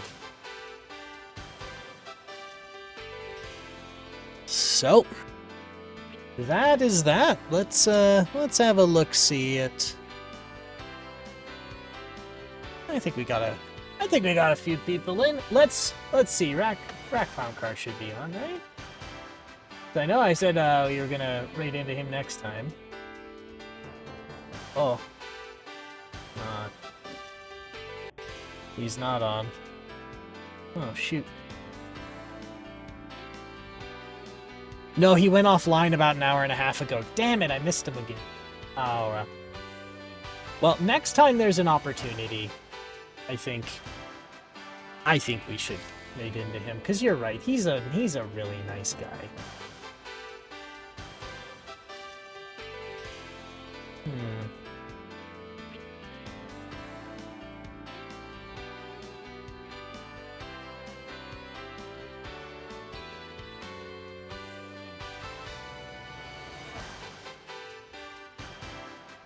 Got someone playing Paper Mario.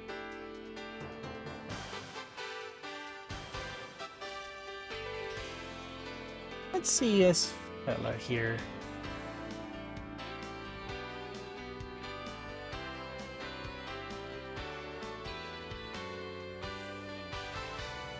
You know what? Yeah.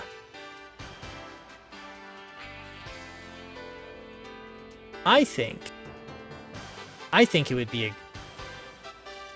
Yeah, let's raid into this fella. He's playing, Super Paper Mario. Excalibur. Nice fella. I've chatted with him once or twice. Anyway, I'm gonna head off. See you next weekend. Yeah, see you next weekend, Sunfall. We'll see you for, I don't know what kind of shenanigans, but we'll figure something out. Whatever shenanigans they are, they're gonna be low energy shenanigans. Nice, calm, sleepy shenanigans. Shenanigans. Yeah, let's do that. We'll raid into him and say hello. Let's see, let's check what's going on the V-Stream side. Let's also look at who's on the V-Stream side we can also meteor shower into. Anybody interested in here? We got Lethal Company. Somebody who just has an unplanned.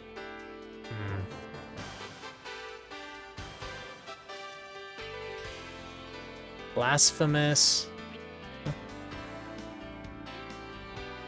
Oh, somebody's playing Stardew Valley. That seems cool.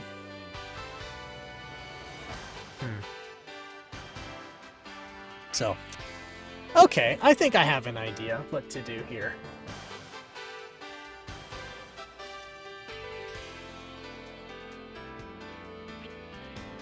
Alright. So, let's switch to the cat clock. We will get both sides here all squared away.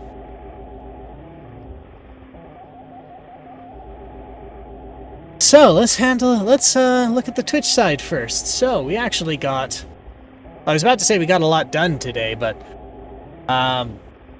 we did only manage to do 2 golf games in the 4 hours, but these were very complicated golf games, and they were pretty slow to play anyway, but we did actually manage to finish the PlayStation 2 for the golf challenge.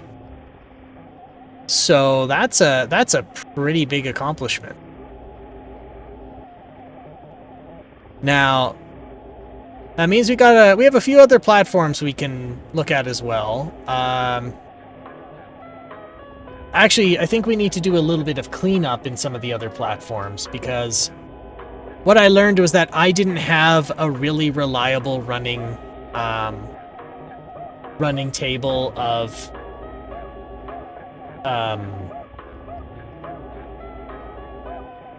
what am I trying to say here? My list of golf games was not accurate. There were some that I didn't know of. And I tried, but I was pointed to better sources by actually Sunfall. So I might actually need to revisit the Super Nintendo, which is great, because the Super Nintendo's fun. But that also means for the NES and the Nintendo 64 as well. I think for the Game Boy Color we're fine. Game Boy Advance didn't really have many, I think. Maybe the GameCube as well. I don't know if we looked at any of the Japanese ones for the GameCube. But yes, what I'm getting at is we have now polished off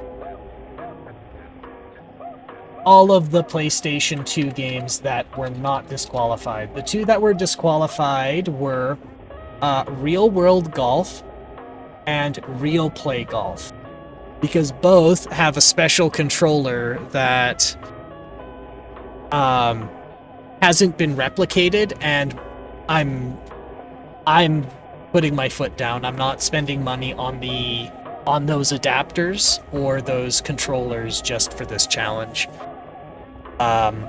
If they're emulated in the future, then yes, I'll play them on an emulator, but no, I'm at this point they're disqualified unless there's a more accessible way to play them. Then there's Putt Nuts, but Putt Nuts appears to have been announced but hadn't been released. So that one's disqualified. Alright, so let's get the Twitch side handed over. Sorry, let's get rated over on the Twitch side. So let me pull up. Yeah, we'll pull up the Twitch chat here. So looks.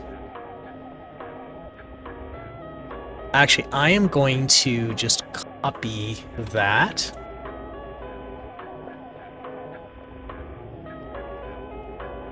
There we go. And on the VStream side, I think we'll look at... Yeah, I think it was going to be Lethal Company we were going to look at.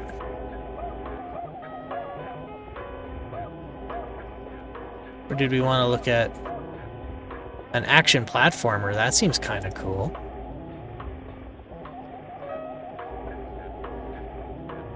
Yeah, you know what? I have an idea. Well, yeah. And they just started too, so that means it's gonna be pretty easy. Sorry, not pretty easy. It'll be a good place to meteor shower into, because, well, they've just started.